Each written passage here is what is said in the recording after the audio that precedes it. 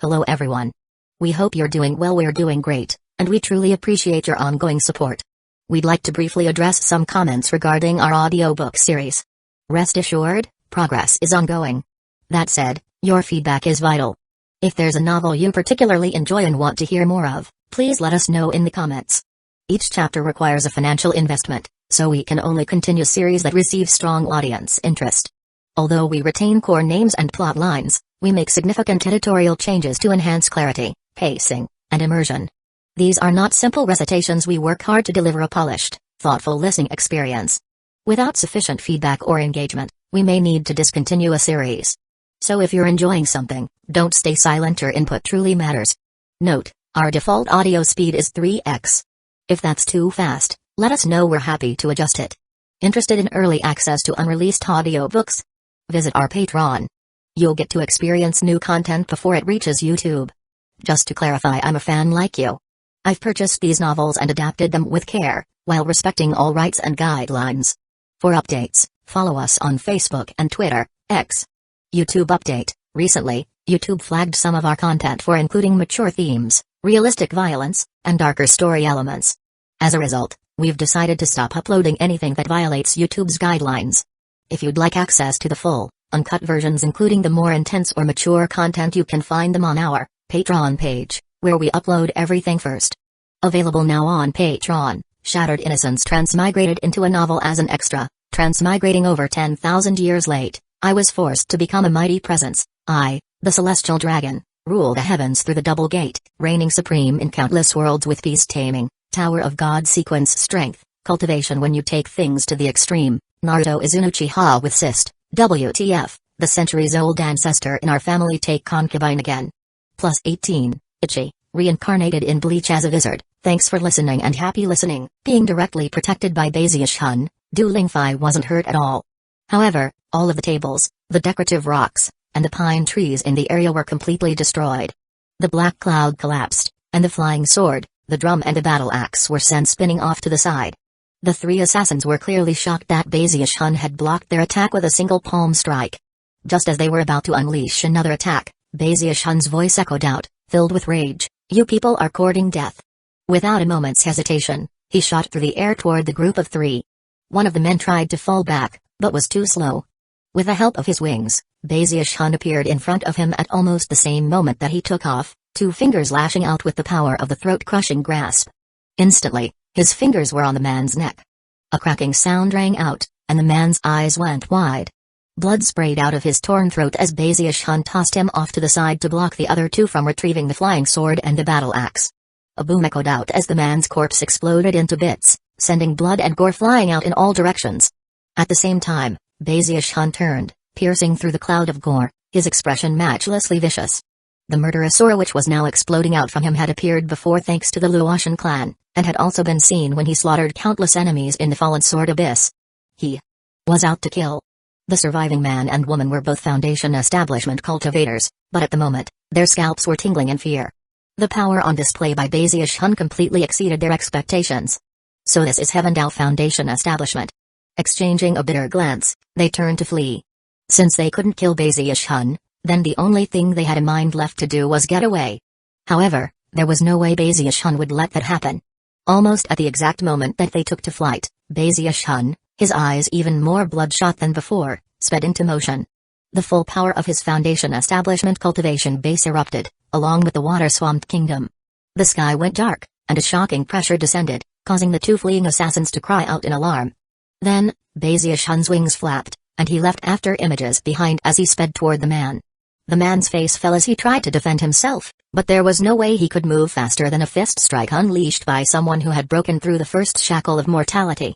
That fist exploded like thunder, slamming into the man's chest and unleashing unspeakable force.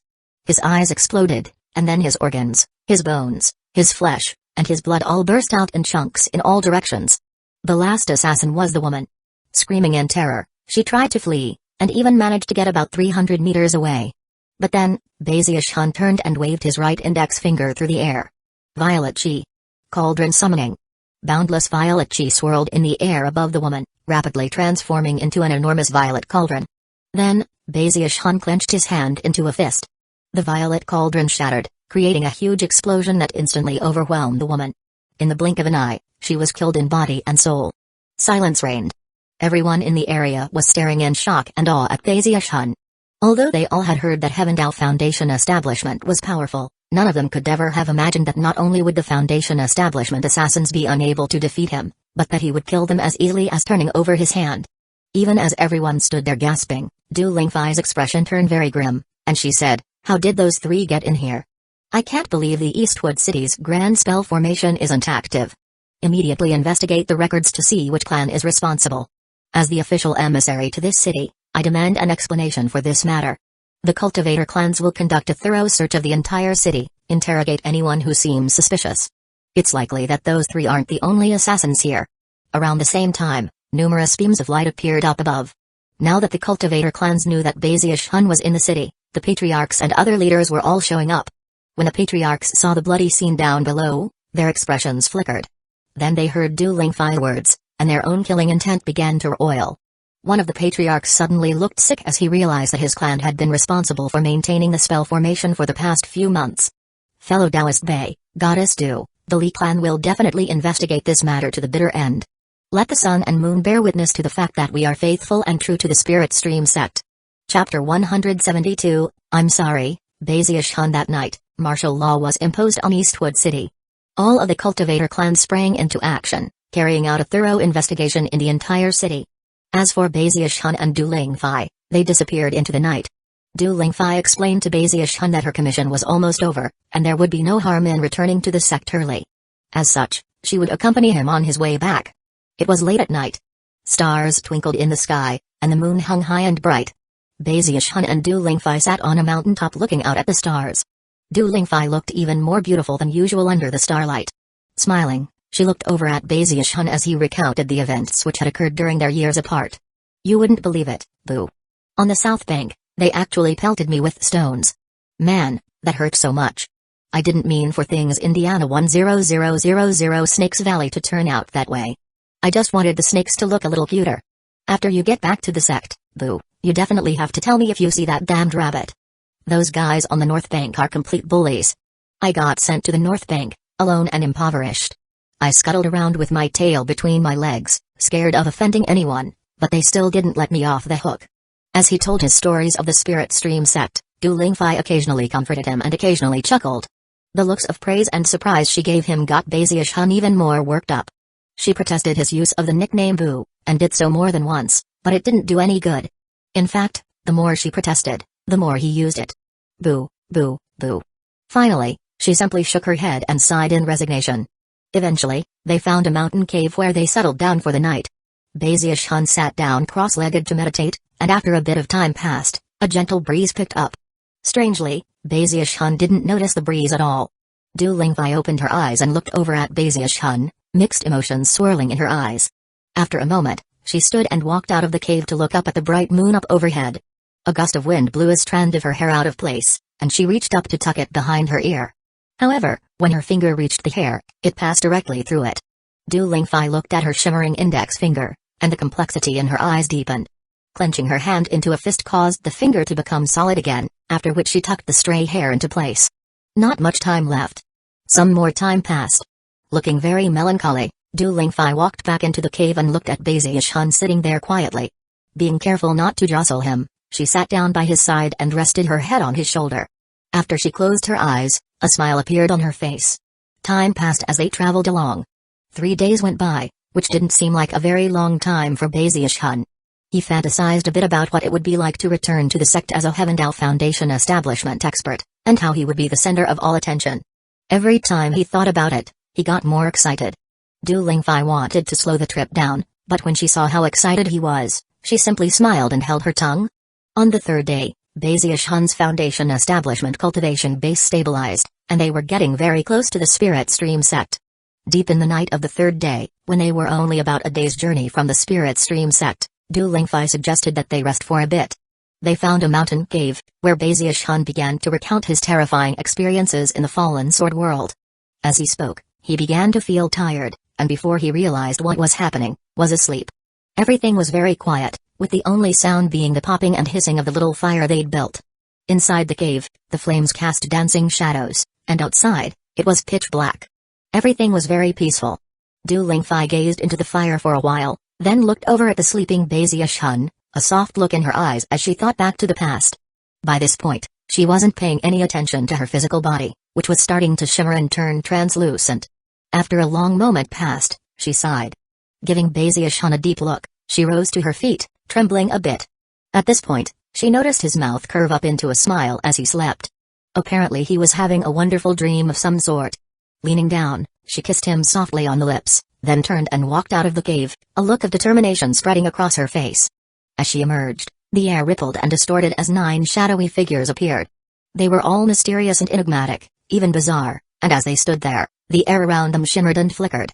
Unexpectedly, all 9 of the figures clasped hands and bowed deeply to Du Lingfei. From the respect they showed, they almost seemed like servants. One of the shadowy figures stepped forward and spoke in a raspy voice that almost seemed to emanate from the ancient past. Junior Matriarch, the task you assigned us has been accomplished. All 11 individuals are right here. With that, he waved his hand, causing 11 severed heads to tumble out. The faces of each and every head were twisted into expressions of terror and disbelief. Shockingly, these were all the spies that had infiltrated Eastwood City with the intention of killing Beziash Hun. Du Lingfei ignored the severed heads and the 9 shadowy figures. Turning around, she looked at the slumbering Beziash Hun. Everything about me in the Spirit Stream sect was a sham, she murmured, her eyes glistening as if tears were welling up. The only real thing was that time when the Luotian clan was chasing us. My mission is accomplished, but for some reason, I'm not happy. I hope you can forgive me. I'm sorry, Beziash Hun. As the tears spilled out onto her cheeks, they rolled down her face and transformed into ash which drifted away into the wind. One of the shadowy figures clasped hands and respectfully said, Junior Matriarch, this mortal body the Patriarch crafted for you won't last for much longer. He sent us here to escort you back. Will you be coming, ma'am? Du Lingfei continued to look at Beziash Hun for a long moment, then nodded lightly. She looked exhausted. Finally, she turned to leave. As she did, her body slowly vanished, transforming into nothing more than smoke. The 9 shadowy figures also vanished. As for the 11 severed heads, they dissolved into ash. The following morning at dawn, as the first rays of sunlight reached into the cave, Beziash Hun squinted as he slowly opened his eyes. I'm thirsty, boo. He said, yawning. He was a bit surprised. After beginning to practice cultivation, he'd found that he didn't need to sleep as often, but just now, he'd slept for quite a long time. Rubbing his eyes, he stood up and looked around for Du Lingfei. When he didn't see her, he didn't think too much of it. Walking out of the cave, he looked over at the rising sun and then stretched lazily. I must have tired myself out too much recently. Man, what a good night's sleep. At the moment, he felt more energetic than ever, as though a boundless life force were pulsing inside of him. His 9 spiritual seas were golden through and through, and he was completely and fully in the Heaven Dao Foundation establishment stage. His aura had ceased to focus inward, and with every breath he took, he could almost hear waves crashing in his spiritual seas. He felt better now than he ever had before, and decided to meditate for a bit, both to familiarize himself with his Heaven Dao Foundation establishment and its Heaven Dao aura, and also to wait for Du Lingfei. After 2 hours passed, and Du Lingfei hadn't returned, Beziash Hun opened his eyes, feeling somewhat nervous. Still not back yet? He thought. He pulled out a transmission jade slip and sent a message to her, but it did as much good as throwing a rock into the sea. There wasn't any response at all. What's going on? He shot to his feet and immediately began to search the area. By the time evening fell, he'd looked everywhere, but hadn't found a single trace. Du Lingfei had disappeared. By this point, he was racked with anxiety, and had the feeling that something bad had happened. Face ashen, eyes bloodshot, he expanded his search. Where are you, boo? Du Lingfei, where are you? Du Lingfei. He searched for 4 days in a row, looking everywhere he could think of. Soon his hair was disheveled, and he looked like he was losing weight. However, Du Lingfei was nowhere to be found. Did I say something wrong, boo? Why are you hiding from me? Tell me. Du Lingfei, come out, wherever you are. What happened? He was going mad with anxiety by this point. Eventually, he went back to the cave where he had last seen her, and searched the entire place with a fine-toothed comb. Unfortunately, the result was the same as before. He wasn't sure why, but his heart hurt. It felt like someone was ripping it into pieces, and was a feeling the likes of which he had never experienced before. Clutching his hands tightly at the pit of his stomach, he thought back to how he had fallen asleep for no apparent reason, and then his heart sank. Eventually, a blank look appeared in his eyes. Chapter 173, the world. As he was escorted back to the Spirit Stream sect, Baziush-hun maintained his silence. Occasionally he would look over his shoulder in the direction of the cave where Du Lingfei had gone missing. Li King issued orders for the Spirit Stream sect and the cultivator clans to search for Du Lingfei. However, not a single clue turned up. It was as if she had vanished into thin air. This strange turn of events was taken seriously even by the higher echelons of the Spirit Stream sect's leadership. Because of the disappearance of Du Lingfei, Baziush-hun lost all excitement at having reached Heavendao Foundation establishment. The sect held a grand ceremony, and Baziush-hun's name gradually came to be known throughout the entire cultivation world of the eastern lower reaches. News spread about the fierce fighting over Heavenstring energy in the Fallen Sword world, and soon, people were saying that Baziush-hun had surpassed Master Limitless. However, Baziush-hun didn't really care much about all of that. He received a hefty reward from the sect, and when the other disciples looked at him, their eyes shone with respect. Even the Prime Elders and the Patriarchs gazed upon him with admiration. And yet, his heart was filled with disappointment. During the grand ceremony thrown by the sect, Baziush-hun revealed the corpses of the disciples who had lost their lives in the Fallen Sword world. Everything went quiet. The Peak Lords and the sect leader looked on sadly, as did the Prime Elders from Mount Deoseed. After the ceremony was over, many people realized that Baziush-hun seemed a lot quieter than before. It was as if he had forgotten about things such as glory and the pride. People would often see him alone on Fragrant Cloud Peak, looking lost. He was like a different person, and many of the disciples who were close to him felt horrible. Bruiser ran over from the north bank. Apparently he could sense Baziush-hun's dark mood, and simply sat next to him to keep him company. Big Fatty Zhang came a few times, but was never sure what to say, and simply sat there sighing. Hu Yunfei also visited to keep him silent company. Hu Xiaomai came to comfort him, as if to remind him that even though Du Lingfei was gone, she was still there. Big Baziush-hun, I won't go missing. Zhu Baikai came with lots of rumors. For instance, Gong Sunwanner had gone missing, but her soul lamp hadn't burned out. Her brother Gong Sunyun had gone crazy looking for her, but hadn't been able to find her. Zhu Baikai had talked to all of the disciples who came back from the 3 Foundation Establishment Holy Lands, and had compiled all of the information into a comprehensive report. He also had information about all of the chosen from the other sects. Sect Uncle Bay, you probably didn't hear that while you were in the Fallen Sword world, a chosen unexpectedly rose up in the primordial Spirit Hollow. He's an amazing disciple from the Pillstream sect. His name is Lin Mu, and he turned out to be a real dark horse in the competition. That Mu character in his name is the same character from the word tomb. He actually mastered the Pillstream sect's most powerful grand magic, the primeval medicinal Deoseed incantation. It was only later that on that a lot of the Pillstream sect disciples realized that he had secretly planted Deoseeds in them.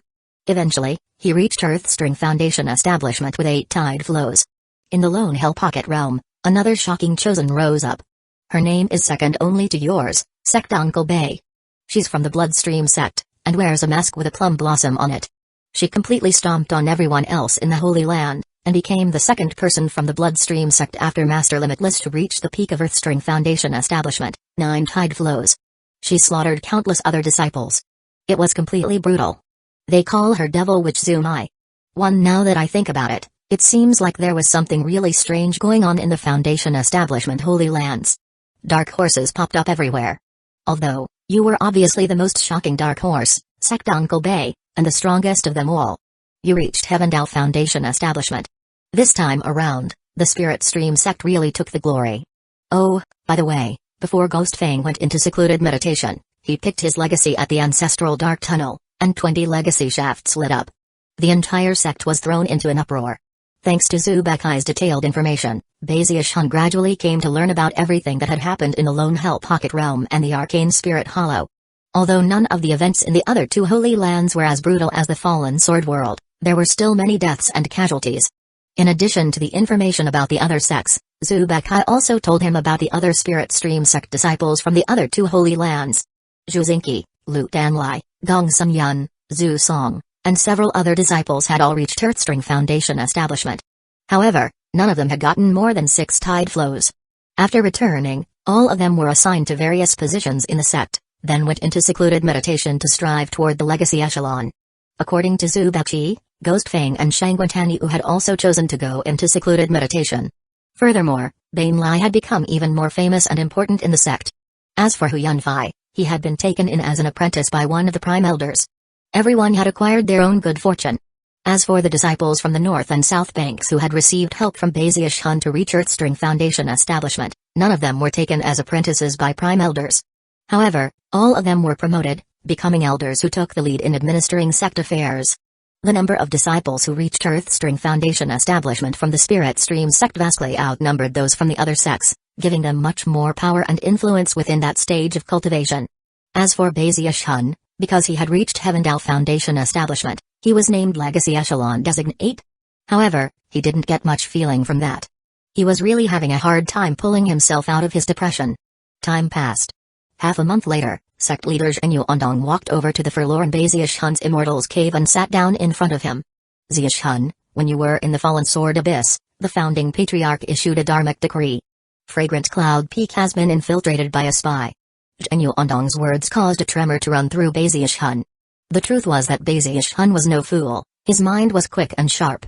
During the half-month that had passed, he had put a lot of thought into what had occurred during his time with Du Lingfei recently.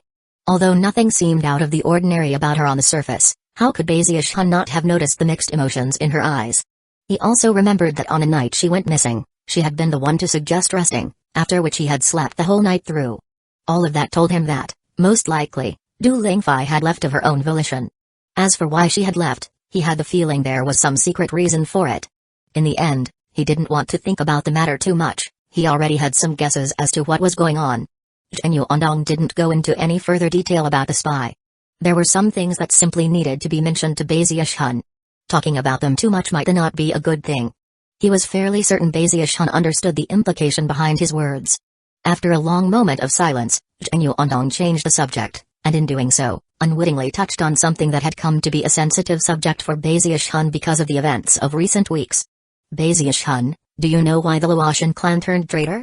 Because of what had occurred with Du Lingfei, and Bazius Hun's reluctance to ponder the matter, the events concerning the Luotian clan had become a bit hazy. However, after hearing Zhenyu Ondong's words, he looked up. Although he didn't want to think about Du Lingfei right now, the deadly events with the Luotian clan were something that he would never be able to forget. Subconsciously, he reached down and rubbed the place on his arm where the jagged edge of his broken arm bone had poked out of the flesh. The wound had long since healed, but every time he touched that spot, he thought about how he'd stabbed Crown Prince Chen Heng in the neck with his own shattered bone. Originally, it had seemed that the Luotian clan turned traitor because they wanted to break free from the control of the Spirit Stream sect. They had even gone to the lengths of killing mortals to reverse the flow of their own blood for that very purpose. However, there were multiple layers to the events that had occurred. Without something deeper motivating them, they would never have done such a thing. After all, while the eastern lower reaches was a vast place, in some ways, it was a very small world. After betraying the Spirit Stream sect, the Luotian clan would have had a very difficult time surviving, even if they had successfully reversed their bloodlines. Bazius Hun had pondered the matter some in the past, but the sect had actively suppressed information about the incident, essentially sweeping the news under the rug. However, Bazius Hun was an observant person, and had taken note of the frequency with which the sect dispatched Foundation establishment cultivators to the outside. Clearly, something bigger was going on. Considering his previous speculations, the fact that Zhenyu Ondong was bringing up the subject now was a bit of a shock. You're a Heavendale Foundation establishment cultivator now, and also the Legacy Echelon Designate? You are the pride and joy of the sect, and as such, you qualify to be privy to certain secrets that ordinary disciples are unaware of. I have 4 important questions to pose to you. Zhenyu Ondong's solemn expression caused the atmosphere in the Immortals Cave to instantly turn serious. First of all, are you aware of the nature of the world in which we live? As he spoke the words, Zhenyu Ondong's eyes seemed to focus on something far in the distance, and even his voice quavered a bit. Bazius Hun shivered. He understood a bit about the world thanks to his own research into the sect's ancient records. However, even those explanations weren't very clear. The world in which we live is huge, Zhenyu Ondong continued. In the very middle of it, there exists a vast sea, which is golden in color, and is filled with enormous rolling waves. According to the legends, there is an island in the middle of that sea, which is the location of the passage that spans the gap between heaven and earth. That is why the sea is called the Heavenspan Sea. Furthermore, the world we live in is called the Heavenspan Realm, or sometimes, the lands of Heavenspan. For years and years on end, countless almighty beings have sought to cross the sea and set foot onto that island. Unfortunately, no one has ever succeeded. There are 4 mighty rivers which connect to the Heavenspan Sea. They stretch out to the east, west, south and north. It's hard to say whether the rivers exist because of the sea, or vice versa. In any case, Those 4 rivers are known as the Eastern, Northern, Southern, and Western Heavenspan rivers. The 4 great rivers that connect to the sea are known as the upper reaches. Each and every one of them eventually splits into 4 smaller branches which are known as the middle reaches. Further down the line, those branches also split into 4 smaller branches, which are known as the lower reaches. Beyond that, the branches split up into even smaller branches, which are the delta regions. The Heavenspan Sea and the various rivers are sort of like a tree. That is the nature of the world we live in. Zhenyu Ondong looked over at Bazius Hun, his eyes shining with sharp light. Bazius Hun took a deep breath. Zhenyu Ondong's words crashed in his mind like thunder. Slowly, his old understanding of the world shattered and dispersed, to be replaced by the new version which had just been described by Zhenyu Ondong. Second.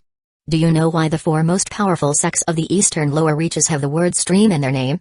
Spirit Stream Sect, Blood Stream Sect, Profound Stream Sect, Pill Stream Sect.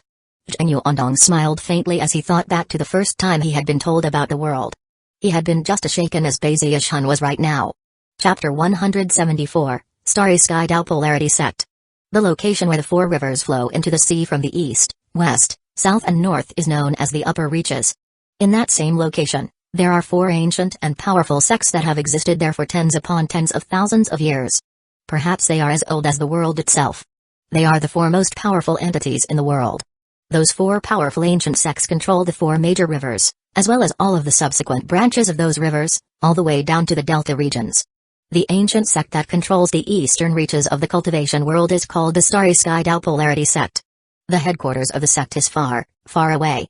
A foundation establishment cultivator could spend an entire lifetime flying toward it without reaching it.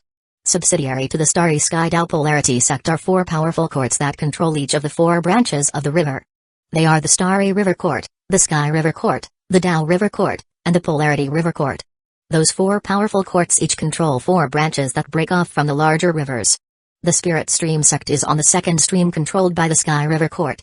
The Blood Stream Sect is on the 1st stream, the Pill Stream Sect is on the 3rd stream, and the Profound Stream Sect is on the 4th. The Sky River Court is the parent sect to all of our 4 sects, and above it is the ancient Starry Sky Dao Polarity Sect. Zhenyu Ondong's words struck Bazius Hun like lightning. This revelation regarding the world around him left him shocked and panting. The Starry Sky Dao Polarity Sect, he murmured, feeling a bit dizzy. Third. Do you know why all of the sects in the world are built on the Heavenspan River? Even down in the delta, they try to get as close to the river as possible. This third question made Bazius Hun feel like a third lightning bolt was about to slam down into him. The Heavenspan realm is enormous. Gargantuan in size. Although it wouldn't be correct to say that it has no end, the truth is that few people have ever reached the farthest borders of our world. One strange thing about our world is that she has no spiritual energy. No spiritual energy? That's impossible. Bazius Hun again felt himself being completely and utterly shaken. There isn't a bit of spiritual energy in the entire world. Well, perhaps it's more accurate to say that heaven and earth have no inherent spiritual energy. All it produces is a chaotic power that is toxic to cultivators, but provides nourishments to beasts. For as long as there has been a written history in our world, it's always been this way. The only reason cultivators are able to practice cultivation is due to the Heavenspan Sea. The Heavenspan Sea is the location of a shocking amount of spiritual energy. Apparently, every drop of seawater there contains boundless spiritual energy, and as the water flows down the 4 great rivers, into the branches and streams and even the delta regions, it brings spiritual energy with it. The spiritual energy is strongest near the Heavenspan Sea itself. And of course, the closer you get to the rivers, the stronger the local spiritual energy. The upper reaches have the strongest spiritual energy, with the middle reaches being a bit weaker, and the lower reaches even weaker than that. The delta regions are the weakest. The further you get away from the Heavenspan River, the weaker the spiritual energy gets. Eventually, you would reach a point where there is no spiritual energy at all. Almost half of the entire world we live in is made up of such areas. In fact, the areas between the rivers are all like that, devoid of spiritual energy. This actually serves as somewhat of a safeguard. After all, if any 2 of the ancient sects wished to go to war, it would be a very difficult thing to do. Because of that, most wars are fought along the branches of the rivers, not between the larger sects. Zhenyu Ondong looked at the reeling Bazius Hun and continued on. Fourth. Why did the Luotian clan turn traitor? The Blood Stream Sect, Spirit Stream Sect, Profound Stream Sect, and Pill Stream Sect are all subsidiaries of the Sky River Court. Of course, each and every one of our sects hopes to elevate their status and become the main sect controlling this branch of the river. That is our patriarch's dream, and what the Spirit Stream sect has been working toward for the past 10,000 years. That is also the entire purpose of the Legacy Echelon. A few years ago, an extremely rare opportunity presented itself. The Sky River Court did something to arouse the wrath of the ancient Starry Sky Dao Polarity sect. Punishment was doled out, and the court was nearly completely wiped out. The Patriarch was killed, and their power structures destroyed. They are unprecedentedly weak, which means that it is now possible to supplant them. A spot has opened to become the sect controlling the other streams of the river, and the Starry Sky Dao Polarity sect doesn't care who it is. The Blood, Spirit, Profound, and Pill Stream sects all have a chance. Naturally, all 4 sects have begun fighting over that spot. Whichever of us manages to defeat the other 3 sects will eventually rise up to command everything downstream. At this point, it's not important who is backing the Laotian clan. Maybe it was the Blood Stream sect, maybe it was the Profound Stream sect, or maybe even the Pill Stream sect. Again, it doesn't matter. They are all our opponents, and at the same time, potential allies. Other sects have been casting their fishing lines into our territory, so to speak, hoping to snag some advantage. We've done the same thing as well. Zhenyu Ondong smiled, and there was something cold and sinister about it that almost seemed out of character. The truth was that to members of his own sect, Zhenyu Ondong was a wise old man who seemed as gentle as a spring breeze. But when it came to fighting people outside the sect, he was even more cold and vicious than Taoist Jackaluangji. Bezier Shun's heart was being crushed by waves of shock because of the 4 questions that had just been asked and answered. Eyeing Bezier Shun, he slowly continued, Bezier Shun, do you want to know why that island in the heavens Pansy, which leads to the path that spans the heavens, has been the goal of so many almighty beings? This was the first time that Zhenyu Ondong had seen Bezier Shun look somewhat alive after the incident with Du Lingfei. Thankfully, he had saved his most powerful words for last. The legends say that if you walk the passage that spans the heavens, you can acquire that which is eternal. In other words, you can live forever. When Bezier Shun heard that last part, his scalp started tingling so hard it felt like it might explode. He began to tremble visibly, and panned. He had never felt so shaken in his entire life. His entire mind was suddenly filled with the idea of being able to live forever. If you want to live forever, you have to be powerful enough to walk out into the heavens. That's a very long road, and you can't let yourself get distracted by the scenery along the way. You have to walk the path and live life without any regrets. Here are 4 jade slips. The first will serve as your command medallion, identifying you as a sect elder. The second will open your new Immortal's Cave on Mount Deoseed. The third will allow you to enter the ancestral dark tunnel to select the legacy that is your right now that you've reached Foundation establishment. The last is the key to the arcane pocket realm that you won entry to after taking first place in the chosen battles. Zhenyu Ondong placed 4 jade slips down onto the ground. Seeing how excited Bezier Shun looked, he was finally able to relax a bit. After emerging from Bezier Shun's Immortal's Cave moments later, he saw Li King off in the distance, waiting for news. As he walked over, he gave him a slight nod. A smile broke out on Li Qing's face, and he sighed. Many thanks, sect leader. Now I can finally rest at ease when I go into secluded meditation. You shouldn't worry so much, King. He is my junior brother, so of course I'll take care of him. I hope that after you emerge from your secluded meditation, the Spirit Stream sect will have another legacy echelon cultivator. Zhenyu Ondong was actually a bit envious. However, there was no way he could ever reach the legacy echelon. At most, he might end his life as a prime elder in the future. Li King clasped hands and bowed. Giving Bezier Shun's Immortal's Cave a final look, he departed along with Zhenyu Ondong. Inside the Immortal's Cave, Bezier Shun was panting in excitement. In fact, he didn't even notice that Zhenyu Ondong had left. He remained in a bit of a daze deep into the night. Finally, he looked up, and his eyes were shining brightly. I'm going to live forever. He buried the matter of Du Lingfei deep in his heart and walked out of his Immortal's Cave, thinking about the wider world he lived in, and also about his desire to live forever. After looking over the 4 jade slips he held in his hand, his eyes shone with anticipation. Thinking back to the 2nd volume of the Undying Codex that the Gravekeeper had given him, he murmured, now I can start to cultivate the 2nd volume of the Undying Codex, the Undying Heavenly King. He had looked over the 2nd volume before, and already knew that it was divided into 4 levels that were much more powerful than the Undying Skin. Furthermore, even just cultivating the 1st level would allow him access to a secret magic that was even more formidable than the throat-crushing grasp. The mountain-shaking bash. The night passed quickly. At dawn, he stepped outside again and looked at the rising sun. As of this point, he had put the matter of Du Lingfei's disappearance clearly out of mind. Bezier Shun is back. Flicking his sleeve, he stuck his chin up and transformed into a beam of light that shot toward Mount Deoseed. Chapter 175, Please behave yourself. Elder Brother Bei finally in high spirits again, Bazius Hun shot away from Fragrant Cloud Peak toward Mount Deoseed. In accordance with the sect rules of the Spirit Stream sect, now that he had reached Foundation Establishment, he was no longer a disciple, but rather, an elder. Elders were people with exceptional latent talent who were given special duties by the sect. Oftentimes, the 7 Peak Lords would assign them certain important tasks or matters. Back when Bazius Hun had been in the inner sect, Elderzhu had been one of the Foundation Establishment elders on Fragrant Cloud Peak. Such people were fundamentally chosen, and all of them strove to reach the legacy echelon. They were not people who could be taken lightly. Generally speaking, they did not live on the various mountain peaks, but rather, on Mount Deoseed. Occasionally, some of them would reach the legacy echelon, but for the most part, after 100 or more years passed and it became clear that they couldn't reach the Gold Core stage, they would settle for being Peak Lords. For those who did manage to reach Gold Core, but took longer than 2 60-year cycles to do so, they would become Prime Elders. There were some outstanding individuals such as Li King who would be promoted to Peak Lord early. They would simultaneously focus on both cultivation and the administration of the mountain peak. Then, at some point before 2 60-year cycles had passed, they would go into secluded meditation to try to break through to the Gold Core stage. Although it looked on the surface as if the Spirit Stream sect only had a bit over 100 Foundation Establishment cultivators, the truth was that there were more than that on Mount Deoseed. Only by reaching Foundation Establishment would one qualify to have an Immortal's Cave on Mount Deoseed, which also served as a symbol of power for such people.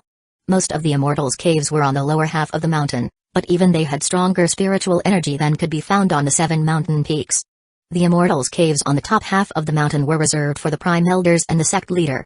Having reached Heavendal Foundation Establishment, Bazius Hun had a very high position within the Spirit Stream sect, almost like that of a patriarch. His Immortal's Cave was located halfway up the mountain, in the same location as many of the higher-ranking Foundation Establishment cultivators. Although some people weren't too happy about that, there was nothing they could do. Now that he had reached Heavendal Foundation Establishment, Bazius Hun was definitely a rising star in the sect, someone who was the center of all attention. Mount Deoseed was huge. Back when he became the junior brother of the sect leader, and an inner sect disciple, he had been able to visit the place, but most locations had been restricted, and impossible for him to enter. As such, it had seemed like a vast and majestic place. Now, he was back as a Foundation Establishment expert. To him, the sight of Mount Deoseed rising up among the 7 other mountain peaks looked like an adult standing amidst a group of children. As he made his way along, any Spirit Stream sect disciple who saw him would look at him with reverence, and would call out to him in greeting. At first, he had planned to rocket through the air, but when he realized what was happening, he slowed down. Clasping his hands behind his back, he looked around like a member of the senior generation, nodding here and there with a look of praise in his eyes. Strange expressions appeared on the faces of the disciples, and many began to think back to events of the past. On Green Crest Peak, an elder was leading a group of a few dozen outer sect disciples as they trained in sword techniques. When he looked up and saw Bazius Hun, he sighed and said, "All of you, look up there.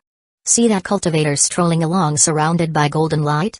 That's who I was telling you about earlier, the greatest chosen in the Spirit Stream sect, Bazius Hun." The surrounding outer sect disciples looked up in awe, their eyes shining with enthusiasm. "That's Sect Uncle Bei?" Sect Uncle Bei is a mighty warrior, and a Heavendal Foundation Establishment expert.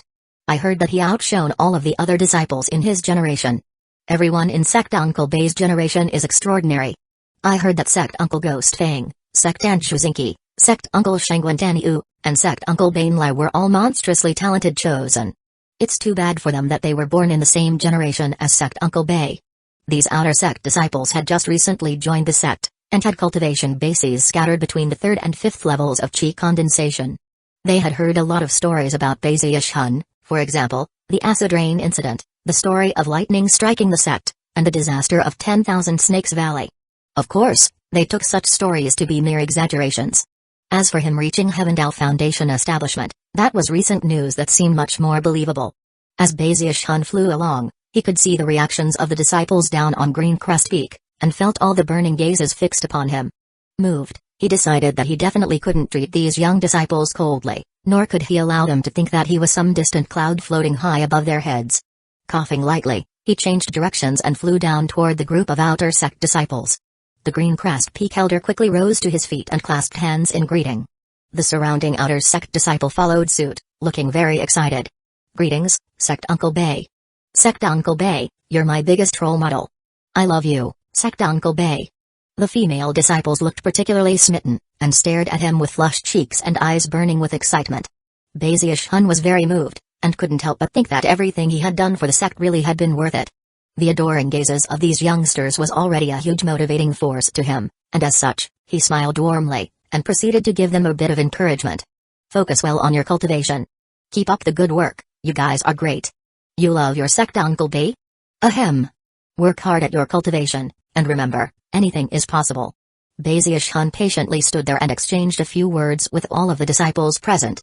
Considering how excited they all were, he gave them a bit of advice about matters, and then, feeling increasingly moved, gave them some more advice. After giving 10 rounds of advice, and repeating himself on more than one occasion, the outer sect disciples' eyes began to go blank. They had all addressed him as Sect Uncle Bay at least a few dozen times, to the point where they were starting to wonder what exactly was going on. The elder wasn't sure whether to laugh or cry, and couldn't help but think about what it had been like back when Bazish-hun was promoted to the inner sect, and went around forcing people to address him as Sect Uncle. Sometime in the afternoon, Bazish-hun finally felt satisfied, but instead of going to Mount Deoseed, he headed to Violet Cauldron Peak and Fragrant Cloud Peak, where he was received with great enthusiasm.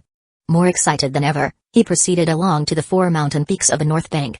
Eventually, it was late in the night, and the outer sect disciples of the Spirit Stream sect were really starting to form a strange opinion of Bazish-hun. It was at this point that he recalled something important.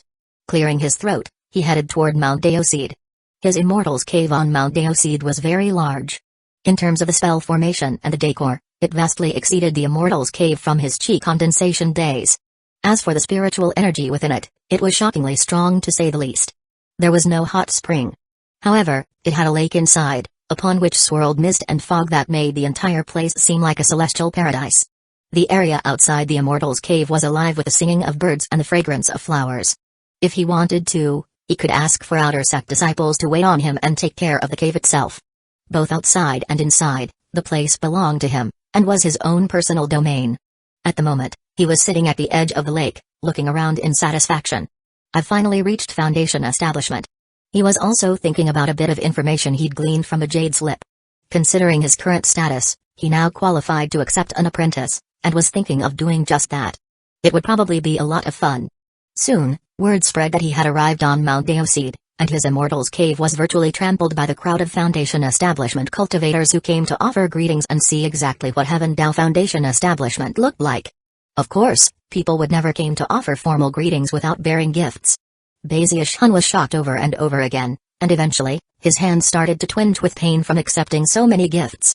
However, the smile never left his face, and he always took time to chat with his visitors. As for the cultivators who had reached Foundation establishment in the Fallen Sword Abyss with his help, they were especially grateful. Half a month later, things finally calmed down. After the visits stopped, Bazish-hun decided that it was time to stop fooling around. He couldn't stop thinking about what his elder brother, sect leader Jinyu Ondong, had told him about the island in the middle of the heavens Pan Sea. From there, it was possible to step out into the heavens and live forever. If I want to get to the heavens Pan Sea, I'll definitely have to have a powerful cultivation base. That means I need to work hard at cultivation. He got up early the next morning. Taking a deep breath, and eyes shining with determination, he headed in the direction of the ancestral dark tunnel, where he would be able to select the technique he would cultivate in the Foundation establishment stage. The ancestral dark tunnel was a long tunnel in the middle of Mount Deoseed. Upon entering the tunnel, one would find over 100 shafts leading off in different directions, each one of which represented a different legacy. Generally speaking, one would bring an authentication device into the tunnel, then activate it, whereupon some of the legacy shafts would light up. It was a very miraculous thing, and word had it that although the cultivators came to select legacies, sometimes a legacy would select a cultivator. Of course, things like that were rare. Bazish-hun remembered Subakai telling him that when Ghost Fang came to select his technique, more than 20 of the legacy shafts had lit up to select him. Bazish-hun wasn't very impressed by that. What's so amazing about that? So what if 20 legacies selected him? I've reached Heaven Dao Foundation establishment. According to the sect rules, only someone with an authentication device could enter the ancestral dark tunnel. Anyone who didn't have such a device, but tried to enter anyway, would be instantly killed by the spell formation inside. Because of that, there wasn't anyone assigned to guard the location. When Bazish-hun arrived, nobody was there. After looking around hesitantly for a moment, he walked into the cave-like entrance. A moment later, he was in the beautiful tunnel entrance, facing over 100 tunnel-like shafts. Although the shafts didn't look like anything special, Bazius knew that once he activated the authentication device, then at least one of the shafts would emit a bright light, which would indicate that he could enter. He looked around for a moment, and was just about to activate the device when suddenly, a young woman emerged from one of the shafts up ahead. It was none other than Juzinki, who had came to acquire her foundation establishment technique. Almost as soon as she emerged, she saw Bazius. Sect niece Zinki, he said, blinking. Juzinki frowned and took a deep breath. Then she gave Bazius a level look. Greetings, elder brother Bay. Please behave yourself here. Huh? Bazius said, looking at her in shock. Then he realized that since they were both in the foundation establishment stage, they had equal seniority. He suddenly felt as though he had lost out on something very important. After all, despite how many years had passed, he had almost never gotten her to call him sect uncle. Feeling very disappointed, he pushed his finger down onto the authentication device, and the shafts up ahead began to flicker with light. Chapter 176, The Only Hidden Legacy. The instant that Bazius sent some spiritual power into the authentication device, each and every one of the 100 shafts lit up with scintillating light. Rumbling sounds could be heard as the blinding beams shot out, completely illuminating the paradisiacal scene inside the cave. Bazius' jaw dropped, and Juzinki's eyes wide with disbelief and astonishment. How is this possible? ? Juzinki exclaimed. Each one of those more than 100 shafts represented a legacy, and apparently, all of them were making themselves available to Bazius. Essentially, Bazius could pick any legacy he wanted. The shocking scene left Juzinki dumbstruck. Earlier, only one of the shafts lit up for her, and when Ghost Fang caused more than 20 to light up, the entire sect had been shaken. But then Bazius came along and caused more than 100 to light up. Even as Juzinki reeled in shock, she suddenly realized that in addition to lighting up, each shaft began to pulse with gravitational force, as if they were vying for Bazius' attention. Juzinki's mind reeled at the astonishing sight of more than 100 legacy shafts all struggling to impress Bazius. Bazius was equally stunned. At the same time, all of the prime elders on Mount Deoseed could sense what was happening, and were shocked. Even the handful of patriarchs in the Spirit Stream sect looked over with wide eyes. Not even the last Heavendal Foundation establishment cultivator that came along did anything like this. This indicates one thing: Bazius reached unfathomable heights in the chi condensation stage. Outside on Mount Deoseed, more than 100 pillars of light shot up into the clouds above, causing a big stir among the disciples. After all, they had seen something similar occur a month before, when 20 pillars of light shot up for Ghost Fang. Of course, the fact that there were now 100 pillars of light left the Spirit Stream sect disciples completely tongue-tied. Ghost Fang was currently sitting in meditation. A tremor ran through him, and he looked up into the sky. He didn't even need to ponder the matter for a single moment. Bazius, Shangwen Taniu, Bain Lai, Lu Tanglai, and all of the other chosen were equally shaken. Back in the ancestral dark tunnel, Bazius swallowed hard and then blinked, his heart thumping. Juzinki stood next to him, as mute as a wooden chicken. Finally, Bazius stuck his chin up and swished his sleeve. He muttered. With the snap of a finger, Bazius caused more than 100 legacies to accept me. Truly outstanding. And a real headache too. How am I supposed to pick? Of course, he spoke loud enough for Juzinki to hear. Her face darkened, and her heart filled with numerous conflicting emotions. All of a sudden, in one location that had initially appeared to be just a blank part of the wall, a fissure opened up, causing blinding, sun-like light to spill out into the cave. Incredible pressure accompanied it, completely surpassing the other 100 legacies. Clearly, the legacy in this shaft was far more powerful and domineering than any of the others. An intense gravitational force wrapped around Bazius, and in the blink of an eye, he was being dragged toward the shaft opening. To his shock, he was almost instantly pulled inside. The other legacies didn't seem willing to give up, and send out their own pulses of blinding light. However, there was nothing they could do to change the situation, so they soon calmed down. The only eyewitness was Juzinki, who was so stunned she didn't even remember leaving. All she remembered was how the more than 100 legacies had seemed so anxious and eager, and how the final shaft which had opened didn't seem to be one of the original group. The instant that Bazius was sucked into the shaft with the powerful and domineering legacy, there were 5 patriarchs on the 9th mountain peak of the Spirit Stream sect who were all shaken. Originally, they had been paying close attention to Bazius, even before the shocking developments from moments before. In fact, they had even been prepared to prod him with divine will to help him select the best technique. After all, he was a Heavendal Foundation establishment cultivator, someone highly valued by the sect. But then, a shaft appeared that was not part of the original group, and whisked him away before they could even unleash their divine will. That was Just what kind of destiny does this Bazish-hun have? That legacy hasn't appeared for countless years. It's the only hidden legacy there. Even as they reeled in shock, Bazish-hun was sucked in by the gravitational force, and eventually found himself inside a stone chamber. Moments before, it had been pitch black, darker than the darkest night, but as soon as he arrived, it filled with brilliant light. He hesitated for a moment, unsure of what the sudden turn of events indicated. After all, he hadn't selected any legacy, this legacy had selected him. However, it only took a moment for him to recover and look around. The stone chamber wasn't very large, and in the very middle of it was a stone book. "What's that?" he muttered, walking forward. Almost immediately, he noticed 5 characters written on the book, characters which were completely eye-catching. Violet Chi Heaven's Pan Incantation. Bazish-hun's eyes widened. The name itself sounded very impressive, and he could only imagine how extraordinary it was. The South Bank has the Violet Chi Cauldron Control Art, and the North Bank has its Heaven's Pan Shamanic Control Incantation.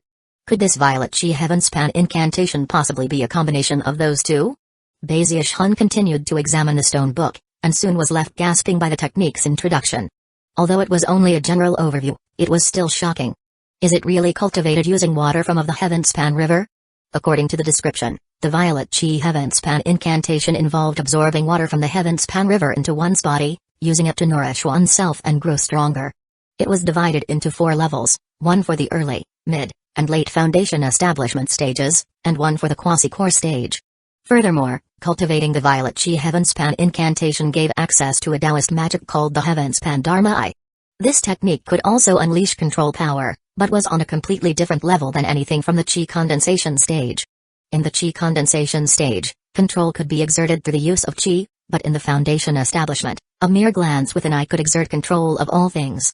Bazish-hun continued to examine the information, and eventually, the stone book blurred, and 4 magical symbols appeared, each one of which contained volumes of information. As Bazish-hun looked them over, he was left more and more shaken. Cultivate with the water of the Heaven's Pan River. In the first level, condense a drop of water. In the second level, a goblet. In the third level, a stone, and in the fourth, a cauldron. Bazish-hun was so shocked that his tongue stuck to the top of his mouth. He couldn't help but think about how Yu Ondong had told him that the Heaven's Pan Sea was the source of all the spiritual energy in the world. The Violet Chi Heaven's Pan Incantation was so domineering that you actually had to absorb water from the Heaven's Pan River. It was probably a good thing it was only usable in the foundation establishment stage. If it went beyond that, Bazish-hun could only imagine how powerful it could be. He could suddenly see himself waving his hand, and sucking dry all 4 of the great branches of the Heaven's Pan River. Then, he saw himself hovering in the air, with the Heaven's Pan Sea transforming into his spiritual sea. So powerful! He gasped, trembling. He was even more shaken by the Taoist magic of the Heaven's Pan Dharma Eye. With one glance, one could exercise control over anything and everything. That's just like the human controlling grand magic I've been working on.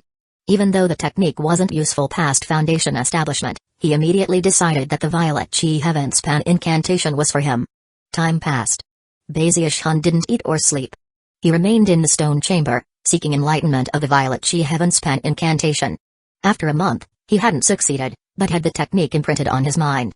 Reluctantly, he decided to leave. If I want to cultivate it properly, I'll need to get a drop of water from the Heaven's Pan River. Gritting his teeth, he pulled out his authentication device and vanished from the stone chamber. When he appeared, he was in the cave that was the entrance of the ancestral dark tunnel. Without a moment's hesitation, he left. Although he didn't notice it, in the moment of his departure, several streams of divine will were there, trembling in shock and anticipation. During the following days, Bazish-hun remained on the bank of the Heaven's Pan River below Mount Daoseed. He sat there cross-legged, watching the golden water rush past. He could sense the spiritual power in that water, which emanated terrifying fluctuations as it rumbled past. Occasionally, his hands flashed in a double-handed incantation gesture as he attempted to extract a drop of the water for himself. Never once did he succeed, though. No matter what he did, he couldn't affect the water at all. The water was clearly so terrifyingly powerful that if any of it touched him, his fleshly body would melt instantly. A few more days passed, but he never met with success. After a while, he decided to go consult his elder brother, the sect leader. He left with a jade bottle that contained a drop of water from the Heaven's Pan River.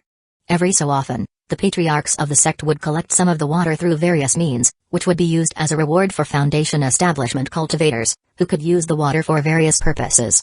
It was only after speaking with his elder brother that Bazish-han came to realize that Heavenspan River water was a critical ingredient to cultivation in the Foundation establishment stage. He wasn't the only person who needed such water. All of the legacies required water from the Heavenspan River. The Spirit Stream sect's legacies were rather mixed. There were legacies regarding beasts, swords, and spirit enhancement.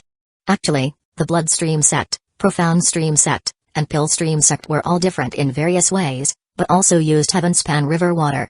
For example, the Bloodstream sect could use it to make spirit blood.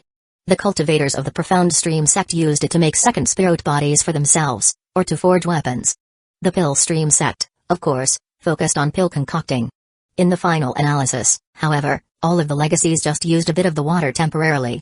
As for Bazish-han's technique, the Violet Chi Heavenspan incantation, it was far more domineering. It didn't just use it temporarily, it plundered it permanently. The difference between borrowing and taking was like the difference between heaven and earth. Chapter 177, Heavenspan Dharma I.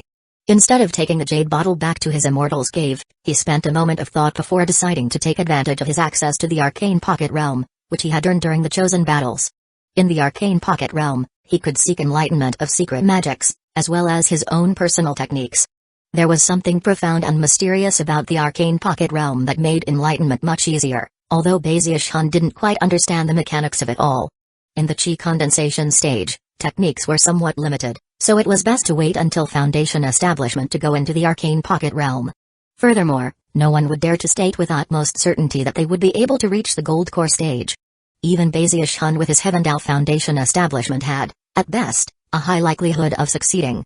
Therefore, it wasn't very practical to wait until the gold core stage. The entrance to the arcane pocket realm was in a secret location on Mount Deoseed. When Bazish-han handed the jade slip to the prime elder in charge of the entrance, the white-haired old man looked at him with a profound gaze. Bazish-han felt incredible pressure accompanying that gaze, almost the same type of pressure he remembered feeling as a chi condensation cultivator when a Foundation establishment expert looked at him. He immediately put on his most charming front. "You took first place in the chosen battles," the old man said. "That gets you 1 day of enlightenment. Heavendal Foundation establishment gets you 3 days. Peak Lord leaking from Fragrant Cloud Peak previously accumulated 2 days of time, which he has passed on to you. The sect leader has also gifted you with 2 days." Upon hearing these things, Bazish-han's eyes went wide. He had never been told that Li King and Shenyu Ondong had gifted him time in the arcane pocket realm. However, he hadn't even been aware that there was a time limitation to begin with. A few days certainly didn't seem like enough time to gain enlightenment. A total of 8 days. The old man's right hand flashed with an incantation gesture, and then he waved his finger at a nearby boulder. The boulder began to blur, and then rumbling sounds echoed out that caused Bazish-han's heart to tremble. Shockingly, the boulder transformed into a huge stone golem more than 30 meters tall. It threw his head back and howled, then reached out with both hands and began to rip the air apart.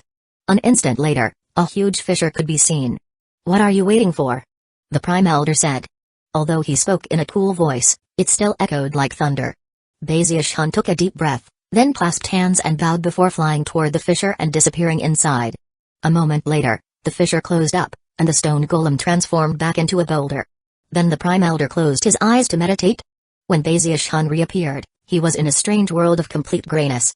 As he looked around, he realized that he was standing in the exact spot he had been standing in moments before.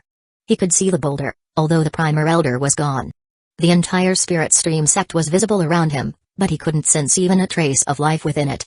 After a moment, he flew up into the air to get a better look around. The Spirit Stream sect looked exactly the same as he remembered. However, not a single person could be seen in any of the buildings. The desolate feeling he got caused Bazish-han to grow very nervous. Then he looked over and realized that the Heavenspan River was completely dried up, and his scalp began to tingle. What kind of arcane pocket realm is this? He felt extremely uneasy, although he wasn't exactly sure why. With that, he headed to the very peak of Mount Deoseed, a place where he would normally never be able to go. From that vantage point, he could look out on the entire world around him. However, everything was filled with gray mist, making it difficult to see very far. "I don't even want to think about what this means. I guess I'll just see if it's really easier to gain enlightenment of techniques here." Suppressing his uneasy feeling, he sat down cross-legged, closed his eyes, and visualized the Violet Chi Heavenspan incantation. A moment later, his eyes snapped open, and they shone with delight. For some reason, there were many aspects to cultivation that he found confusing in the outside world, but suddenly made sense here. For some reason, it was as if his mind had expanded, and any thought that passed through his head was instantly made a reality. It was very strange. It was almost as if all he had to do was imagine some new world, and that world would appear right in front of him. He almost couldn't believe it. Excitedly closing his eyes again, he immersed himself in seeing enlightenment of the Violet Chi Heavenspan incantation. Time passed. Soon, night fell. Before Baziush-hun knew it, a second day had come and gone. Then a third. Deep in the night of the third day, Baziush-hun's eyes opened, and they shone with the glow of enlightenment. In fact, if you looked closely, you would be able to see a magical symbol flickering deep in each pupil. The most difficult part of the Violet Chi Heavenspan incantation is the first step, he murmured. Water from the spirit river descends like a meteor falling into the mortal world. Flesh and blood become threads that hold up the stars. The body becomes the heavens, and the stars exist inside of it, never to descend. He waved his right hand, causing a jade bottle to fly out of his bag of holding. The bottle opened, and a drop of golden water from the Heavenspan river floated out, the only bit of color to exist in the world of gray that surrounded him. He looked hesitantly at the drop of water for a moment, then gritted his teeth. Anything to be able to live forever. Anything to be able to go to the Heavenspan sea. He took a deep breath, and a drop of golden river water shot toward his forehead. As soon as it made contact with his skin, intense pain exploded out. His flesh and blood felt like they were melting, and he shivered violently. Gritting his teeth, he rotated his cultivation base and drew upon all 9 of his spiritual seas, using the Violet Chi Heavenspan incantation to attempt to absorb the power of the water. Rumbling sounds filled his ears, and the golden liquid slowly merged into his forehead. After an indeterminable period of time, he let out a powerful roar. Inside of him, the golden liquid completely ignored his chi passageways, flesh, and blood as it sank down inside of him. That was water from the spirit river descends like a meteor falling into the mortal world. As it passed through him, all of his chi passageways, flesh and blood melted, and even his internal organs were injured. His bones screamed in pain, causing his face to turn ashen, and blood to ooze out of his mouth. And yet, he simply gritted his teeth, ignoring his melting and destroyed chi passageways, flesh and blood. Instead, he sent internal spiritual energy coursing through them, spreading out into his body to wrap like threads around the golden river water. This was none other than flesh and blood become threads that hold up the stars. Most of the threads were destroyed, but as they continued to spread out, many of them managed to wrap madly around the golden river water. As the golden river water reached Baziush-hun's Danshan region, his eyes suddenly glittered. The body becomes the heavens, and the stars exist inside of it, never to descend. Rumbling sounds could be heard as his 9 spiritual seas erupted with the power of 9 tide flows, which battered against the golden liquid as if to destroy it. However, the liquid quickly pierced into the 9th spiritual sea, then the 8th, and the 7th. As that happened, the spiritual seas rapidly transformed into innumerable spirit threads which wrapped around the golden river water. After piercing through 8 of the spiritual seas, the golden liquid was completely bound by the spirit threads, whereupon it slowly ground to a halt, to hang above the first spiritual sea. In that moment, it began to emanate boundless golden light which exploded out to fill Baziush-hun's entire body. Everywhere it went, it healed what it passed over, including his spiritual seas, chi passageways, flesh and blood, bones, and everything else. At the same time, everything began to transform. Baziush-hun's aura erupted out, and although it was still in the early foundation establishment stage, it was completely different than before. Before, he had seemed impressive from the outside, but the truth was that his foundation establishment power was in a state of disorder, like an army without a general. But now, after having gained enlightenment of the Violet Chi Heavenspan incantation, that general had appeared, and all of his spiritual power was now in unison. As such, his battle prowess was now completely different than before. His eyes opened, and the magical symbols in his pupils were even clearer than before. Gradually, they faded away, and at the same time, the golden liquid inside of him began to merge into his first spiritual sea. At some point in the future, when the golden liquid was fully and completely absorbed, he would have successfully completed cultivating the first level of the Violet Chi Heavenspan incantation. It was at this point that splitting pain suddenly radiated from Baziush-hun's forehead. There was also an itching sensation, as an eye gradually formed in that very position, an eye that seemed to be on the verge of opening. It was none other than his Heavenspan Dharma eye. It worked! He exclaimed jubilantly. He reached up to rub his forehead, and the itchiness grew more pronounced. However, he wasn't alarmed, but rather, overjoyed. Ha ha ha. He laughed, nearly jumping up and down. From now on I'm going to have 3 eyes. Even just saying it sounds awesome. Then he looked off into the distance and took a deep breath. It's still growing, but I could probably test it out a bit. After a moment of hesitation, he closed his eyes. His first spiritual sea then began to churn, and a drop of golden river water emanated flickering golden light, which streamed through his chi passageways to converge on his forehead. In that moment, the rapidly stabilizing crack which had just appeared suddenly opened, and a violet eye appeared. Instantly, his gaze pierced through mists to see what was beyond. A tremor ran through him as he realized that beyond the mists were not lands, but rather, an almost completely dried-up sea. The spirit stream sect was a floating island in the air, and further off in the distance were countless other islands. Bolts of lightning crackled within the sea and between the various islands. He wanted to examine the scene further, but the pain in his forehead was too great. Blood began to ooze down, and the fissure on his forehead closed. With that, his two eyes snapped open, and a tremor ran through him. His spiritual power had been drained by more than half. What kind of arcane pocket realm is this? He thought, panting in astonishment. Chapter 178, So Little Mask, you want to play hide-and-seek with Lord Bei? Baziush-hun found it completely bizarre, and simply couldn't imagine what type of place he was in. After a while, he decided to stop thinking about the mists and what lay beyond. Taking a deep breath, he slowly calmed down. I guess it doesn't matter. One thing's for sure, my speed of enlightenment here is incredible. I can really benefit a lot. Shaking his head, he completely stilled the shock within him. No wonder they allocate time in here by the day. Even allocating it by the hour would make sense. Every day here counts as an opportunity for major gains by any cultivator. All of a sudden, he felt overtaken by a sense of urgency. He had spent 3 days on the Violet Chi Heaven Span incantation, which meant he had 5 days left. I can't waste any time. He quickly pulled a jade slip out of his bag of holding and poured some spiritual power into it. Soon, a mnemonic appeared in his mind. Undying Heavenly King. He said, eyes shining with excitement. That jade slip had been given to him years ago by the man known as the Gravekeeper. It was the second volume of the Undying Codex. The Undying Heavenly King. In the first volume of the Undying Codex, one cultivated the power of the skin, which was called the Undying Skin. The second volume focused on fleshly body power, and was called the Undying Heavenly King. Similar to the Undying Skin, the Undying Heavenly King was divided into 4 levels.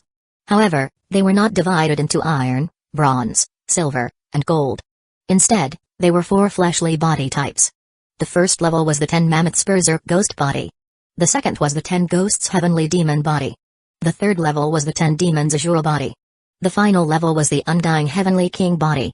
Each of those 4 fleshly body types was more powerful than the one before it, with the most powerful being the Undying Heavenly King Body.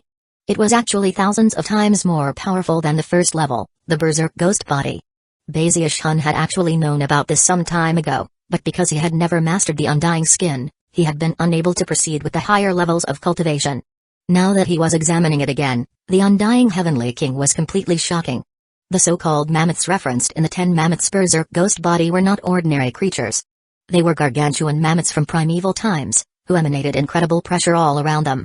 Even their fleshly body strength alone was comparable to an early Foundation establishment cultivator. The mammoth power from the Dragon Mammoth Sea-forming scripture is similar. After reaching Foundation establishment, my fleshly body power is actually similar to one of those gigantic mammoths. As for the Berserk Ghost, the Undying Heavenly King information says that in the legends, there was a terrifying entity that could rip mammoths to shreds. It was actually a ghost-like beast with a terrifying fleshly body. Considering the current level of his cultivation base, he found the information about the Undying Heavenly King even more shocking than before. Basically, if I cultivate the first level of the Undying Heavenly King, then in the end, my fleshly body power will be 10 times what it is now, which will be the power of a single ghost of the second level. The power of 10 such berserk ghosts will put me at the level of a heavenly demon. According to the information, heavenly demons were also legendary creatures with terrifying fleshly body power, who hunted and consumed berserk ghosts. Azuras have 10 times the power of heavenly demons, and according to the legends, would easily crush heavenly demons. I guess that means that the Undying Heavenly King has 10 times the power of an Azura? Baziush-hun's eyes were shining brightly. He was already deeply familiar with the benefits of his Undying Skin, and as such, was even more excited about the Undying Heavenly King. He could already imagine what it would be like one day to combine the power of the Undying Heavenly King with the Undying Gold Skin. Although he wouldn't literally be undying, he would definitely be very difficult to kill. This volume of the Undying Heavenly King can lead to explosive fleshly body growth. If I cultivate it successfully, it would be hard to find a Foundation establishment cultivator under heaven who could kill me. With that, he quickly closed his eyes and began to work on the first level of the Undying Heavenly King. It was not an easy task, and the difficulty lay in the vast amount of vital energy that was required. The requirements of the first volume of the Undying Codex were like nothing compared to this. After cultivating it for a bit, Bazius Hun was already looking withered, and he quickly stopped. What a terrifying waste of vital energy. If you're not careful, you'll turn yourself into human jerky. When he thought of what he would look like as a slab of human jerky, he couldn't help but shiver in fear. However, he wasn't willing to give up. That was especially true because of the divine ability he would have access to if he successfully cultivated the first level. The mountain-shaking bash. He thought, taking a deep breath. He immediately decided that after leaving the arcane pocket realm, he would concoct pills and even stock up on precious materials that could replenish vital energy. Regardless of how difficult it was, he had to cultivate the Undying Heavenly King. After some brief calculations, he realized he had 3 days left. Without any further hesitation, he took the proto-magnetic wings off of his back and examined them closely. In the very middle of the wings was a pearl, which he'd acquired from the North Bank in trade for the pill formula for the aphrodisiac pill. It was known as the proto-magnetic pearl.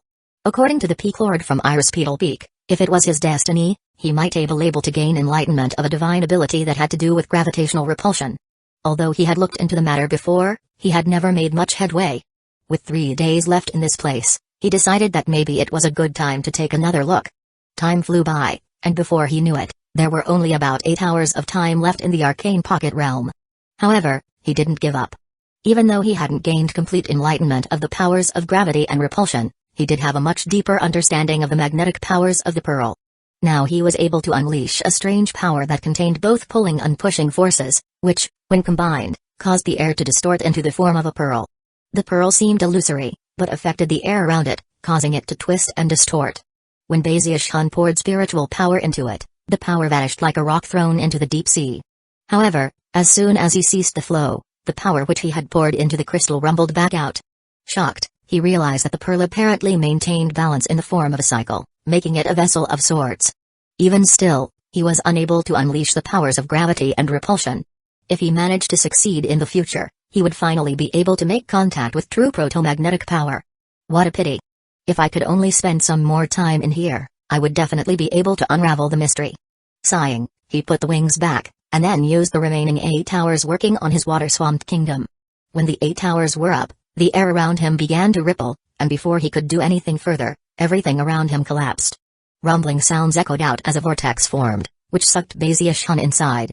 After vanishing, he reappeared back on Mount Deoseed, outside the entrance of the arcane pocket realm. He immediately felt disoriented. Inside the arcane pocket realm, his mind had been unprecedentedly clear. His thoughts seemed to roam free without restraint. But now he was back to normal, and it felt almost like he had been submerged in water. He felt very muddle-headed. The Prime Elder opened his eyes and looked at him, and was immediately shaken. Bazius Hun seemed completely different than he had 8 days ago. All aspects of his energy seemed far stronger than before. The old man nodded in admiration, then said, "People usually have a hard time adjusting after their first time in the arcane pocket realm. Go meditate for a few days and you'll be fine." With that, he closed his eyes. It took Bazius Hun a moment to even recover to the point where he could move. Ashen-faced, he clasped hands and bowed to the Prime Elder, then left. After returning to his immortal's cave, he sat down next to the lake, working at readjusting himself, and simultaneously recalling his experiences in the pocket realm. Finally, he sighed. If only I could have sought enlightenment in there for a few more days. Cultivating in there is pure joy. Just what kind of place is it? It's so weird. He shook his head. It was actually possible to pay merit points to enter the arcane pocket realm, but with Bazius Hun's current savings, he could only afford a few hours. Considering how uncomfortable he felt, it was impossible to clear his mind enough to practice cultivation. After some thought, he unstrapped his bag of holding. It was filled with all sorts of miscellaneous items, including many things that he'd acquired in the Fallen Sword world. Up to this point, he hadn't taken the time to organize them all. Upon opening it up, he saw countless objects, including spirit stones and even some magical items. After organizing everything, he found he had a dozen or so bottles and cases, some of which contained medicinal pills, and some of which held items he wasn't familiar with. The other sects all had different areas of specialty, so it made sense that his understanding of the items gained from them would be limited. Is this a spirit medicine from the Pillstream sect? The Pillstream sect's pill concocting methods seem really interesting. This is from the Profound Stream sect, right? It looks like a fingernail. What's this thing? It's so sticky. Shaking his head, he moved on to a blood-colored jade box. As soon as he opened the box, A burst of fiery power exploded out. At first, he wasn't very impressed, but then he looked a bit closer, and his eyes went wide. Panting, he looked even closer at the small tongue of fire inside the jade box. That fire was no ordinary fire, but rather, was coming out of an object located at the bottom of the box, a type of immortal grass with 4 different colors on its leaves. Because of the 4 colors on its leaves, the fire coming off of the plant itself had 4 different colors, making it look very strange. Baziush-hun took a deep breath, and his heart began to pound. After some closer examination, he confirmed his original assumption. 4-leaved immortal grass. A rare item that creates 4-colored flame. This is a variation that only appears once in 100,000 stalks of 3-leaved immortal grass. 4-leaved immortal grass can create 4-colored flame. Baziush-hun's eyes began to shine. How could he ever have imagined that his bag of holding would contain an item like this? To the disciples of the other 3 sects, it might just be an object useful for concocting medicine or practicing cultivation. But to Baziush-hun, it was like a precious treasure. He hadn't used his turtle walk for quite a while, not because he didn't want to, but because fuel for 4-colored flames was very rare in the sect, and he hadn't been able to acquire any. Even as he looked at the 4-leaved immortal grass, he suddenly remembered something that he had acquired from one of the disciples from the Bloodstream sect. Back in the Fallen Sword world, so many disciples had besieged him because of the Heaven String energy that he couldn't remember them all clearly. However, there was one disciple who had made somewhat of an impression. After being killed, he had seemingly transformed into a mask and then tried to flee. Yeah, I remember him. Baziush-hun thought, eyes flashing. He clearly remembered grabbing the mask and trying to crush it, but being unable to do so. In his hurry, he'd simply sealed it and tossed it into his bag of holding. However, after searching for quite some time, he was shocked to realize that the mask was nowhere to be found. Impossible. Ignoring the discomfort he felt from having just returned from the pocket realm, he drew upon the power of his cultivation base to once again search, this time even more thoroughly. There's no way I'm misremembering this. I definitely threw it into my bag of holding. That mask must be some sort of magical treasure that's actually trying to hide from me. His eyes began to shine with intrigue. Sticking his chin up, he said, "How dare you try to play hide-and-seek with Lord Bay, you little mask.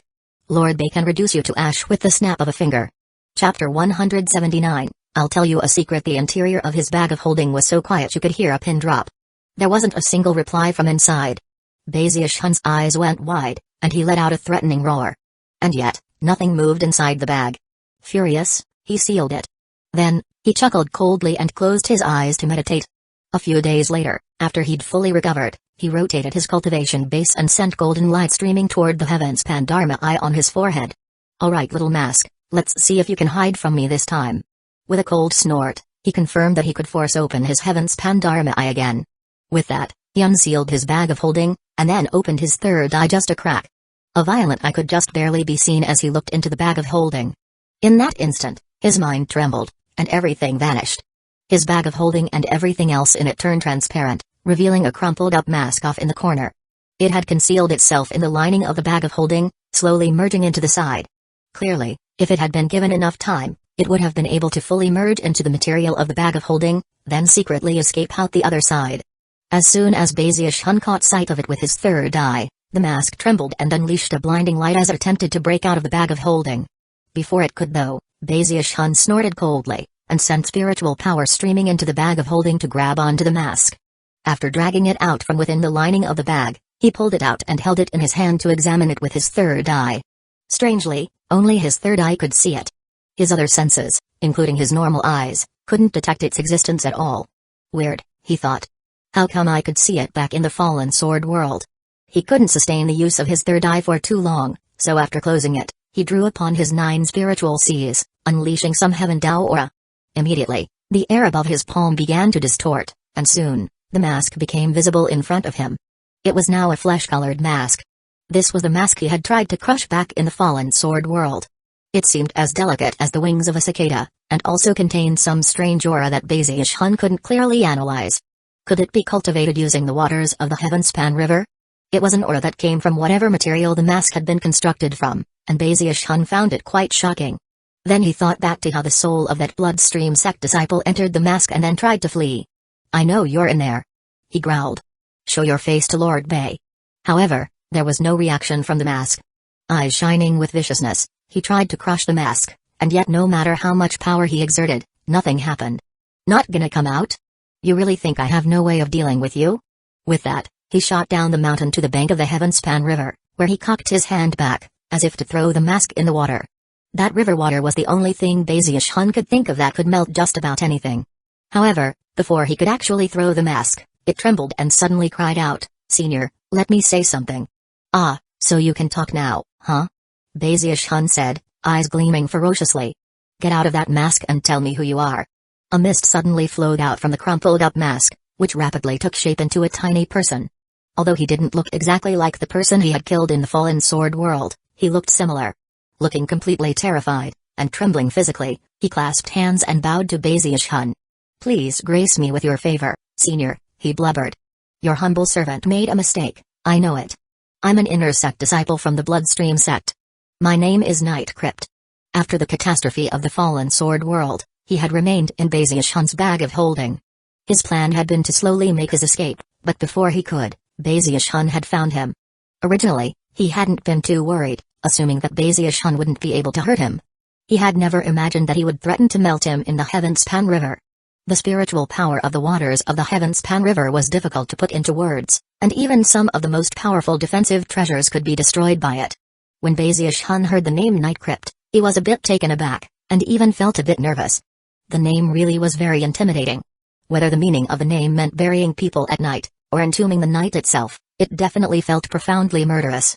One looking askance at the trembling soul, Baziush-hun cleared his throat. "Well, your name could use some work. Doesn't sound very good, you know. Definitely not as good as mine." Night Crypt gaped for a moment, then subserviently voiced his agreement. However, he didn't dare to say anything else. The truth was he was feeling very sorry for himself. The Bloodstream sect had never paid much attention to him, and he had worked very hard to reach the great circle of chi condensation. Originally, he hadn't qualified to enter the Fallen Sword Abyss. The truth was that he had studied a strange mix of things in the Bloodstream sect. In addition to a bit of knowledge of medicine concocting, he had also studied the sect's divination magic. He would often divine his own future, and although the results weren't always accurate, they had provided some benefits to his cultivation. Before the Fallen Sword Abyss was opened, his divination had revealed that he would come across some incredible good fortune if he went along. Although he didn't quite believe it at first, he got the same results after numerous divinations.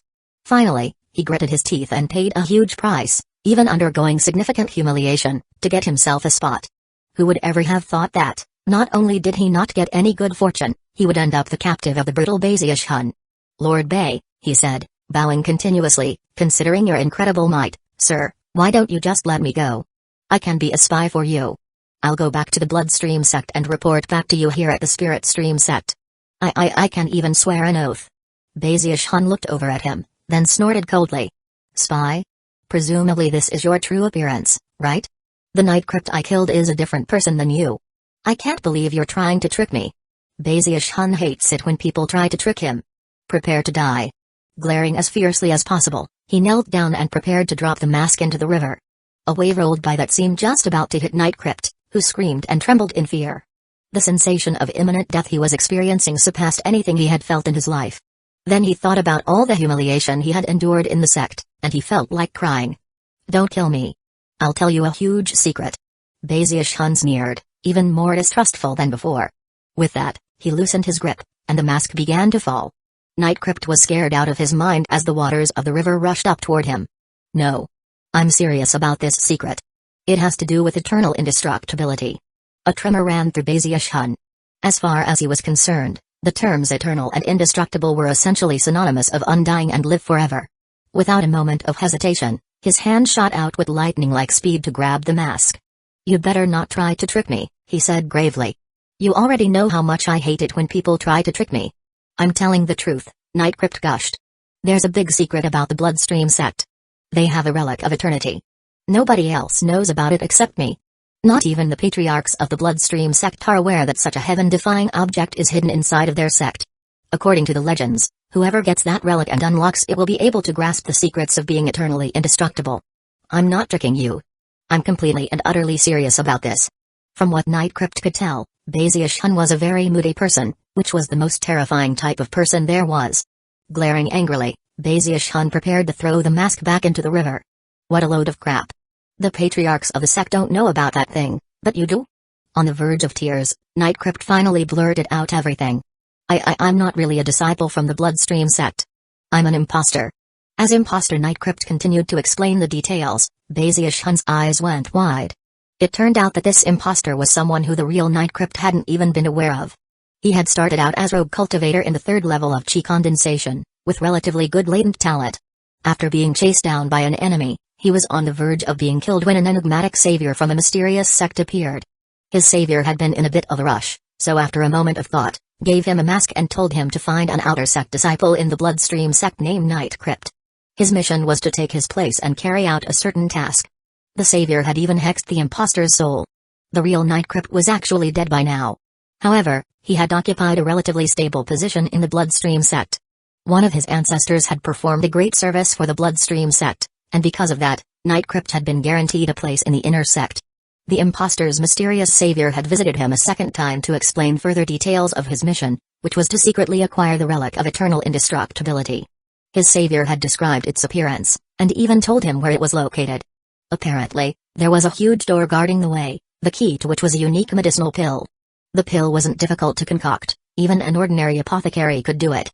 Unfortunately, no matter who concocted it, the success rate would be 50-50. Furthermore, the ingredients were very rare. Collecting them all would be a very difficult task. Thankfully, his mysterious savior's sect was very rich, and had already collected most of the ingredients. The only thing lacking was some beast birth blood. After replacing Nightcrypt and becoming a bloodstream sect disciple, everything went smoothly at first. He soon became an inner sect disciple, but quickly came to find that he had difficulty cultivating the techniques of the bloodstream sect. Although he had good latent talent, he wasn't suited for blood cultivation. This problem grew worse and worse until he got stuck in the 8th level of chi condensation. Gradually, the sect lost interest in him, and even his mysterious savior didn't provide any help. For several miserable years, he had continued to cultivate alone in painstaking fashion. His mysterious savior's sect was a very, very long way away from the bloodstream sect, and there were other things that made it difficult to go back and forth between the two. Furthermore, he wasn't able to directly plunder the relic of eternal indestructibility himself. Because of that, he only appeared 3 times, and those 3 times had all been by means of a projection, and apparently came at great cost. The first time was when he arranged for Nightcrypt's soul replacement. The second time was when imposter Nightcrypt became an inner sect disciple. The fanfare surrounding that event didn't seem to please his mysterious savior, but didn't stop him from explaining the details of the relic of eternal indestructibility. That was also when he gave imposter Nightcrypt the ingredients to concoct the medicinal pill, and explained that his mysterious sect would continue to search for the final ingredient. The third time he appeared was right before imposter Nightcrypt entered the Fallen Sword world. He'd explained that if he couldn't reach Foundation establishment, that he would have to give up the mask and abandon his spy work. Imposter Nightcrypt had been left with no choice but to rely on his divination skills to illuminate the correct path ahead. Everything after that was history. Is that sect full of idiots? Bazius Hun blurted. Why would they possibly pick you to be their spy? Furthermore, how could the bloodstream sect never have suspected you? In his opinion, either Nightcrypt was lying, or the mysterious sect was full of fools. Of course, perhaps there was some other factor that Bazius Hun was unaware of, something that gave the mysterious sect no other choice than to rely on the Nightcrypt soul replacement plan. Chapter 180, Could it be the will of the heavens? There was another possibility, which was that, as Nightcrypt had said, the mysterious sect was too far away from the bloodstream sect, so far that even a projection was difficult to accomplish. That would explain their lack of both confidence and options, which led to their less than perfect decision. Suspicious, Bazius Hun continued to pry Nightcrypt with questions, until even Nightcrypt seemed to be getting confused. Finally, Bazius Hun frowned, and then once again resorted to threatening to dunk him in the Heavenspan River. He then asked more questions, even down to the details of the formula to the pill that was needed to open the door. Slowly, he was coming to be convinced that Nightcrypt was telling the truth. Although his answers sometimes conflicted with each other, the overall bigger picture was consistent. There even seemed to be certain things that Nightcrypt himself didn't understand. All he knew was that he was a spy, and that his soul had been bound with a restrictive spell. If he didn't follow his orders, he would die. He wasn't even sure what to do with the relic of eternal indestructibility if he managed to get his hands on it. To Bazius Hun, it didn't make much sense that the mysterious sect would just hand the medicinal pill ingredients over to a stranger. The most likely explanation was that Nightcrypt's mysterious savior truly approved of his soul, although another possibility was that the sect really was too far away, and they had no other option than to hand over the ingredients when they could. Either way, it didn't seem logical. It almost seemed like the mysterious sect hadn't considered what to do after Nightcrypt acquired the relic of eternal indestructibility. Perhaps they didn't really care about the relic at all, and simply wanted him to open the door. Or was it that they didn't believe Nycrypt to be capable of actually acquiring the relic after opening the door? But if the latter were the case, why wouldn't they just select another spy? What a weird sect. Why do I get the feeling that they're only going through the motions? It's almost like they want certain people to think that they're working hard at reaching some goal, but in reality, they don't care. The more Bazish-hun thought about it, the more strained he found the whole scenario. Another odd thing was that the Bloodstream sect never got suspicious of Nycrypt. Although, based on Nycrypt's explanation, that was a question which could be answered. It's all thanks to this mask, huh? He thought. He looked over the mask in more detail, and was shocked to find that he had no idea what it was made of. However, its aura was shocking, and no matter how he looked at it, it seemed like a precious treasure. According to Nycrypt, putting on the mask didn't just change your physical appearance. It actually transformed your flesh and blood. That transformation would reverse upon removing the mask, but as long as you wore it, no one would ever be able to detect any clues that you were a different person. Your cultivation-based fluctuations would be concealed, and according to the representative of the mysterious sect, no one under the Mahayana realm would be able to see them. Unfortunately, Nycrypt didn't know what the Mahayana realm was. Of course, Bazish-hun didn't know what the Mahayana realm was either, although it sounded pretty incredible. Looking down at the imposter Nycrypt there in the mask, he suddenly said, Spirit Winter Grass, Water Ink Lily, Cloud Dragon Leaf, Heaven's Yew Root. What are the medicinal properties of those 4 medicinal plants? Imposter Nycrypt gaped for a moment, then without even thinking about it started to rattle off the medicinal properties. As Bazish-hun listened, his frown deepened.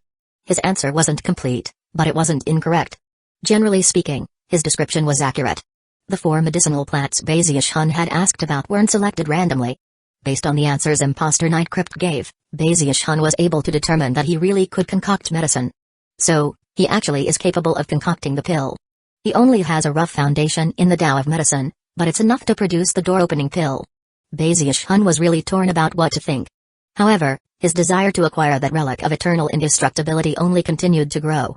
If it was called anything else, I could have ignored it. Why did it have to be called eternally indestructible?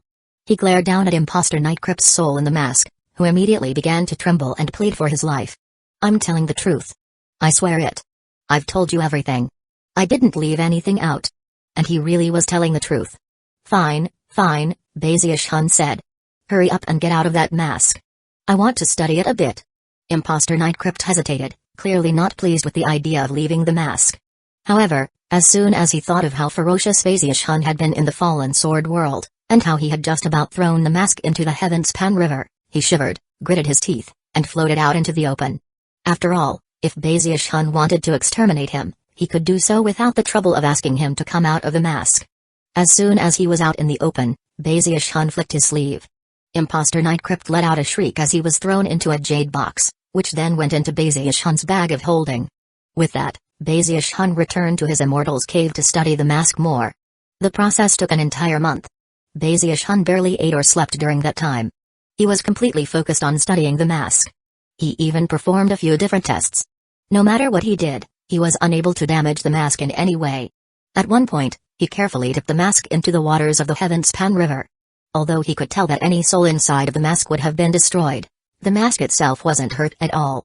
At one point, Bazish-hun suddenly wondered why the discarnate soul of Imposter Nycrypt, with a mere chi condensation cultivation base, would be able to survive after being killed in the Fallen Sword world.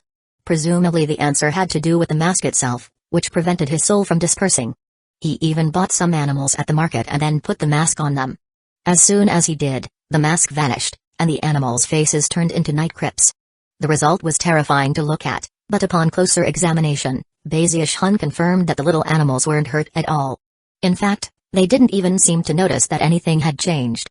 It was almost as if they had always looked that way. After removing the mask, they would return to normal.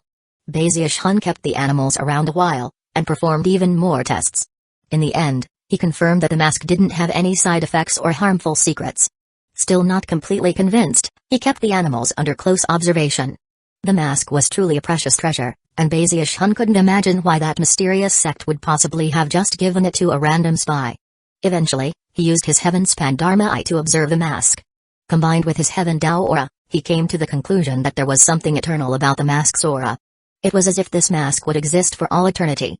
Bazish-hun was left in a state of near madness, with bloodshot eyes and disheveled hair. At the same time, An audacious speculation rose up in his mind.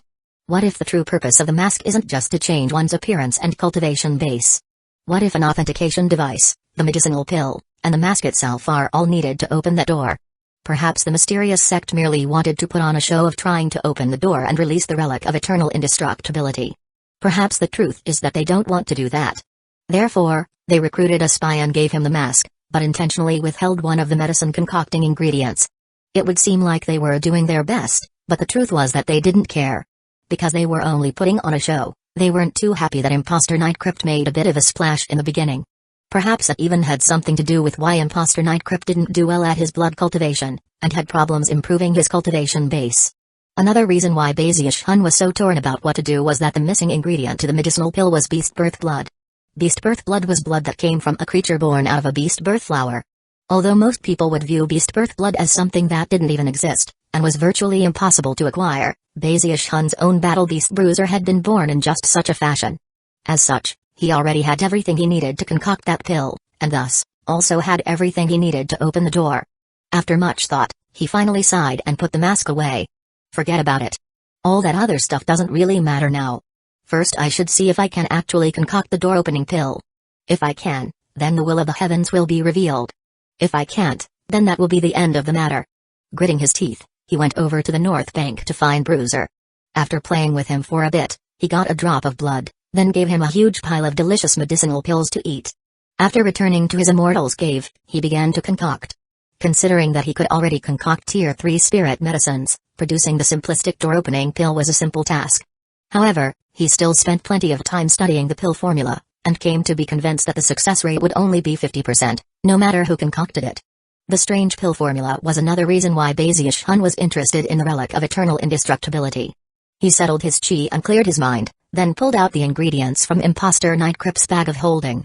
Most Bloodstream sect disciples kept all of their belongings with them at all times, for safety purposes.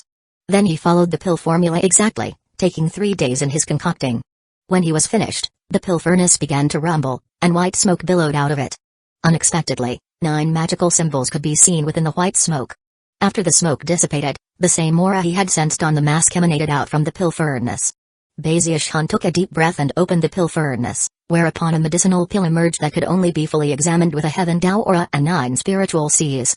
It's very similar to the mask. Bazish Hun thought, frowning as he looked at it. Is this really the will of the heavens? He thought some more. No.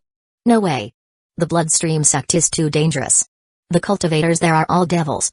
They kill people without batting an eye. Way too ferocious. Song K is from the Bloodstream sect, and that guy hates me with all his guts. It's a place where the law of the jungle prevails. Bazish Hun couldn't stop thinking about the terrors of the Bloodstream sect, and it sent chills down his back. And yet, his thirst for the relic of eternal indestructibility wouldn't go away. It was almost like he had a person on each shoulder arguing back and forth about what to do. One of them was telling him to go the Bloodstream sect, the other was telling him to stay away.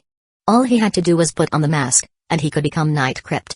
Considering the power of the mask, not even the Bloodstream sect patriarchs would notice that anything was amiss. As Nightcrypt, he would be perfectly safe. Furthermore, he already had the door-opening pill.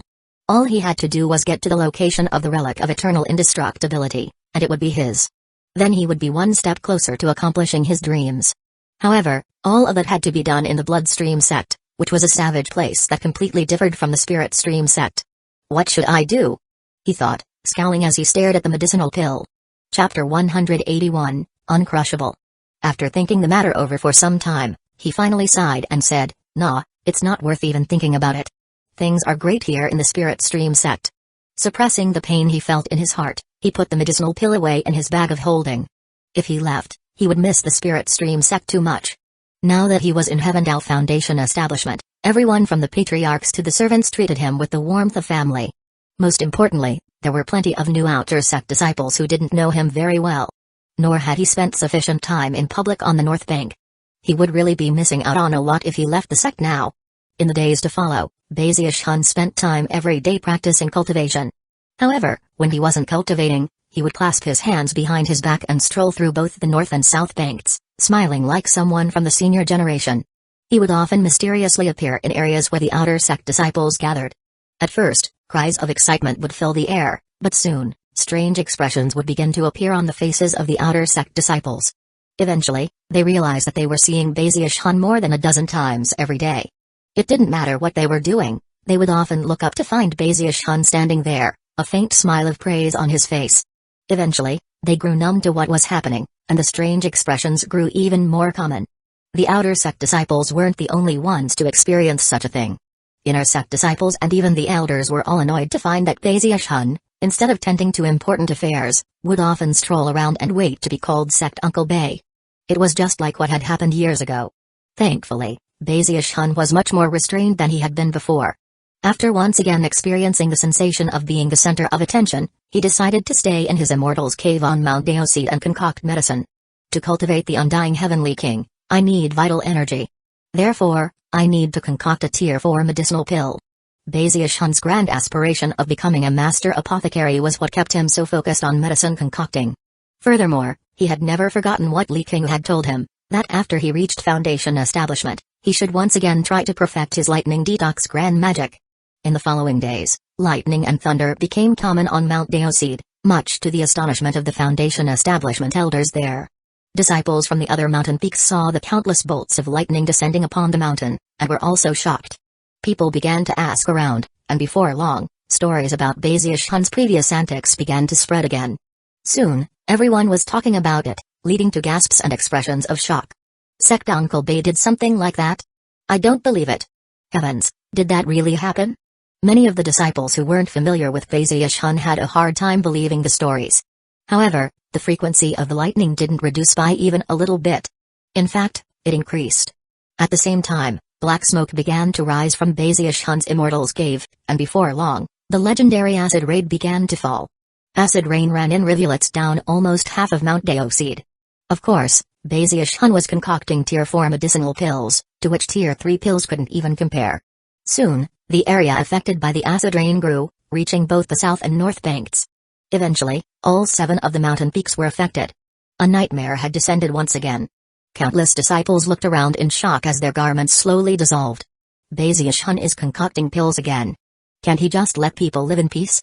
The South Bank had already gone through something like this before, so as soon as they realized the acid rain was coming, there was a bit of an uproar, but nothing too dramatic. However, the people from the North Bank had never experienced anything quite like it.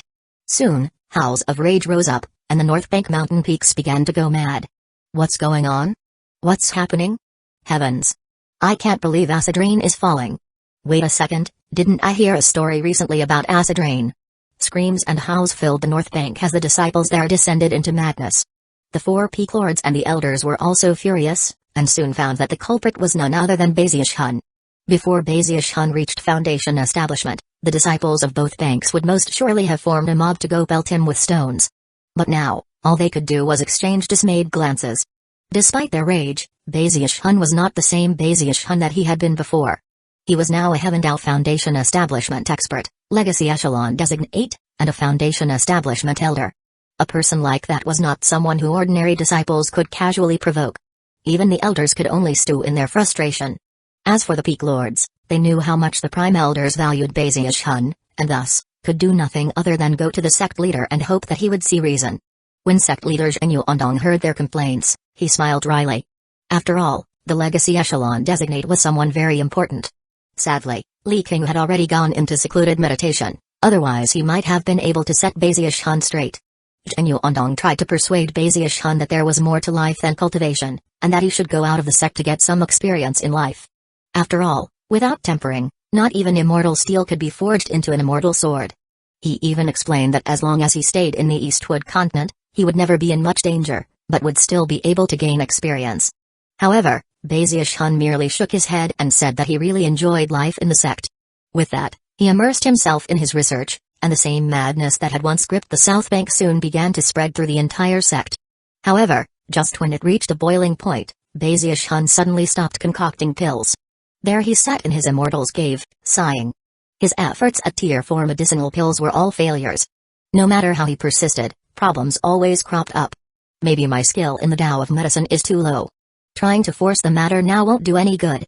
If I want to concoct Tier 4 medicinal pills, I have to improve my skill in the Tao of medicine. Feeling enlightened, he went to visit Li King, but unfortunately, Li King was still trying to reach the gold core stage, and couldn't emerge from secluded meditation. Bazius Hun took out the frigid school medicine manual, but no matter how he examined it, it didn't make sense. It was as if he could understand the characters themselves, but the words and sentences they formed were completely unintelligible. If my skill in the Tao of medicine could be considered low level, then the frigid school medicine manual must be high level. I'm missing some fundamental understanding regarding the Tao of medicine. Although Bazius Hun was left scowling, the disciples of both the South and North Banks, the elders and peak lords and the Foundation establishment elders on Mount Deoseed were all sighing in relief. As usual, they had underestimated Bazius Hun. For the moment, he couldn't work on Tier 4 spirit medicine, but he could cultivate the Violet Chi Heaven Span incantation. Furthermore, at a certain point, the Violet Chi Heaven Span incantation, in combination with the proto-magnetic powers of gravity and repulsion, delivered a burst of inspiration regarding his dream technique, the human controlling grand magic. I'm such an idiot. The human controlling grand magic doesn't actually need to directly control the opponent. If I figured out a way to control their clothing, I could control the movements of their body. Furthermore, I could rely on the proto-magnetic powers of gravity and repulsion to do that instead of pure control power. The more he thought about it, the more excited he got. Eyes shining brightly, he rushed out of his immortal's cave. As he walked along, he ran into a lot of people, but none of them were appropriate to help confirm whether his theory was correct or not. Eventually, he left Mount Deoseed and headed toward Green Crest Peak. Suddenly, he saw a familiar face. Chenf, he said, eyes shining. Chenf was walking proudly down a path on Green Crest Peak, followed by two burly men who were fawning over him and showering him with flattery. Congratulations on completing the trial by fire to enter the inner sect, elder brother Chen. You're finally going to be an inner sect disciple. Ha ha ha. From now on, elder brother Chen, you're in Green Crest Peak's inner sect. The whole world is at your fingertips. Next step, the heavens. Chen stuck his chin up as he walked along, reveling in his pride. After all the years that had gone by, he had finally advanced from the outer sect to the inner sect. As he strutted along smugly, he was about to respond to the two men when he suddenly heard someone calling out his name. A twinge of displeasure ran through his heart. Snorting coldly, he looked around and said, "Everybody on Green Crest Peak calls me elder brother Chen. What blind fool dares to disrespect me by using my full name?" Seeing no one in the immediate vicinity, he subconsciously looked up into the air, and saw Bazius Hun flying toward him. It's Bazius Hun. Sect Uncle Bay. Chen's scalp began tingling so hard it felt like it might explode. A piercing shriek escaped his lips, and all of his smugness and pride collapsed. The two burly men on either side of him also began to shake in anxiety and fear. Those two men were the same men who had ambushed Bazius Hun with Chen all those years ago, only to be taught a harsh lesson in return. Of course, as Bazius Hun's status in the sect grew, their fear of him also increased. That had been compounded by the fact that Kyeondajan ended up being suddenly sent out on a dangerous mission. He had never returned, and rumor had it that he had died outside the sect. The presumption, of course, was that Bazius Hun was behind it all, which left them even more terrified than before. Eventually, though, they came to believe that Bazius Hun had forgotten about them. Gradually, they relaxed, convinced that there would be no further negative ramifications. But now, Bazius Hun had come seeking them out, and the result was that their hearts were pounding in terror. Trembling, Chen quickly clasped hand and bowed deeply. Disciple Chen offers greetings, Sect Uncle Bay. Sect Uncle Bay, you are the most powerful person in the sect, a cultivator whose legend will be passed down through the ages, someone who will live as long as the heavens, invincible in the whole world. The two burly men also shouted similar words until their voices grew hoarse. Bazius Hun was shocked to find that Chen really was so gifted at speaking. Looking very serious, he said, "Cut the crap.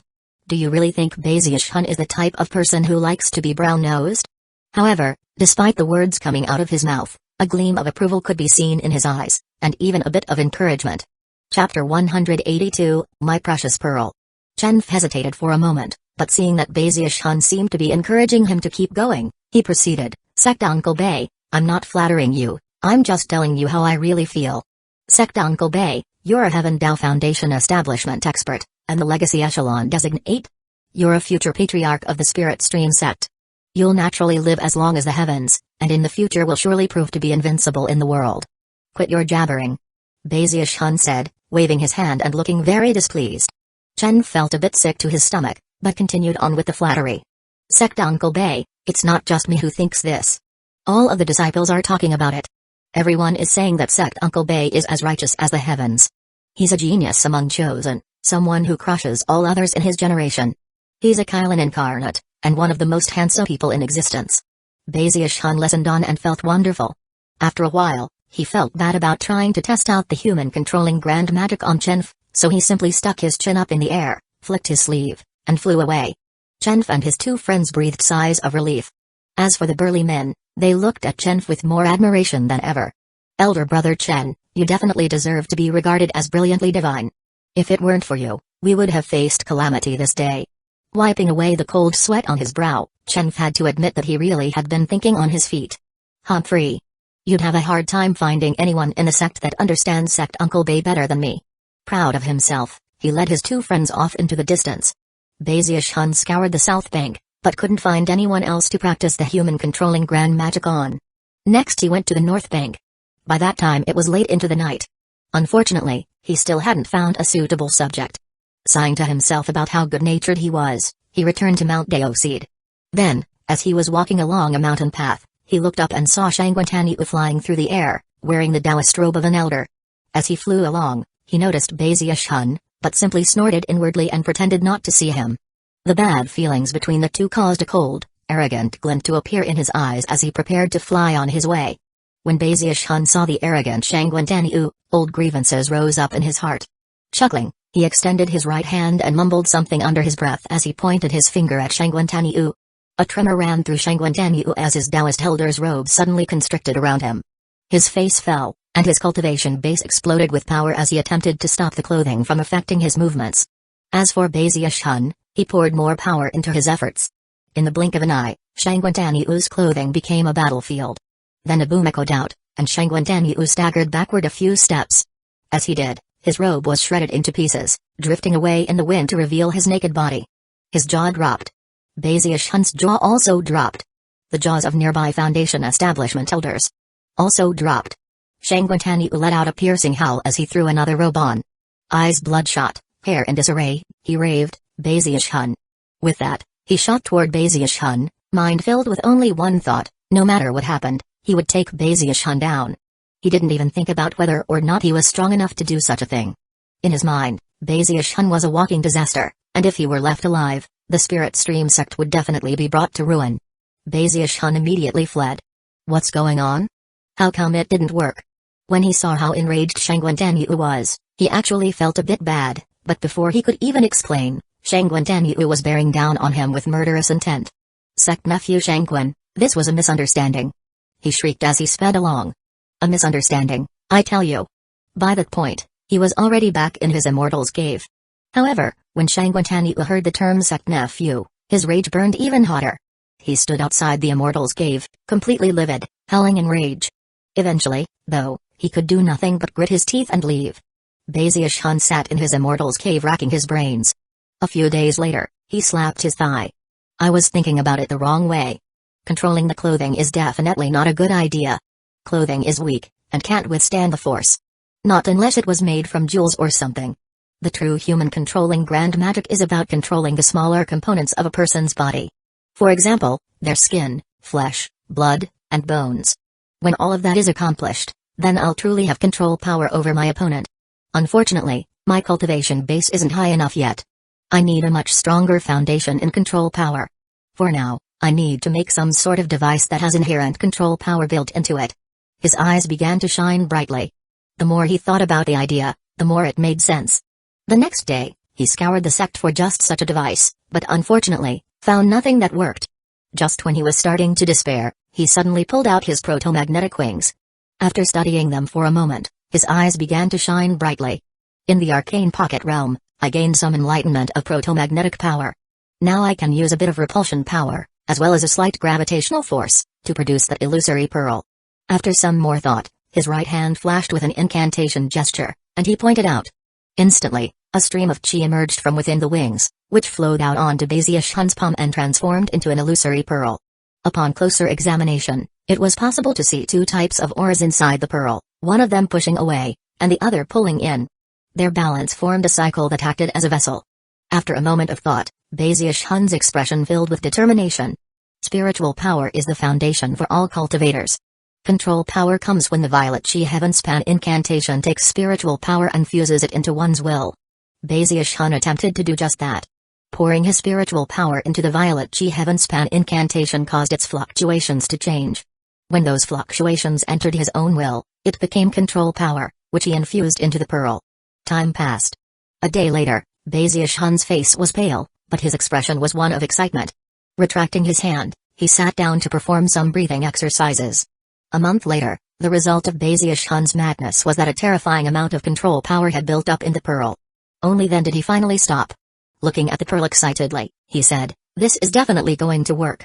There's a shocking amount of control power built up in the pearl. Once it erupts out, that power will definitely be enough to drive my human controlling grand magic." Just when he was about to go test it out, he stopped in his tracks, thought for a moment, and suddenly didn't feel as confident. "No, it's not ready yet. I need to add some more control power." Gritting his teeth, he sat down cross-legged. After spending 3 more months pouring power into it, the amount of control power contained in the pearl was hair-raisingly terrifying. There was so much that it spilled out of the pearl, distorting the air in shocking fashion. All of the objects within 30 meters of Bazius Hun were floating up into the air and emanating cracking sounds. Even the pebbles in the walls of the Immortal's cave were affected. Eyes crimson, Bazius Hun cackled madly as he emerged from his Immortal's cave. Bazius Hun's human-controlling grand magic will finally make its debut in the world. Laughing uproariously, he searched the area around his Immortal's cave, only to find that nobody was around. Even as he was looking around in confusion, he noticed several beams of light shooting through the air toward the summit of Mount Deoseed. Apparently, the sect leader had called a meeting of the Foundation establishment elders, for reasons unknown. Puzzled, Bazius Hun flew up into the air. Soon he caught sight of the square outside of the sect leader's personal hall. A large number of Foundation establishment elders were gathered there, and all of them were conversing with each other in hushed tones. Somber expressions could be seen on their faces. Apparently, something big had occurred. What happened? Bazius Hun thought. He had been so focused on his human-controlling grand magic that he hadn't paid much attention to his jade slips. Flying over to the group, he was just about to start asking questions, when 3 of the Foundation establishment cultivators about 30 meters away from him, one of whom was Lu Danlai, suddenly looked over at him in shock. They had noticed Bazius Hun earlier, as well as his disheveled hair and strange appearance. As soon as he got close enough to them, tremors ran through their bodies, and they completely lost control of their cultivation base power. Energy surged out explosively, causing crushing pressure to weigh down, and simultaneously shredding their robes into pieces. Shivering, eyes bloodshot, they quickly put on new garments and simultaneously fell back. Enraged, they looked over at Bazius Hun, convinced that he was up to more shenanigans. "What are you doing, Bazius Hun?" However, even as the words left their mouths, Bazius Hun continued forward obliviously. At the same time, all of the Foundation establishment cultivators within 30 meters of him looked on with wide eyes as their clothing was also shredded. Before Bazius Hun could even react, dozens of Foundation establishment cultivators were robeless, including Shangwen Taniu. Bazius Hun. Damn it, what's he doing? The Foundation establishment cultivators burned with rage. Throwing new clothes on, they were about to storm over to Bazius Hun to teach him a lesson, when they realized that anyone who got within 30 meters of him would have their clothing destroyed. Terrified, they all backed up. Shocked, Bazius Hun retreated to the main gate of the hall, scalp tingling and heart thumping. He already knew that he had caused a major catastrophe again. "Don't blame me," he said. "It's this pearl." He nervously held the pearl up into the air, which caused rippling distortions to spread out for 30 meters in all directions. Bazius Hun appeared to be the only one unaffected. It was at this point that sect leader Zhenyu Ondong heard the commotion outside, and stormed out through the gate with some of the prime elders. As soon as they appeared out in the open, they stepped into the danger zone surrounding Bazius Hun. "No!" Bazius Hun shrieked. "Elder brother sect leader, prime elders. Get back!" Eyes wide, he tried to throw the pearl in the opposite direction, but it was too late. Zhenyu Ondong's clothing was instantly shredded to pieces and blown away by the breeze, leaving him standing there as shocked as a wooden chicken. The prime elders' once solemn faces completely changed when their clothing was destroyed. They tried to unleash power to stop it, but it did no good, and soon they were all standing there naked. Of course, it had nothing to do with the power of Bazius Hun's cultivation base, only the strange properties of the pearl. The clothing was not destroyed directly by Bazius Hun, but by the pearl. It wasn't his fault. As soon as the naked bodies of the sect leader and the prime elders were revealed, everything went deathly quiet. Chapter 183, I'll be back soon. In the blink of an eye, Zhenyu Ondong waved his hand, and a new robe appeared. However, the moment it settled down onto him, it was also shredded to pieces. Shrieking, Bazius Hun flew into the air to flee. He was already soaked with cold sweat at the thought of the calamity he had wrought. If he had only destroyed the clothing of his elder brother sect leader, it might not have been such a huge deal. After all, he was his junior brother. But the Prime Elders had also been affected. The blank looks in the eyes of those Prime Elders caused Bazius Hun's scalp to tingle on the verge of exploding. Bei. Zhao. Chun. Zhenyu Ondong howled, throwing on another set of clothing. As his voice boomed like thunder, rage burned in the eyes of the Prime Elders, and their cultivation bases erupted like volcanoes. All of them immediately flew toward Bazius Hun. Screaming, Bazius Hun prepared to flee at top speed. It wasn't on purpose. Shut up! Raged the Prime Elders, their voices deafeningly loud. They're trying to kill me. They're trying to kill me. This time, Bazius Hun really was afraid. He immediately pulled out the proto-magnetic wings and his golden crow sword, then unleashed all the power of his Heavendao Foundation establishment cultivation base to flee. All of the Foundation establishment cultivators were furious. Their anger had been building for some time thanks to Bazius Hun's torments, and to see the Prime Elders going after him left them laughing out loud. Shangguan Danyu seemed especially worked up. Now the sect finally realizes what Bazius Hun is like. If this walking disaster stays in the sect, we'll all be driven to destruction. Hu Yunfei was in the crowd, sighing and smiling bitterly. Bazius Hun was scared out of his mind, and tears were welling up in his eyes. This time, he didn't feel wronged. He knew that he had been responsible for a major disaster, and now had no choice but to flee for his life. In the blink of an eye, he was off in the distance, heading toward the North Bank, with the Prime Elders hot on his tail. Almost as soon as he arrived, the North Bank disciples heard his miserable shriek. Gloating smiles appeared on their faces as they flew up into the air to see what was happening. However, as soon as they did, Bazius Hun whizzed by, and their clothing was shredded away. Their first reaction was shock, but then the screams rose up. Bazius Hun was on the verge of weeping. Prime Elders, I'm sorry. Please don't kill me. I'm a prestige disciple, I have a Heavendao Foundation establishment cultivation base, I'm the Legacy Echelon designate. As for the Prime Elders, they were so mad they were a bit numb, and at the same time, astonished by Bazius Hun's speed. The North Bank instantly devolved into chaos. Wherever Bazius Hun went, anyone within 30 meters of him had their clothes completely destroyed in shocking fashion. Around this time, Bruiser was frolicking around when he looked up and suddenly got very anxious. He even threw his head back and howled, and from the sound of it, it was backed by power equivalent to the 9th or 10th level of chi condensation. Countless battle beasts on the North Bank responded by also throwing their heads back and howling. Their masters tried to stop them, but all of the affected battle beasts seemed to have been influenced by Bruiser. The entire group apparently wanted to fly up into the air and defend Bazius Hun from the Prime Elders. Before Bruiser could actually rally the battle beasts, a violent rope shot out from thin air and wrapped around the screaming Bazius Hun. Instantly, he was bound up, caught by one of the Prime Elders. Another of the Prime Elders carefully managed to take the pearl away, somehow keeping his clothes intact in the process. Then he kicked Bazius Hun hard on the rear end. I've shed my own blood for the sect. Bazius Hun screamed. I've performed meritorious service. How dare you fight back, you little brat.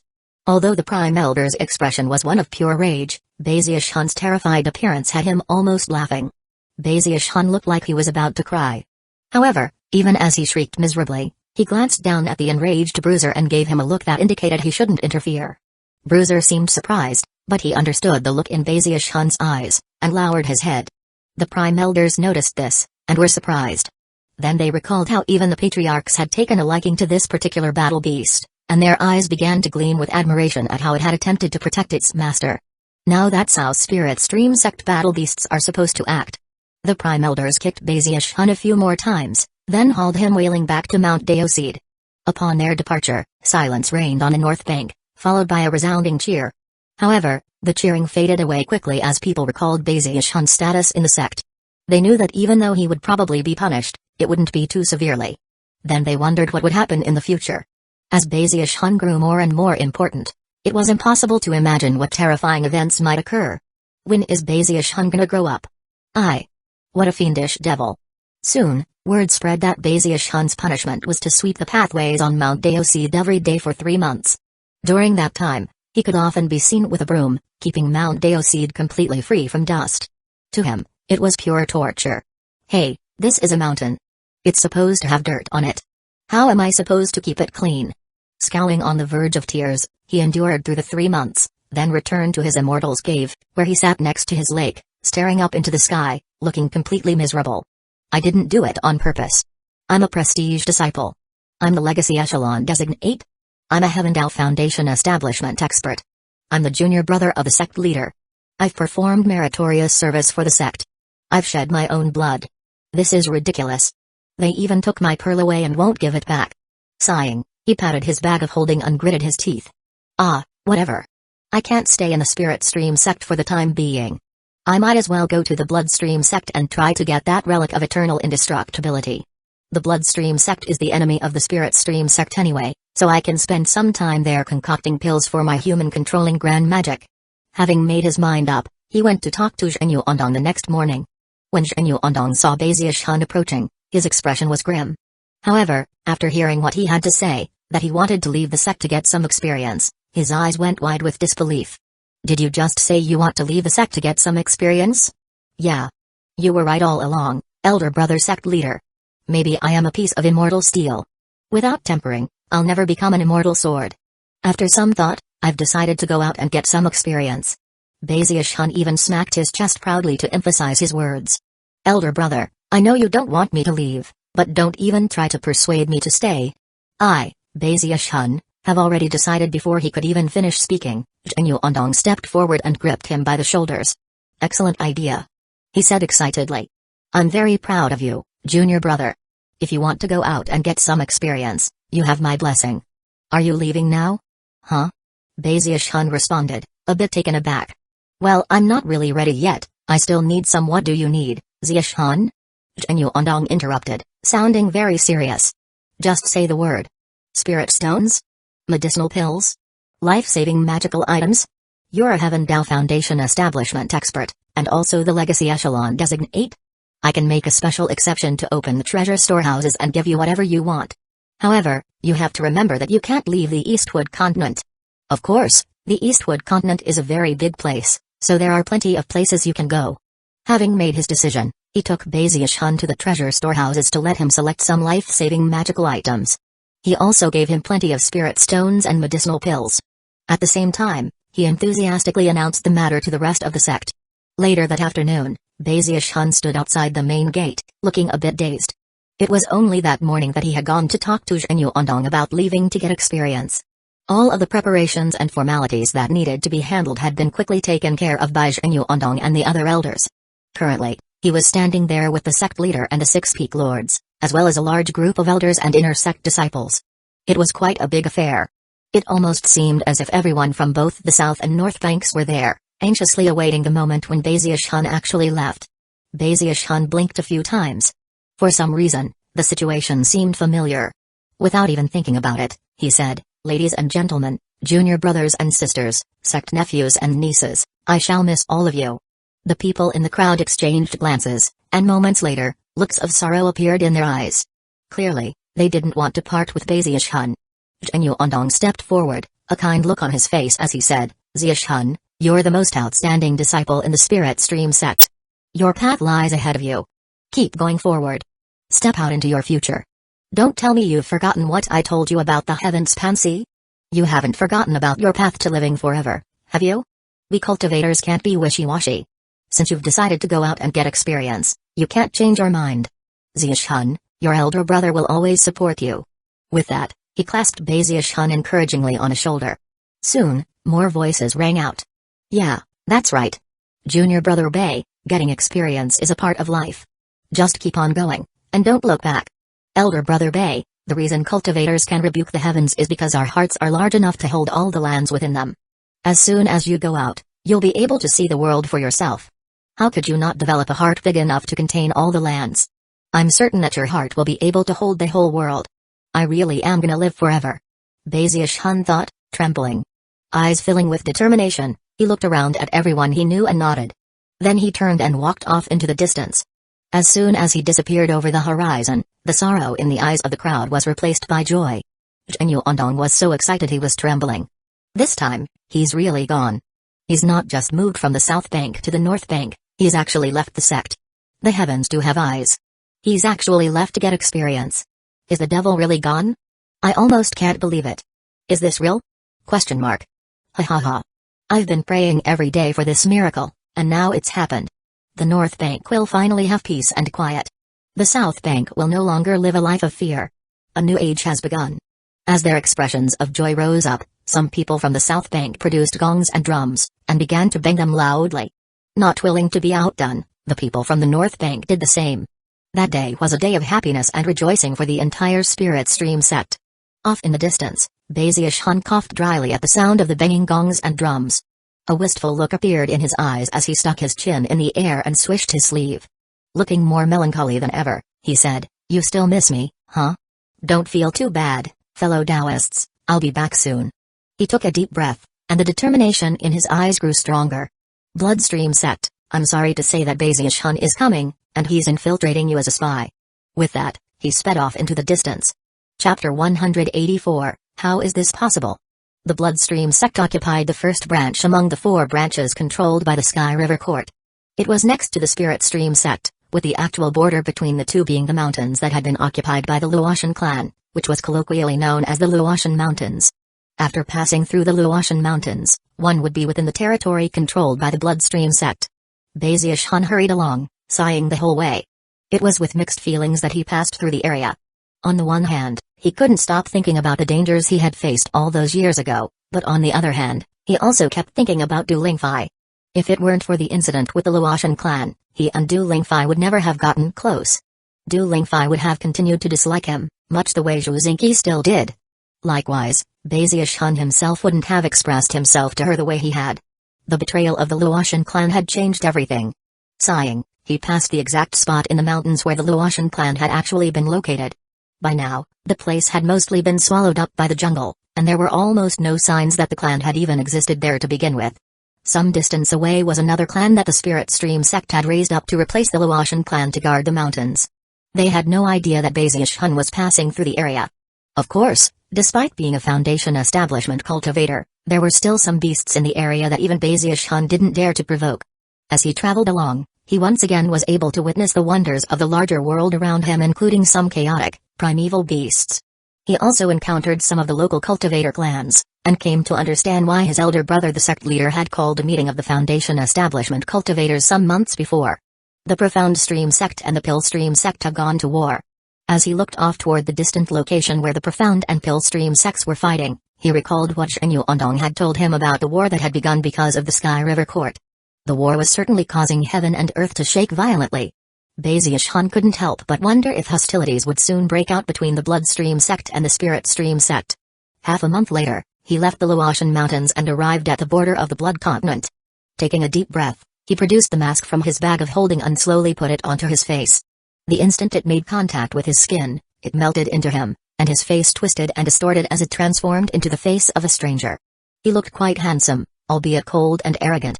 With the mask on, he didn't look warm and friendly like he usually did, but rather, fierce and sinister. Prodding his face here and there, he confirmed that he truly had transformed, then took off his Spirit Stream sect robes and produced some of Night Crypt's clothes from his bag of holding. After donning them, he truly became Night Crypt. Even the techniques he cultivated were hidden by the mask, as well as his cultivation base. He was really an early Foundation establishment, but anyone who assessed him would place him at the Great Circle of the 10th level of Chi Condensation. He had completely and utterly assumed the identity of the original Night Crypt. Taking a deep breath, he strode forward into Bloodstream sect territory. Being in no hurry, he made his way slowly and cautiously through the Blood Continent. As he did, he chatted some more with the soul of imposter Night Crypt, and learned a lot more about the Bloodstream sect. For one thing, the law of the jungle truly prevailed. Disciples were actually encouraged to fight amongst each other. It was the same outside of the sect, too. The entire Blood Continent was a violent and deadly place. For Bazish to return to the Bloodstream sect as Night Crypt would be very simple. According to what imposter Night Crypt told him, of the disciples of the sect who were teleported out of the Fallen Sword world to random locations on the Blood Continent, some would have returned directly to the sect, but others would have holed up to recover from their injuries before going back. After all, returning to the sect in an injured state would likely be more dangerous than just staying outside. When Bazish heard that, even more fear rose up in his heart. The Bloodstream sect seemed like a truly terrifying place. However, the enticement of the relic of eternal indestructibility, as well as the safety provided by the mask, ensured that he simply gritted his teeth and continued on with his plan. As he traveled, he took in the sights on the Blood Continent. Everything was a reddish-brown color, as though it had been stained with blood. Not even imposter Night Crypt was sure why that was. Apparently, it had always looked like that. Even the plants were very aggressive in nature. Bazius encountered quite a few such aggressive plants along the way. Some of them he simply destroyed, others he fled from. It took 2 months before he actually reached the Bloodstream sect itself. Much like the Spirit Stream sect, the Bloodstream sect was located right on the Heavenspan River. Although Imposter Nightcrypt had explained what the sect looked like, now that Bazius could actually see it with his own eyes, his jaw dropped, and he even began to tremble. He was completely and utterly shaken. The Spirit Stream sect's Mount Deoseed stretched across the entire river like a bridge, connecting the 7 mountain peaks of the south and north banks. The Bloodstream sect was very different. Shockingly, it took the shape of an enormous, blood-colored hand. The gargantuan blood hand stretched right up out of the Heavenspan River, palm down, as if it were clawing up toward the heavens. The size of it was difficult to describe with words. The 5 fingers of the hand were like enormous mountain peaks, each one of them roughly the same size as Mount Deoseed. As for the rugged thumb, it was surrounded by a blood mist that made it impossible to see clearly. It was impossible to say how long the hand had existed, its dusty, rubble-strewn surface battered by the winds. Close up, it was only possible to see the 5 enormous mountain peaks stretching up. However, from a distance, it was also possible to see that beneath the hand was a shocking, blood-colored arm. Bazius eyes were as wide as saucers. Anyone who saw a sight like this would likely come to the conclusion that some shocking giant existed within the Heavenspan River, a giant who, in the moments before its death, reached up begrudgingly to try to rip apart the heavens. And yet, even as it had done so, its arm solidified, and never moved again.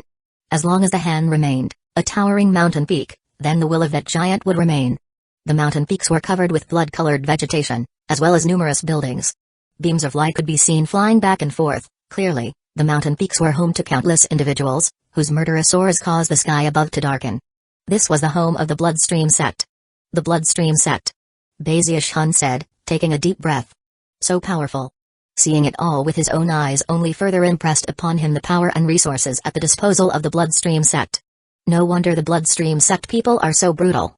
Their sect is actually built on the arm of a corpse. In fact, Imposter Nightcrypt even said that the Bloodstream sect techniques are almost all derived from the arm itself. Bazius mind reeled as he got closer to the enormous arm. As he neared, he could see that the mountain peaks even had waterfalls of blood streaming down from various locations. Closer examination revealed that the hand apparently absorbed water from the Heavenspan River, which then seeped out of various cracks and crevices within the arm. As it did, the golden water was transformed into a bright red color. That red liquid was also a fundamental element of the cultivation of the Bloodstream sect. Spirit blood. Bazius thought, his heart thumping. He immediately thought back to the first introduction Imposter Nightcrypt had given him regarding the Bloodstream sect. The Bloodstream sect was structured in a way similar to the Spirit Stream sect. However, there were also some fundamental differences. They had servants, outer sect disciples, and inner sect disciples.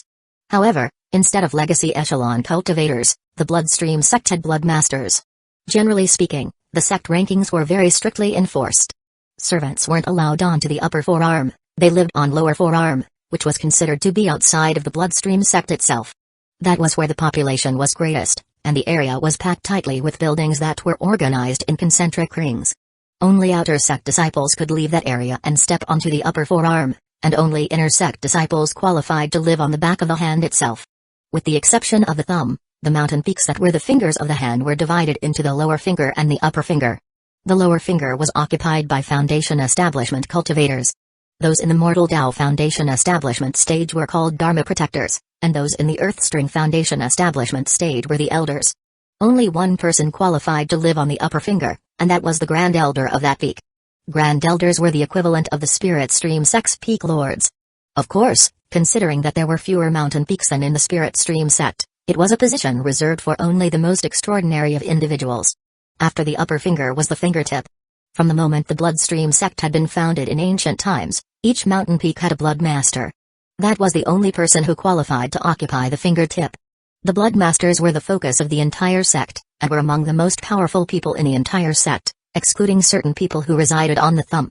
They were as powerful as the sect leader, and qualified to give orders to the elders of the mountain peaks. All Bloodstream sect disciples dreamed of becoming the blood master of a mountain peak. Each successive generation only had one blood master per mountain peak at any given time. The thumb was the only place with no blood master. The blood mist which surrounded it ensured that it was a restricted area. That was where the Bloodstream sect's patriarchs and prime elders resided. Only people in the Gold Core stage could go there. When a Blood Master advanced to the Gold Core stage, he or she would become a Blood Ripper, and move to the enormous thumb. The Blood Rippers occupied a position higher than Prime Elders, with power second only to the Patriarchs. The lowest position on the thumb was occupied by the sect leader, who was responsible for the general administration of the sect. As he got closer and closer to the Bloodstream sect, Baziashun once again reviewed the information he knew. 5 mountain peaks. The thumb is called Ancestor Peak. The first finger is called Corpse Peak, the middle finger is Middle Peak, the ring finger was called Nameless Peak, and the smallest finger, the pinky finger, is called Lesser Marsh Peak. One Corpse Peak is known for refining corpses, Middle Peak focuses on blood swords, Nameless Peak is famous for gargoyles, and Lesser Marsh Peak is devoted to devil blood body refinement. Baziashun couldn't help but recall the Bloodstream sect disciples he'd encountered in the Fallen Sword world. He had seen them control the vicious gargoyles.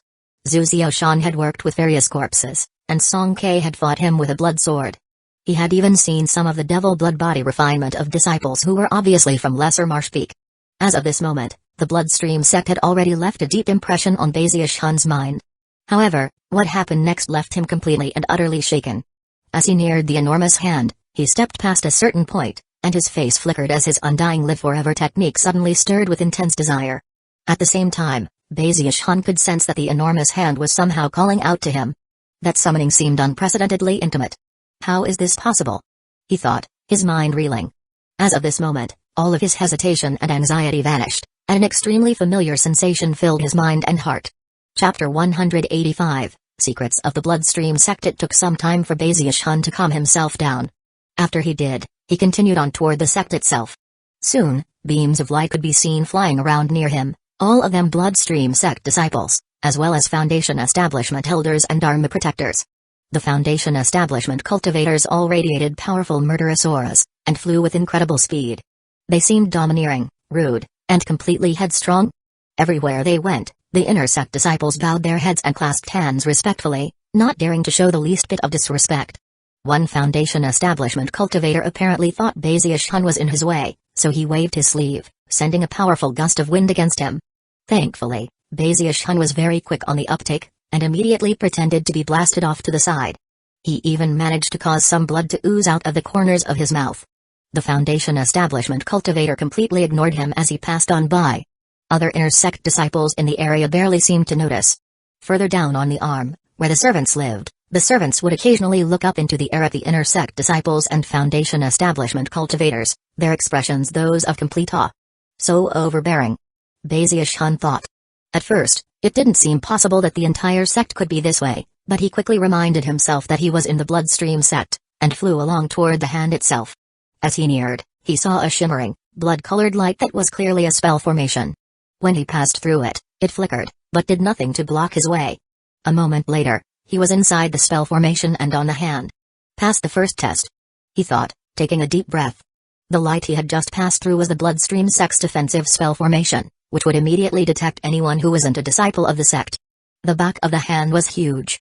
Baziashun quickly realized that it was actually about as large as the south and north banks of the Spirit Stream sect put together. That only served to further his understanding of how powerful the Bloodstream sect was. Only inner sect disciples were allowed onto the back of the hand. Outer sect disciples could not enter without an authentication device. If they tried to, they would be severely punished. The lightest punishment for such an offense was a flogging, with more serious violators having a limb severed. The punishments were brutal, but that was how the twisted Bloodstream sect operated. The differences between the levels were strictly enforced. Baziashun had been nervous at first, but after reaching the hand itself, and feeling the intimate connection between it and his undying live forever technique, he felt increasingly shaken. How could this be possible? He still almost couldn't believe what he was feeling. However, he soon had to acknowledge a shocking truth. This hand cultivated the undying live forever technique. More precisely, beneath the surface of the Heavenspan River was a giant who had indeed cultivated the undying live forever technique. Clearly, that giant had reached an extremely high level, which meant that the skin on the hand and arm was actually undying skin. From the cracks and crevices that now existed in that undying skin, it was possible to see what appeared to be soil, which was the giant's undying flesh. Even further down, in a location it was not possible to see, were the bones, which were undying bones. However, what was most shocking to Baziashun was that the blood waterfalls which poured down from the 5 mountain peaks represented the highest realm of the undying codex, undying blood. Heavens! The Bloodstream sect is built on the arm of a giant who cultivated the Undying Live Forever technique. Furthermore, the techniques they cultivate were obviously passed down by the earliest members of the Bloodstream sect, and were based on the arm itself. That means that their techniques all stem from the same Undying Live Forever technique that I cultivate. Based on what he knew, the first volume of the Undying Live Forever technique was not very rare. Many sects had it. However, because it was so difficult to cultivate, few people ever succeeded with the Undying Gold Skin. Fewer people, if any, could have gone beyond that to accomplish what Bazius had in breaking the first shackle of mortality. In fact, it was highly likely that nobody in the entire Bloodstream sect actually knew about the relationship between the Blood Hand and the Undying Live Forever technique. Bazius felt completely confident that only someone who had Undying Gold Skin and had also broken through the first shackle of mortality would be able to sense the call of the hand. He knew that his conjectures might not be completely accurate, but he was confident that as he came to understand more about the Bloodstream sect, he would be able to get answers to his questions, perhaps even first-hand verification. No wonder the blood sphere that Song Ke used in the Fallen Sword world felt so familiar. The reason why the exploding blood sphere Song Ke had used against him felt so familiar was because it was actually made from undying blood. It was only after reaching Foundation Establishment that Song Ke had been able to forcibly unleash that special magic of the Bloodstream sect. That's also why all of the Bloodstream sect disciples in general seemed so familiar. Now it all makes sense. Mind reeling with shock, he followed Imposter Nightcrypt's instructions, going to the Internal Affairs Bureau to get an identity jade pendant, and record his return to the Bloodstream sect. As he approached, a beam of light shot toward him, which transformed into an old man. He had a Foundation Establishment cultivation base, and when he looked Bazius up and down with cold eyes, Bazius immediately got nervous. Clasping hands respectfully, he quickly inquired of Imposter Nightcrypt, and learned that this old man was the elder in charge of the Internal Affairs Bureau. Disciple Nightcrypt offers greetings, Elder Han. What took you so long to get back? Elder Han asked coolly. Disciple was seriously injured, he replied cautiously. I found a place to hole up and recuperate, and only just recently felt up to returning. After a moment of thought, he slapped his bag of holding and produced a rather large collection of spirit stones, which he placed in front of Elder Han. Elder Han, I got these in the Fallen Sword world. Please, take them. I hope you can be a bit flexible with me for returning late. Bazius blinked a few times. Elder Han's eyes went wide, but a moment later he waved his sleeve, and the spirit stones disappeared. Looking at Bazius again for a moment, he nodded. A few of you took your time coming back. Well, now that you're here, focus on your cultivation. You'll get another chance to reach Mortal Dao Foundation Establishment, eventually. Very well, be off now. Bazius immediately took his leave. Elder Han watched him leave, musing to himself that this Nightcrypt seemed to have learned a thing or two in the Fallen Sword Abyss. Alright, since he's gotten a bit smarter, I won't make things harder for him. He really should receive 10 lashes for coming back late. Turning, Elder Han vanished. Imposter Nightcrypt was also taken aback. The way Bazius so casually bribed Elder Han caused him to gasp. All of a sudden, he realized that Bazius seemed very well suited to life in the Bloodstream sect. Bazius walked along in the sect, marveling at everything he saw around him. Unfortunately, everyone was very cold and indifferent, and stuck to themselves as they hurried along. Many had vigilant looks on their faces, as if they were always on guard. On 4 or 5 occasions along the way, he saw 2 disciples engaged in fierce fighting, apparently struggling over medicinal pills. Murderous auras raged as they seemed intent on taking each other's lives. Audiences often gathered to watch such conflicts, but everyone also kept an eye out in case someone attacked them. He saw one person coughing up blood so badly it seemed shattered internal organs might come out. The Spirit Stream sect really is way better than this, Bazius thought. Everyone gets along there. It's so wonderful. The Bloodstream sect is so dangerous. One slip of the tongue and you might get attacked. He walked along feeling very nervous. Thankfully, Nightcrypt wasn't very well known in the sect, and his cultivation base was only in the great circle of the 10th level of chi condensation. Nobody took the initiative to attack him, a trend he encouraged by looking as fierce as possible. Just as he was almost at Nightcrypt's Immortal's Cave, he passed a group of 5 female disciples. One of them, a tough-looking big-boned girl, caught sight of him and then hurried over, accompanied by the giggling of her companions. Nightcrypt. The girl said in a loud, hoarse voice. Bazius turned in shock to look at the unfamiliar young woman. She was stocky, with a pockmarked face, and was walking toward him with swaying hips, and eyes that gleamed with what appeared to be deep desire. Do I know you? Bazius asked. You naughty devil. She said, glaring. Don't pretend you don't know who I am. Come here and give me a smile. Chuckling, she reached out and stroked Bazish Hun's cheek. Her action and her chuckle caused Bazish Hun to gasp and take a step back. Well, the girl continued, a little trip to the fallen sword abyss and you already forgot about me? Hurry up and get back to my immortal's cave. I have plenty of medicinal pills for you. The stocky girl licked her lips and took a step forward as if she planned to drag him to her immortal's cave. Bazish Hun's scalp was tingling so hard it felt like it might explode. Flicking his sleeve, he blocked her path. Don't you touch me! He cried. I see how it is, Night Crypt. How dare you! HPMH. Just wait and see what happens when you come crawling back to me. Giving him an angry glare, she turned and stalked off. Bazish Hun finally breathed a sigh of relief, simultaneously asking Imposter Night Crypt who the girl was. Senior, please don't be angry, was the hasty reply. She's just a girlfriend of mine in the sect. Bazish Hun almost couldn't believe it. Girlfriend? You have really strange taste. Night Crypt was actually very good looking, albeit somewhat cold. Bazish Hun almost couldn't believe that he would be in a relationship with a husky girl. Senior, there's something I never mentioned, Imposter Night Crypt said, sounding like he was about to cry. After I became an inner sect disciple, my cultivation went really slowly, and I needed a lot of medicinal pills. I really had no other choice. Elder sister Sun is from one of the cultivator clans, and has access to lots of pills. I didn't have any other option than to get on her good side. Chapter 186, Cultivation Paradise. Bazish Hun sighed, both sympathizing with Night Crypt and admiring his readiness to give and take. No wonder he became a spy. He's really quite extraordinary. Even just thinking about that girl's face left him sighing. Before long, he was in Night Crypt's Immortal's Cave, which was located alongside several other inner sect disciples' Immortal's Caves. It was a simple cave, which led Bazish Hun to understand even more clearly how rough a life Night Crypt had in the sect. It was only about 10% as large as Bazish Hun's cave in the Spirit Stream sect, and didn't even have an antechamber, let alone a lake or a pill concocting workstation. It was nothing more than a stone chamber with a bed and a meditation mat. How did he survive such misery? He thought. Shaking his head, he sat down cross-legged to meditate. Outside, the sun was setting. Back in the Spirit Stream sect, the sect would begin to quiet down at around this time, as disciples settled down to rest for the night. But the Bloodstream sect was different. As evening fell, Bazish Hun could hear screams echoing out in the air. Apparently, disciples took advantage of the darkness to fight each other with renewed vigor. According to sect rules, disciples weren't supposed to kill each other, but other than that, anything was permitted. As such, the darkness of night was when the true brutality of the sect shone through. Bazish Hun was having a hard time adjusting to an environment that was so different from the Spirit Stream sect. Taking a deep breath, he refrained from stepping outside, and even carefully set up some traps at the entrance of the Immortal's Cave. Only then did he settle down cross-legged again to ponder his next step.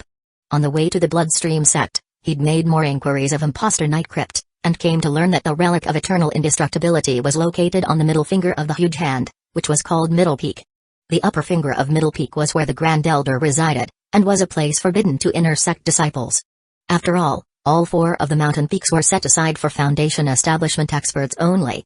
Inner sect disciples like Night Crypt were restricted to the area on the back of the hand. As for the upper finger area, it couldn't even be accessed by the ordinary elders and armor protectors. That was one reason why Imposter Night Crypt had never been able to even get close to the relic, and also why he wanted to reach Foundation establishment. Only then would he be able to pick one of the 4 mountain peaks to reside upon. Foundation establishment is the first step, Bazish Hun thought. I'll pick Middle Peak and then proceed to step 2, which is becoming a Dharma protector. It's too bad I can only pretend to be at Mortal Tao Foundation establishment. Reaching Earthstring Foundation establishment would be too much of a stretch. Otherwise I could become an elder. After becoming a Dharma protector, I need to become the Grand Elder. That's step 3, and also the final step. At that point I'll be able to get access to the relic of eternal indestructibility, which is beneath the Immortal's Cave of Middle Peak's Grand Elder. Bazish Hun took a deep breath. He knew that reaching his goals was going to take some time. To rise up from being an ordinary inner sect disciple all the way to the position of Middle Peak Grand Elder would be a long path to walk. However, there was nothing impossible about it. Having set his goals firmly in mind, Bazish Hun closed his eyes and began to practice cultivation. Ignoring the Violet Chi Heavenspan incantation for the time being, he focused on the Undying Live Forever technique's volume of the Undying Heavenly King. He was very curious to see if cultivating the technique here would be any different than doing so in the Spirit Stream sect. The instant he unleashed the Undying Heavenly King, his body shivered. Back in the Spirit Stream sect, Practicing the Undying Heavenly King led to a terrifying wastage of vital energy. Without precious materials and a vast supply of medicinal pills on hand, it was almost impossible.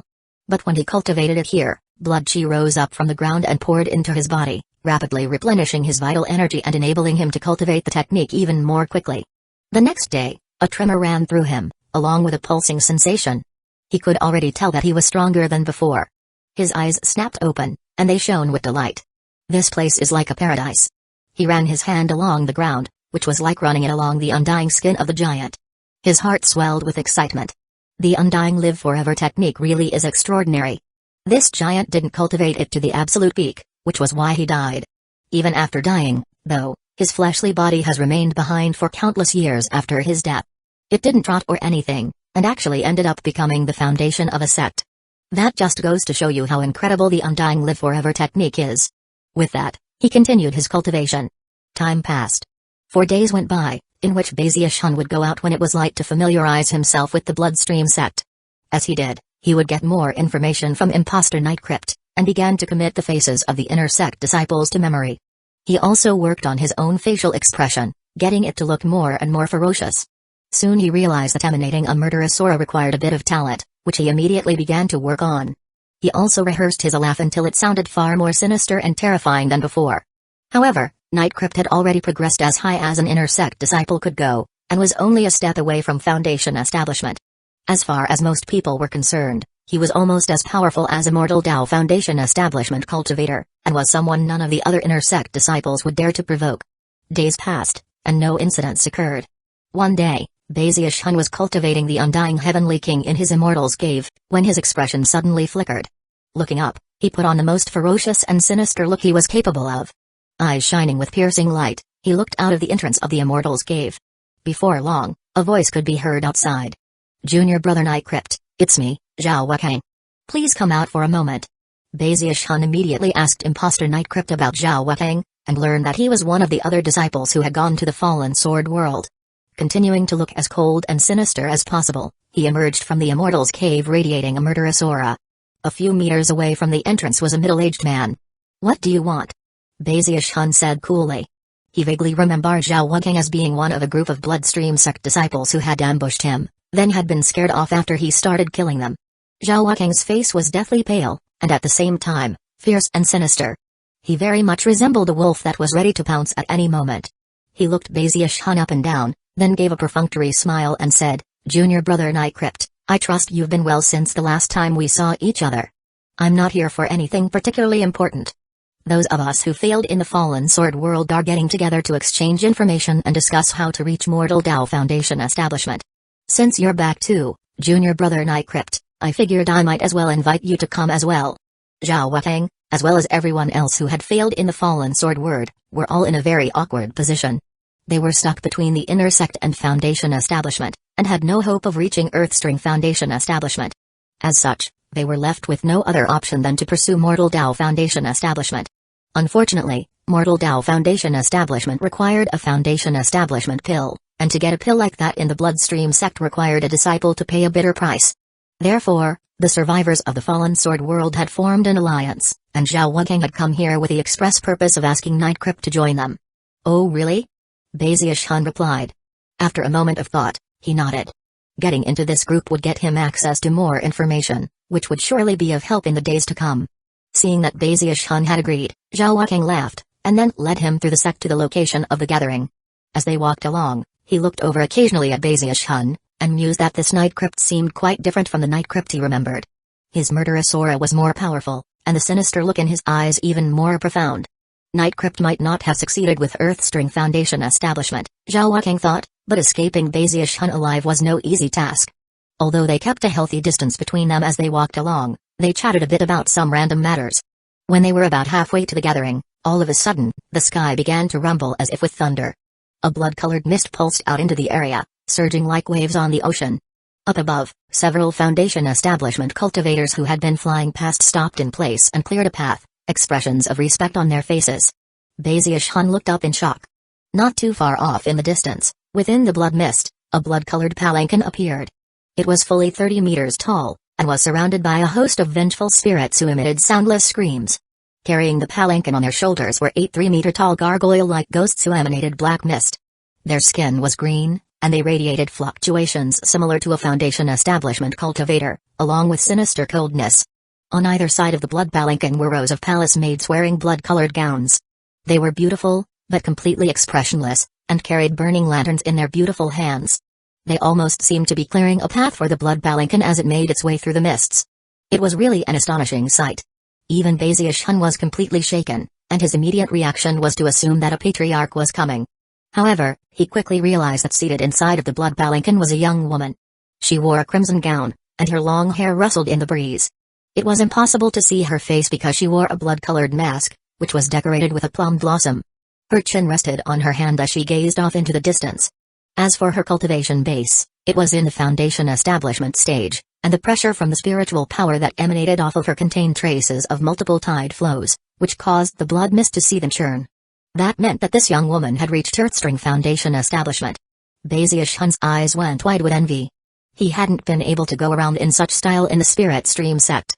The fact that Bloodstream sect Foundation establishment cultivators got such treatment left him gasping. When Zhao Wuking saw Bazius-hun staring at the blood palanquin, his heart flip-flopped. "Hey! Do you have a death wish?" he whispered. "Bow your head. If you're not careful, young lady Zumai will dig your eyes out." She reached 9 tide flows in the Lone Hell Pocket realm. If he wasn't interested in Bazius-hun joining his alliance, he would never have said anything. "Young lady Gzmie." Bazius-hun suddenly recalled Zubakai mentioning a chosen from the Bloodstream sect with that very name.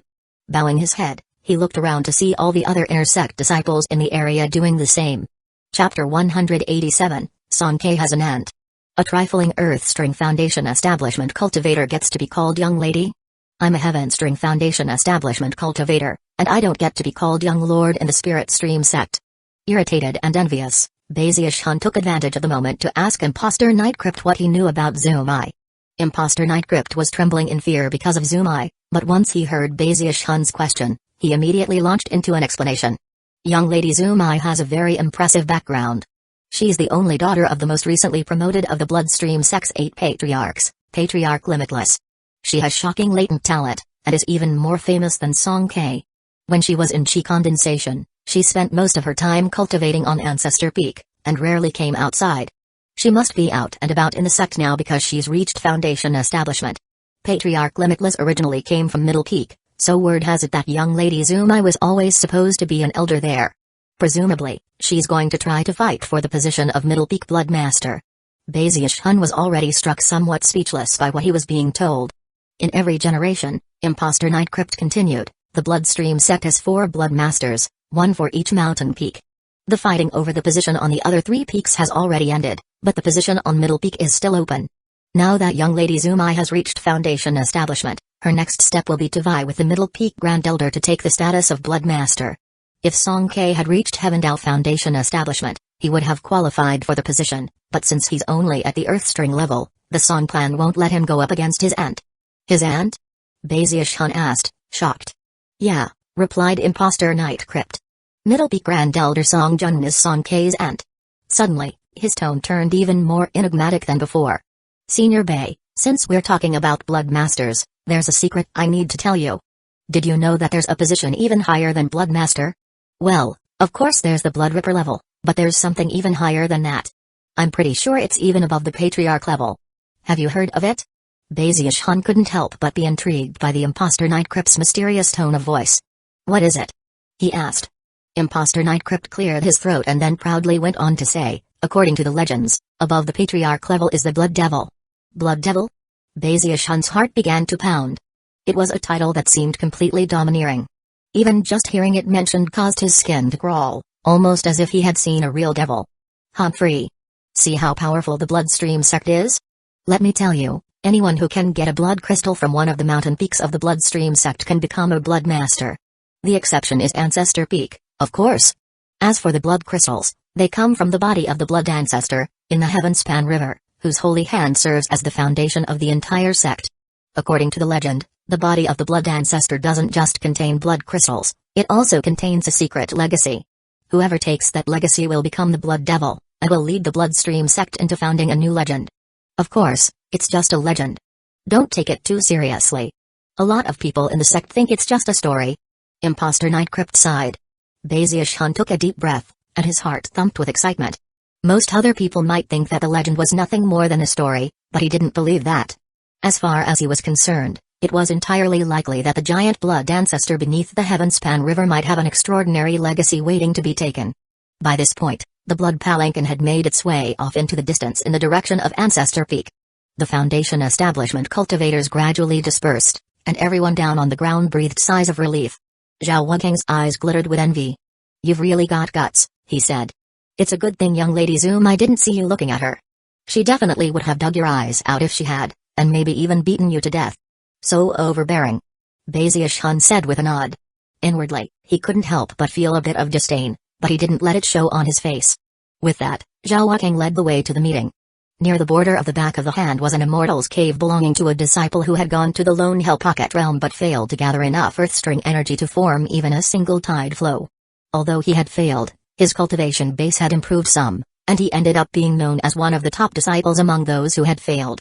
As soon as Bazius Hun entered the immortal's cave, he saw a dozen or so other disciples in the great circle of chi condensation, all of them angrily complaining to each other. "If ever get a chance, I'm definitely going to kill that Lin Mu from the Pillstream sect.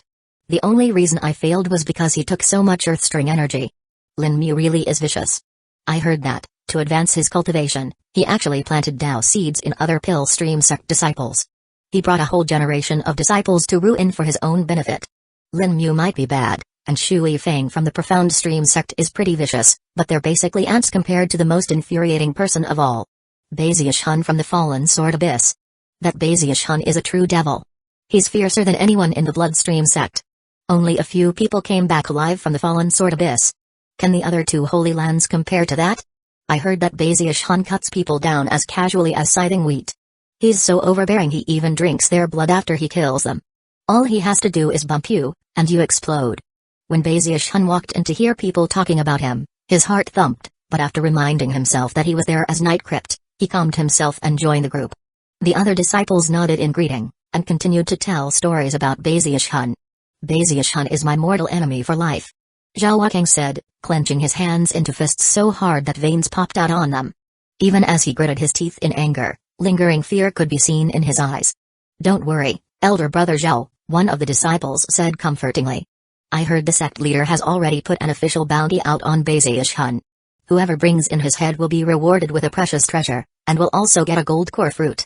The other disciples seemed excited at the prospect, but Bazius Hun's eyes went wide, and his heart began to pound even harder. "Gold core fruit?" he thought. "That can significantly increase the chances of reaching core formation. This Bloodstream sect is too vicious." Even as he gasped inwardly, another of the Bloodstream sect disciples chuckled coldly and said, "That's nothing. A few days ago I heard that the 3 great blood masters were dispatched to hunt down Bazius Hun. If he dares to step out of the Spirit Stream sect, he'll be killed beyond the shadow of a doubt." Even as everyone in the Immortal's cave was grinding their teeth and cursing, people realized that Bazius Hun hadn't said anything. Zhao Wukang looked over in surprise. "Junior brother Night Crypt, why haven't you chimed in? You almost got killed by Bazius Hun. What do you think about him?" Everyone turned to look at Bazius Hun. Bazius Hun had been trembling inwardly with fear, but as soon as he heard Zhao Wukang address him, he stuck his chest out and smacked it with his palm. Expression fierce to the extreme, and eyes completely bloodshot, he said, "I'll tell you how things stand between me and Bazius Hun. In the end, either he'll be dead, or I will. Don't even talk about Bazius Hun in front of me. My entire purpose in life is to put him to an untimely end." He then continued to express his determination to kill Bazius Hun, his wording growing more and more vicious. The other disciples started to nod, and some of them, including Zhao Wukang, felt like he was expressing their sentiments perfectly. The conversation continued, and soon the topic changed, whereupon Bazius Hun breathed an inward sigh of relief. The Bloodstream sect really was proving to be a dangerous place, and he had already begun to miss the Spirit Stream sect. At one point, there was a lull in the conversation, whereupon the owner of the Immortal's Cave, the most powerful of the disciples present, looked around and then said, "There's something important I need to tell you all. I've made some inquiries, and learned that the sect has already decided what to do with those of us who failed in the Foundation establishment Holy Lands. Apparently, they're going to give us another chance." Instantly, the other disciples looked at him with serious expressions. "Assuming it's a chance to reach Mortal Dao Foundation establishment," he continued, then that means we would need a foundation establishment pill. Most likely, this opportunity will come in the form of a trial by fire in which we compete for that pill. I was also told that not everyone will get a chance to participate in the trial by fire. Before it starts, we will be given missions by the sect, and only those who complete their mission will be qualified to join the competition.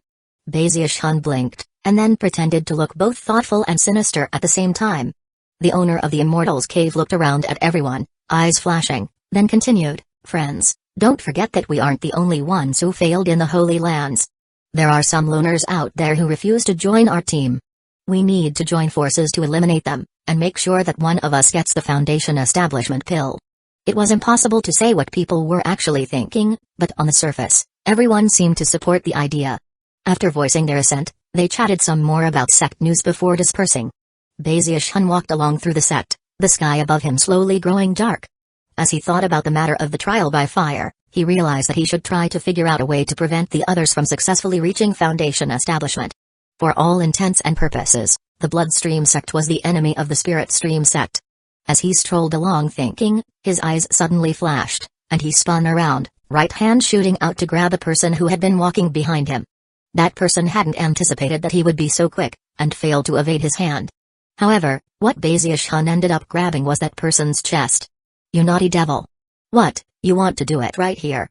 It was a middle-aged woman, her face crisscrossed with scars. One of the scars even ran from the top of her forehead all the way through both of her lips. Standing there with the moonlight spilling down onto her, she almost looked like a poltergeist. Her cultivation base was in the 10th level of chi condensation, and a flirtatious look could be seen in her eyes. Baziush-hun stared in shock, and then quickly pulled his hand back. "Well, that's fine," the woman said. "If you want things like that, I'll follow your lead." She cocked her eyebrow coquettishly, and was just about to remove her garments when Baziush-hun fled in the opposite direction. "Damn it, Night Crypt," he said. "How many girlfriends do you have in this sect?" The woman called out for him to come back, but Baziush-hun didn't even stop running. "I'm not really sure," Imposter Night Crypt replied in a fearful tone. "Surviving in the Bloodstream sect isn't an easy thing. Over the years, I hooked up with anyone who could give me medicinal pills." Baziush-hun's eyes went blank. Chapter 188, Corpse Refinery. Back in his Immortals Cave, Baziush-hun sat there scowling and sighing. He wasn't sure exactly what to think about Imposter Night Crypt. On the one hand, he felt a bit sorry for him. However, having taken over his identity, he had to deal with the possibility that he might have some sort of relationship with any female disciples he ran into. If they were pretty, he might even think about acknowledging their affections. Unfortunately, none of the female disciples who would willingly hand medicinal pills over to Night Crypt were very good looking at all.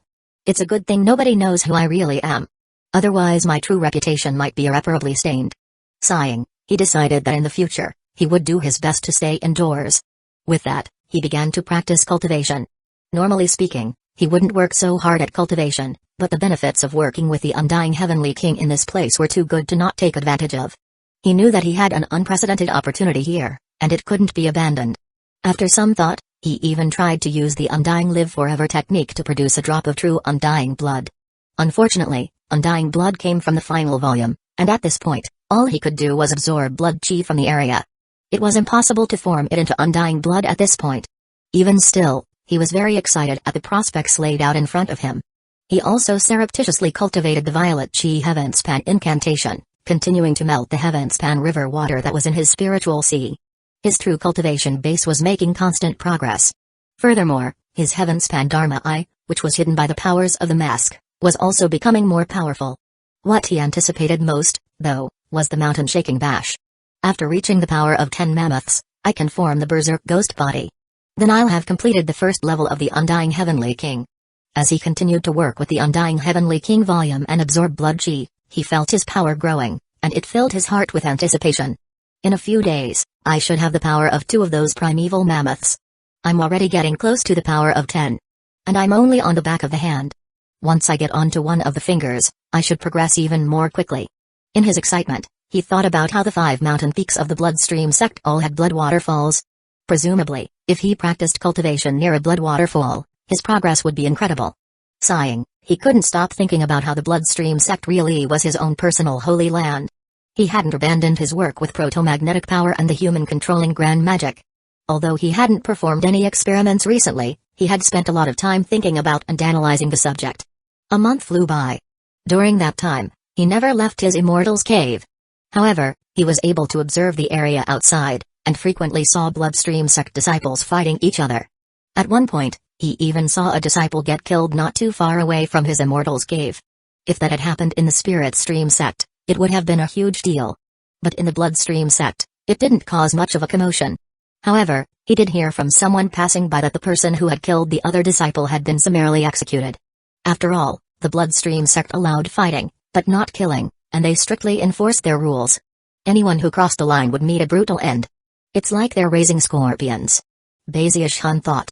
Although the bloodstream sect seemed chaotic and without rules, the truth was that there was an order to it. A few more days passed, and word was passed down that an arrangement had been made for those who failed in the Foundation Establishment Holy Lands. Just as the disciple had said in the meeting, they would have a chance to join a trial by fire to reach Foundation Establishment. To qualify for the trial by fire, they had to accomplish a mission set forth by the sect. Each person received a different mission, and Baziush-hun's was to go to Corpse Peak and refine a corpse. Baziush-hun found the nature of the mission somewhat revolting. However, despite the fact that the mere idea of working with corpses was disgusting, he couldn't change the task. If he wanted to eventually get to that relic of eternal indestructibility, he would have to grit his teeth and accept the mission. That was the only way he could get into the trial by fire, get the Foundation Establishment pill, and reach Foundation Establishment. Then he could choose to become a Dharma protector on Middle Peak. On his way to the Bloodstream sect, he had often thought about showing up as an Earthstring Foundation Establishment expert. Although some of the disciples who escaped from the Fallen Sword world might have seen Nightcrypt be killed, there were ways to explain how he was now alive. After all, everyone had life-saving magics. However, if he showed up with an Earthstring Foundation Establishment cultivation base, that would be a different matter. Despite the chaos in the Fallen Sword world toward the end, everyone had been paying very close attention to the Earthstring energy and who was absorbing it. Returning to the sect as an Earthstring Foundation Establishment cultivator would have been too suspicious, so in the end, he abandoned the idea. The next day at sunrise, Baziush-hun left his immortal's cave in high spirits. Carrying the mission jade slip with him, he headed toward Corpse Peak. It was only with that jade slip that he could actually enter Corpse Peak. There were lots of corpse refineries on Corpse Peak, even some at the base of the mountain. That was exactly where Baziush-hun needed to go to accept his assigned mission. Even from a distance, he could see the corpse refinery that was his destination. It was a huge building, cylindrical and pitch black.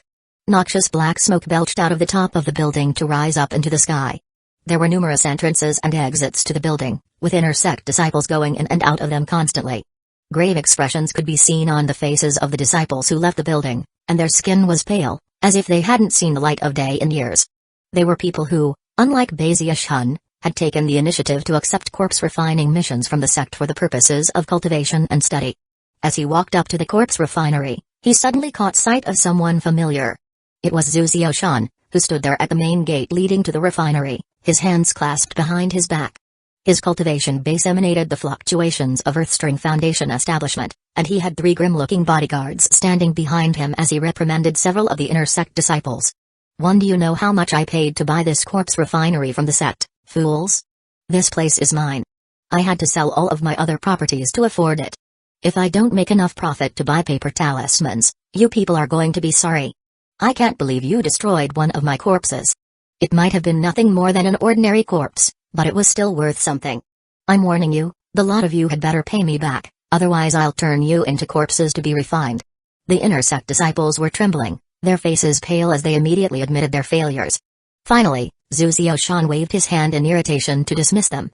A dark expression on his face, he glanced around the area and caught sight of Baziush-hun. "What are you doing here? You can't just come and go as you please around here." Baziush-hun took a moment to compose himself. If Zuzioshan had dared to talk to him in such a way in the Fallen Sword Abyss, he would have made short work of him. But now, all he did was wave his right hand, sending the mission jade slip flying toward him. Zuzioshan frowned as he examined the jade slip. Then he looked back at Baziush-hun. "I remember you. You were there when we were all fighting Baziush-hun. So, you made it out alive after all." His expression softened a bit. He had mixed feelings about everything that had happened in the Fallen Sword Abyss. He still admired Baziush-hun from the Spirit Stream sect, and when he thought about how they had fought and conned each other, he couldn't help but sigh. That guy is definitely the jewel of the Spirit Stream sect now, he thought, shaking his head.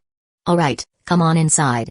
Considering we're both veterans of the Fallen Sword Abyss, I'll give you a few tips about corpse refining." As Zuzioshan led the way, Hun put a sinister expression onto his face and followed. Before long, they were in one of the private rooms inside the corpse refinery, which was usually referred to as a corpse cave. The cylindrical chamber wasn't very large.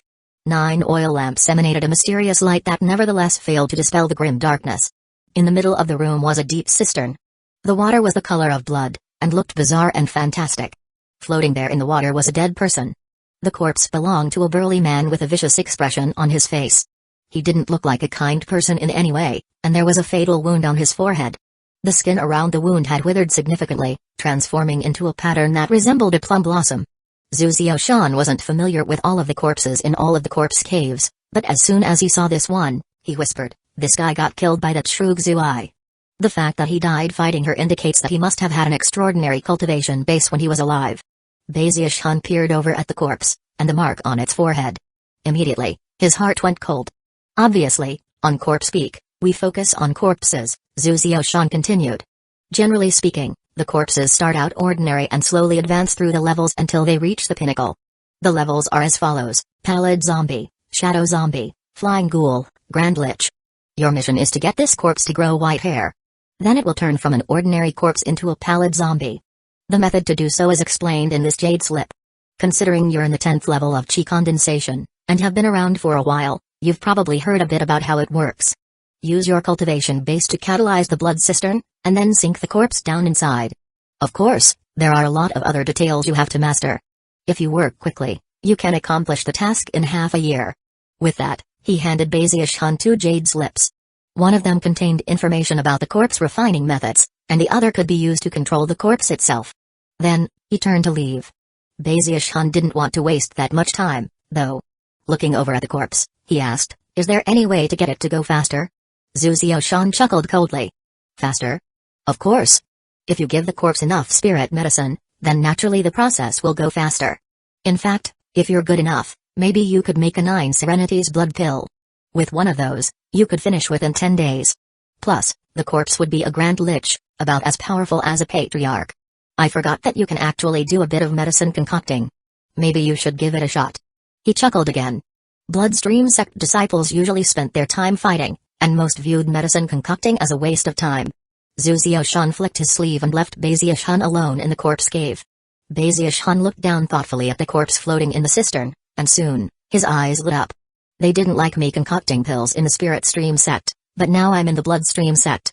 I can finally do some pill concocting again." Becoming a grand apothecary really was proving to be a big headache. He sighed. Chapter 189, Hair Transformation. Years from now, I can proudly tell my descendants that Hun walked a long, winding path. He raised beasts in the spirit stream sect, and concocted medicine in the bloodstream sect. Hun really felt proud of himself. Considering how hard he was working, if he didn't become a grandmaster apothecary and concoct a live forever never die pill, it would be really unfair. However, I need to be careful. This isn't the spirit stream sect. These people are brutal. If I provoke them because of my medicine concocting, they probably won't just throw rocks, they'll attack with magical items. That thought got him so nervous that he began to hesitate. After more thought, he gritted his teeth, and his eye shone with determination. If I want to become the greatest apothecary in the world, if I want to live forever and exist for all eternity, then how could I let this trifling bloodstream sect stop me? I'm definitely gonna concoct some pills. Bring it on. When the Tao of medicine is involved, Hun isn't afraid of anyone. Although his expression seemed cold and sinister, he was really gritting his teeth and throwing caution to the wind. He didn't want to be stuck in the corpse cave staring at a corpse for any longer than he had to. He had no interest in such things. Therefore, he would use his abilities with spirit medicine to reduce the time it took to accomplish the mission. Then he could leave Corpse Peak once and for all. After studying the mission jade slip for a while, he began to chuckle darkly. All I have to do is get the corpse to grow white hair, right? Simple. I just need to concoct a medicinal incense that grows hair. In the bloodstream sect, any corpse that grew white hair was a pallid zombie. That was common knowledge. Never before had there been an ordinary zombie with white hair. Hun rubbed his chin thoughtfully as he looked at the blood-colored water in the cistern, and the corpse. Then he sat down cross-legged and began to mentally review all of the medicine formulas he knew. It was essentially impossible to use medicinal pills to solve the problem with the corpse. He had to concoct medicinal incense. Upon burning it, a smoke would appear which would merge into the corpse and transform it. A few days later, his eyes were already completely bloodshot. He was pacing back and forth in the corpse cave, coming up with one idea after another. Some ideas he immediately discarded, others he spent time analyzing in detail. He even asked Night Crypt about the types of medicinal ingredients they had in the Bloodstream sect, and was surprised to find that many of them weren't known in the Spirit Stream sect. Using some of Night Crypt's few merit points, he went and purchased some ingredients, especially the ones that were unique to the Bloodstream sect. He was pleasantly surprised to find that prices for ingredients were much lower here. Apparently, the Bloodstream sect did that to encourage disciples to work on medicine concocting, although it did little good. To Bloodstream sect disciples, medicine concocting would only take away time from all the fighting they did, and would waste a lot of resources. Why do so much work when they could simply go out and rob other people? 7 days passed. After doing plenty of research to understand how to use Bloodstream sect medicinal plants together with Spirit Stream sect medicinal plants, he finally came up with his unique medicinal formula. It had only one function: grow white hair. His idea was simple. It didn't matter whether the corpse was fundamentally strong or weak, his mission was simply to get it to grow white hair. Although he wasn't sure how strong the corpse would be afterward, that didn't really matter to him. He did 2 more days of mental work to ensure that the medicine formula was perfect. Then, just after evening fell, he opened his eyes and excitedly produced a pill furnace. Taking out 2 earth flame crystals, he started working on a batch of Tier 3 medicinal incense. 2 months went by. Other people who were working on corpses were already seeing transformations begin. However, Bazius-Hun's corpse hadn't made any progress at all. Of course, he didn't care about that, he was completely engrossed in his medicine concocting. In the Bloodstream sect, people didn't generally spend a lot of time interacting with each other. During the more than 2 months that he'd been in the corpse cave, not a single person had come in to speak with him, which was fine as far as he was concerned. He had failed numerous times to produce a single batch of Tier 3 medicinal incense, and every time he did, he would analyze everything carefully and then start over. Occasionally, rumbling sounds would echo out, but considering Bazius-Hun's current skill in the Tao of medicine, he was very comfortable with Tier 3 spirit medicines. Although he failed, there were no catastrophic side effects that would cause chaos in the area. 3 more days passed. Bazius-Hun excitedly slapped the pill furnace, and rumbling sounds echoed out as it opened to reveal a palm-sized chunk of black incense. After pulling it out, he held it in his hand and looked at it suspiciously. The black incense didn't emit any medicinal aroma, and seemed ordinary in nature. Bazius-Hun scratched his head. After all the adjustments he'd made to the formula, this was the final result, but he wasn't sure exactly what kind of medicinal incense it was. It should work. I put plenty of corp-friend flower in, as well as some rotten root grass. I used all kinds of medicinal plants that are good for upgrading corpses. He looked at the incense, then glanced at the corpse in the blood cistern. If he were in the Spirit Stream sect, he wouldn't dare to test it out, but considering he was just working with a corpse, he wasn't too worried about anything happening. It will definitely work. Taking a deep breath, he pushed his hands together and then unleashed some spiritual power, creating an invisible fire which lit the incense. As the smoke rose up, he waved his hand, sending the incense over to the corpse. It immediately fused into it, causing smoke to roil out and fill the entire cistern. When he saw all the smoke, Bazius-Hun sprinted out of the corpse cave, and out of the entire corpse refinery in general. He didn't dare to remain behind and accidentally breathe in some of the incense, which could have led to a bigger disaster. He spent the rest of the day strolling through the sect, until he was sure enough time had passed. Under the cover of night, he snuck back to the corpse cave. Only after confirming that there was no more smoke present did he edge forward toward the cistern. The first thing he saw was that the smoke was indeed all gone. The red color of the water had faded a bit, and red hair could be seen on the corpse's head. It was really a frightening sight, and made the corpse look even more murderous than before. Red hair? Eyes wide, he stepped a bit closer to the corpse. Suddenly, he felt like he wasn't alone in the room. At the same time, the corpse's eyes snapped open, and they were as red as blood. There was no life in those eyes, they were ice cold, almost as if death itself were looking at him. Radiating an intensely cold aura, the corpse began to rise to its feet. Scalp tingling in shock, Bazius-Hun backed up and pulled out the jade slip that could be used to control the corpse. After pushing his finger down onto it, the zombie slowly went still. After making sure that it really wasn't moving, he edged closer again to look at the red hair. Scowling, he said, Zuzio-shan talked about zombies with white hair and black hair. He didn't say anything about red hair. Does red hair count? Feeling a bit of a headache coming on, he gritted his teeth. It doesn't matter. There's obviously a problem with my medicine formula. A few changes will definitely get this zombie's hair to turn white. Sitting down cross-legged, he began to think about the problem in detail. A few days later, he looked tired, but slapped his thigh in excitement. It must be a problem with the water in the cistern. The water changed color because the zombie absorbed the redness. The more he thought about it, the more it made sense. Without any further hesitation, he began concocting.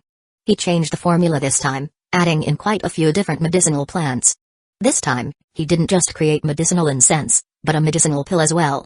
A few days later, it was with great excitement and anticipation that he threw a medicinal pill into the blood cistern. As soon as the medicinal pill entered the cistern, it sank down into the water. Moments later, the water began to bubble and churn, and huge bubbles popped up everywhere. As it did, Bazius-hun tossed out the piece of incense, which landed onto the red-haired zombie. This time, he didn't leave, although he did back up a bit. Smoke filled the cistern, and gurgling sounds began to emanate from within. Then an inhuman howl echoed out, something that sounded almost like it came out of the mouth of an evil ghost or vile fiend. A few hours later, the smoke began to clear, and Bazius-hun peered over to try to see into the cistern. Change to white hair. Come on, change. Change. Even as he murmured, the smoke cleared, and he hurried over to the edge of the cistern. As soon as he laid eyes on the zombie, a blank look appeared in his eyes. Violet hair? The zombie in the cistern no longer had red hair, but violet. Its murderous aura was even stronger, and much of the water in the cistern had been drained. Moments later, more blood-colored water rushed in to fill the cistern back up. Most shocking of all was that the violet hair was fully 3 inches long, much longer than the red hair had been. Furthermore, the zombie's fingers now sported long, sharp claws. What is this thing? Bazius-hun murmured, eyes wide. The zombie certainly looked a lot more impressive, so he asked Imposter Nightcrypt about it. However, Imposter Nightcrypt had never heard of any zombie like this either. He hesitated for a bit, and even though about going to ask Zuzio-san to come take a look. But then he thought about the strange pills that had often emerged when he concocted medicine, and his expression flickered. Could it be something to do with the incense? He thought for a moment about all of the bizarre animals he'd let loose in the Spirit Stream sect, and shivered. I can definitely turn its hair white. Taking a deep breath, he gritted his teeth and began concocting. Bazius-hun continued to produce one type of incense after another. The zombie's hair went from violet to pink, then from pink to orange. At one point it even turned blue. But never white. Furthermore, the hair grew longer and longer with each transformation.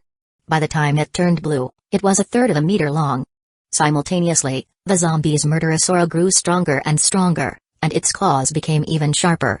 2 dangerous-looking fangs appeared in its mouth, and its skin changed color along with its hair. The water in the cistern was drained over and over again, whereupon it would naturally refill. Half a year went by, and Bazius-hun stood at the edge of the cistern. He had stared at the zombie so many times that he was starting to go crazy. Chapter 190, Green Zombies. Bazius-hun was getting really mad. He stood there facing off with the zombie, filled with frustration that it just wouldn't turn white. Spinning around, he began to throw medicinal plants into the pill furnace, including special bloodstream sect plants. Changing the pill formula once more, he began to madly devote himself to concocting. His hair was in complete disarray, and he had already forgotten that he wasn't in the Spirit Stream sect. He was completely immersed in concocting medicine to the point of bedeviled madness. His eyes burned red, and even Imposter Nightcrypt's soul was trembling. He almost felt like he was back in the Fallen Sword world, and didn't dare to interrupt Bazius-hun in even the smallest way. This Bazius-hun is crazy, he thought. As Bazius-hun worked on his new spirit medicine, Zuzio-san was in another location in the corpse refinery, dejectedly pondering a certain issue that had cropped up over the past half-year or so. For some reason, the corpse refining blood serum in his corpse refinery was draining away much more quickly than usual. What's going on? He thought. It was quite a headache to investigate the matter, considering that there were over 1,000 corpses being refined at any given time. In any case, the blood serum drainage rate was still within acceptable limits. Ah, whatever. I guess it just means that I'll be able to upgrade my corpse refinery sooner than expected. With that, he put the matter aside. A month later, Bazius-hun was there in the corpse cave, looking at the pill furnace and cackling. He had even poured his own blood into the mixture to make this batch of medicinal incense. Hopefully, his blood would incite the blood chi of the enormous hand to produce shocking transformations. He slapped the side of the pill furnace, and a pungent smoke poured out, which he waved to the side. When he saw the fingernail-sized chunk of white incense inside, he threw his head back and laughed uproariously. This time it will definitely turn white. He carefully picked the incense up to examine it closely. Although it was very small, it was actually more powerful than any of the other types of incense he had produced up to this point. In fact, not even the strength of all the previous chunks of incense added together could equal this one. At long last, I will produce my pallid zombie," he roared. Waving his hand, he sent the fingernail-sized chunk of incense flying toward the corpse. It instantly shot through all the hair to land on the zombie's forehead, where it began to burn, releasing a dense white smoke. The smoke spread out rapidly, and in response, Bazia's Hun shot backward. At a certain point, it stopped expanding, but was so thick that nothing was visible inside of it. However, indescribably terrifying howls could be heard echoing out. Somehow, there even seemed to be a bit of joy within the howls. Bazia's Hun was starting to get even more excited than before. Meanwhile, Zhu Xiaoshan was in his room in the corpse refinery, looking very anxious as he stood in front of an old man, who was sitting there on one of the chairs in the room, staring at him coldly. The old man wore a voluminous grey robe that was embroidered with the image of a mountain peak. If you looked closely, it was none other than Corpse Peak. A vicious zombie face could be seen on the sleeve of the old man's robe, which looked extremely realistic as he flicked his sleeve. The old man had disheveled hair, and his face was covered with scars, but he radiated an intense life force. Apparently, his true age was different than his appearance made him out to be. His cultivation base wasn't in the gold core stage, but he was at the very peak of foundation establishment, and in fact, was already in the quasi-core stage. He was only a sliver away from reaching core formation. Zhu Xiaoshan cleared his throat and hurriedly explained, "Grand Elder, don't I still have some time left?" "Don't worry. I, Zhu Xiaoshan, have been taking care of this corpse refinery for almost a year now. How could I not pay the spirit stones I owe?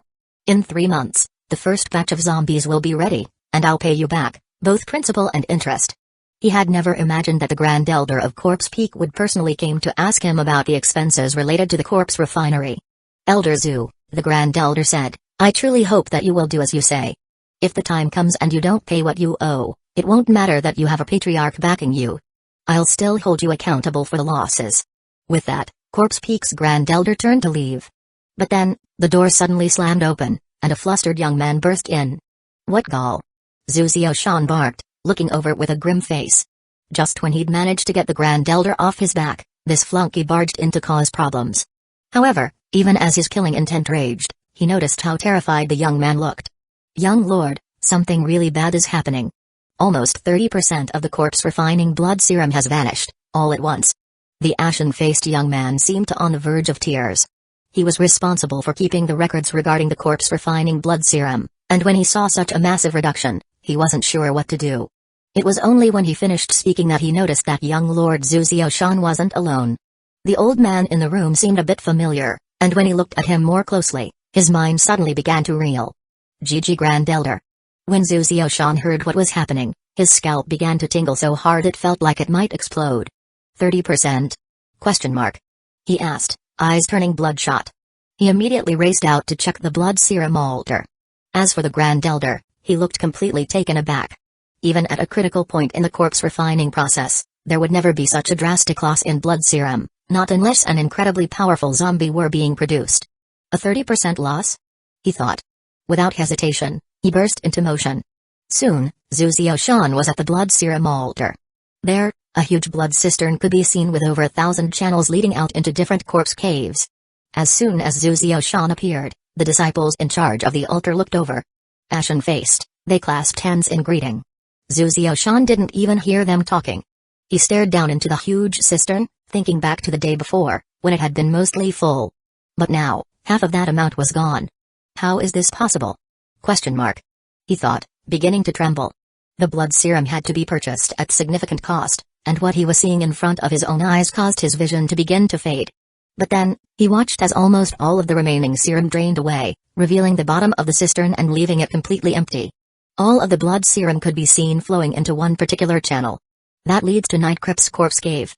Bursting with a murderous aura, he let out a howl of rage and sped away from the blood serum altar and toward Bazia's Hun's corpse cave.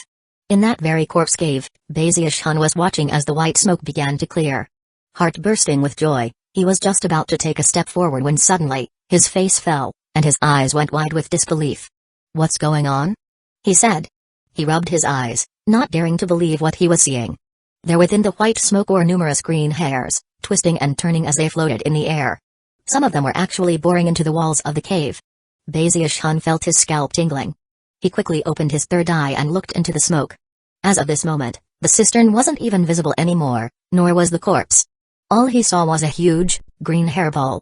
The hair wasn't just spreading out to fill the corpse cave, some of it had pierced into the walls, and was spreading out to who knew where. Is that hair? Baziush-hun thought, backing up as fast as possible, his mind spinning. In that very moment, cries of shock and alarm began to ring out from the more than 1,000 other corpse caves. What's going on? Heavens! What happened? What are these green strands? Damn it! What are these green strands doing in my corpse cave? It was then that a massive rumbling sound rose up that could shake heaven and earth, filling the entire corpse refinery. The corpse caves began to collapse as green strands of hair raced in. Next, the green hair pierced into the bodies of the zombies that were still in the middle of being produced. Then, the hair on those zombies' heads began to turn green, even the ones that already had white hair. But that was nothing. Some of the hair stabbed into the ground. It couldn't go very deep though, so it would pop out of the ground some distance away before stabbing back in. Zuzio-shan watched in shock as the corpse refinery began to fall to pieces. Furthermore, the trees in the area were all starting to grow green hair as well, as were the rocks, plants, flowers, and other buildings. Everything was turning green. As the corpse refinery collapsed, more green hair appeared and spread out in all directions. Countless disciples appeared, fleeing with looks of shock and terror on their faces. What is this stuff? My refined corpse. I worked for 2 years on that thing. Now those green strands showed up and turned it green. Who did this? As people began to cry out in madness, a look of terror appeared on Baziush-hun's face. He flew out of the corpse cave, leaving behind an exploding mass of green hair. Night Crypt, what did you do? Zuzio-shan bellowed, shaking in anger. As soon as the words left his mouth, everyone in the area turned to look at Baziush-hun. Baziush-hun knew that, yet again, he had provoked a catastrophe. Heart pounding with fear, he let out a miserable shriek and then said, "What is that stuff? Damn it! Who did this? My refined corpse. I've been working hard on it for half a year." Everyone around him stared at him in shock. "How dare you try to trick an elder like me? You're dead." Zuzio-shan's eyes flickered with killing intent as he cackled in rage. Waving his hand, he sent the power of his earth-string spiritual seas into motion. Tide flow power erupted out, along with a raging murderous aura. In the blink of an eye, deadly fluctuations were racing toward Baziush-hun. Not a single person did anything to prevent what was happening. As for the Grand Elder of Corpse Peak, he merely frowned. Baziush-hun's face fell. He couldn't simply reveal his true cultivation base, but if he didn't, then based on Night Crypt's current level of power, this attack should kill him beyond the shadow of a doubt. However, even in Baziush-hun's moment of terror, countless howls began to rise up from the corpse caves. Something very strange was happening. Chapter 191, Rewards from Corpse Peak. Green hair burst out from the corpse caves, from the ground, from the plants and trees, even from the rocks, swirling through the air to form a huge barrier in front of Baziush-hun, which blocked Zuzio-shan's attack. A huge boom echoed out, and countless green hairs were destroyed. However, Zuzio-shan's attack was weakened significantly. Everyone in the area gasped, but then, before any cries of shock could ring out, numerous figures shot out from the rubble of the corpse caves, howling as they flew to stand in front of Baziush-hun. One zombie after another appeared. They all looked different, and had different levels of power and different types of auras. However, there was one similarity between all of them, and that was that they had green hair. Damn it. That's my refined corpse. Night Crypt, I'm gonna kill you. Impossible. Why is my zombie protecting Night Crypt? Question mark. What's going on here? Night Crypt, are you looking to die? Question mark. The crowd was in a complete rage. Many of them even pulled out their corpse-controlling jade slips, but they quickly found that they couldn't exert any control over their corpses whatsoever. Zuzio-shan's face was a mass of shock. His attack had been powerful, but there were now over 100 refined corpses standing in front of Baziush-hun. Even if he had attacked with more power than he did, it still wouldn't have done any good. Rumbling sounds echoed out as a few dozen corpses exploded. Then, the deadly fluctuations faded away. Baziush-hun stood there stock still, as he had been the entire time, looking around blankly. More refined corpses were crawling out of the rubble of the corpse refinery. Soon, more than 1,000 had gathered, clustered around Baziush-hun, all of them looking at Zuzio-shan and howling at the tops of their lungs. Earlier, everyone in the area had been crying out in shock, but now, they weren't uttering even a single peep. As the disciples stared at the strange scene, they began to slowly back up, their scalps tingling with fear. The raging, murderous aura that erupted from the ranks of zombies left them completely and utterly shocked. Zuzio-shan almost couldn't believe what he was seeing. As for the Grand Elder of Corpse Peak, he looked on with glaring eyes. After reaching Foundation Establishment, He had fought and struggled for years before finally becoming the Grand Elder of Corpse Peak, which he had presided over for more than 100 years now. Considering how many refined corpses he had seen over the years, he believed himself to understand more about them than even some core formation cultivators. However, what he was seeing now, more than 1,000 zombies all protecting Baziush-hun, caused his eyes to shine with intense light. How is he doing this? Question mark. He thought. As for Baziush-hun, he stood there on the verge of tears. I'm finished, he thought. Kaput. I destroyed the corpse refinery, and then for some reason all these corpses decided to ignore their own masters and protect me. It only took a moment for me to offend more than 1,000 disciples. Is this gonna force me to abandon the sect? What do I do? What do I do? Baziush-hun was well aware that this was not the Spirit Stream sect. This was the Bloodstream sect, and he could only imagine what his punishment for this catastrophe would be. Maybe they would beat him to death. He could also sense the killing intent in the eyes of the surrounding disciples. However, it was at this point that, all of a sudden, the corpses behind him all howled, and then cleared a path. A tall, green figure appeared in the depths of the destroyed corpse refinery. As it strode forward, sharp claws could be seen, which glinted like razor-sharp blades. The bizarre-looking figure had green skin and protruding fangs which were terrifying to behold. It had a mass of green hair that was so long it was impossible to judge its length. Many of the hairs actually connected to other corpses, whereas some of it simply floated around in the area. Baziush-hun stared in shock as the green zombie walked forward to stand behind him, where it remained motionless, radiating a powerful, murderous aura. The surrounding disciples gasped yet again. That green zombie is controlling the other zombies. I can't believe it. Heavens. How come I never knew about green zombies before? This is completely unprecedented. That green zombie is incredible. It's only as strong as the 7th or 8th level of chi condensation, but look at how it can control all the other zombies. Simply terrifying.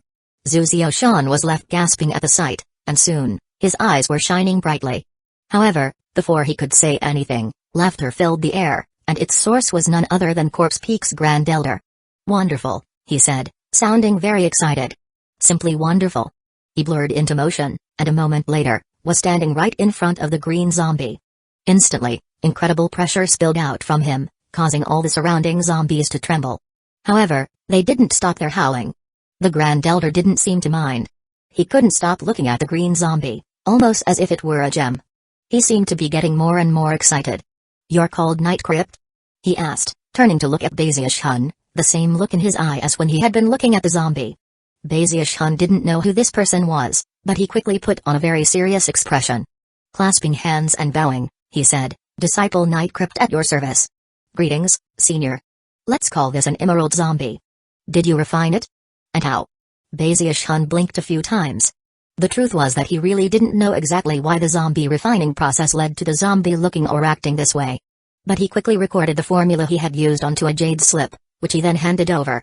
After a moment of consideration, he performed a quick, secret test to see if he could connect mentally with the emerald zombie.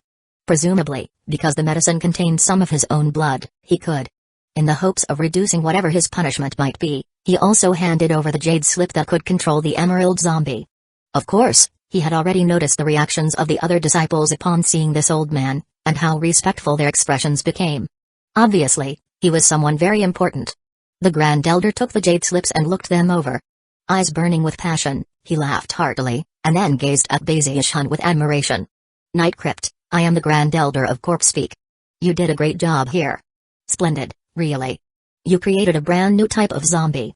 I need to go back to study the method for some time to determine how to reproduce it. You have performed a great service for Corpse Peak. So what if you destroyed the measly corpse refinery? They're easily replaceable. Besides, you didn't do it on purpose, and in the end, nobody was killed. Actually, even if you had accidentally killed some people, it would all have been in the service of the sect, and wouldn't have mattered at all. Elders, award him with 5,000 spirit stones and 30,000 merit points. Also, spread the word that anyone who dares to steal spirit stones from him will be considered my personal enemy. Laughing excitedly, and eyes shining with praise, the Grand Elder turned and left with the emerald zombie. Huh? Baziush-hun stood there watching as the Grand Elder left. The surrounding disciples were all enraged, but could do nothing more than grit their teeth and disperse. They had all seen the encouraging look in the eyes of the Grand Elder. One of the Corpse Peak elders walked over to give Baziush-hun 5,000 spirit stones, and also transferred 30,000 merit points to his identification medallion. Although Zhu Xiaoshan wasn't very happy, He plastered a smile onto his face and hurried over to chat. From his wording, it was obvious that he hoped to get a copy of the formulas, so Baziush-hun magnanimously gifted him with one. After all, the formula was only in the early stages of development, and wasn't really worth much. Zhu Xiaoshan was delighted, and immediately gave Baziush-hun high marks on his mission assignment. Looking like he had just acquired a precious treasure, he hurried away. Baziush-hun looked at the emptiness around him, and the wreckage of the corpse refinery, and took a deep breath. He had been completely braced to be punished, only to have everything happen opposite of his expectations. All of a sudden, he realized that this place really was very different from the Spirit Stream sect. The Bloodstream sect is great. The Giant's hand is connected to my cultivation. I can work on the Undying Heavenly King much more quickly here than anywhere else, and if I cause problems because of pill concocting, the sect doesn't punish me, it rewards me. He sighed. Obviously, if he had done this same thing and not produced that zombie, then the Grand Elder of Corpse Peak would have been incensed. Most likely, not even death would have been able to wipe away the offense. All the Grand Elder cared about was the result. As for what happened along the way, he didn't care at all, not even what happened to bystanders. However, there was one thing Baziush-hun wasn't sure about, and that was whether or not the attitude of the Grand Elder of Corpse Peak reflected the attitude of the entire leadership of the Bloodstream sect.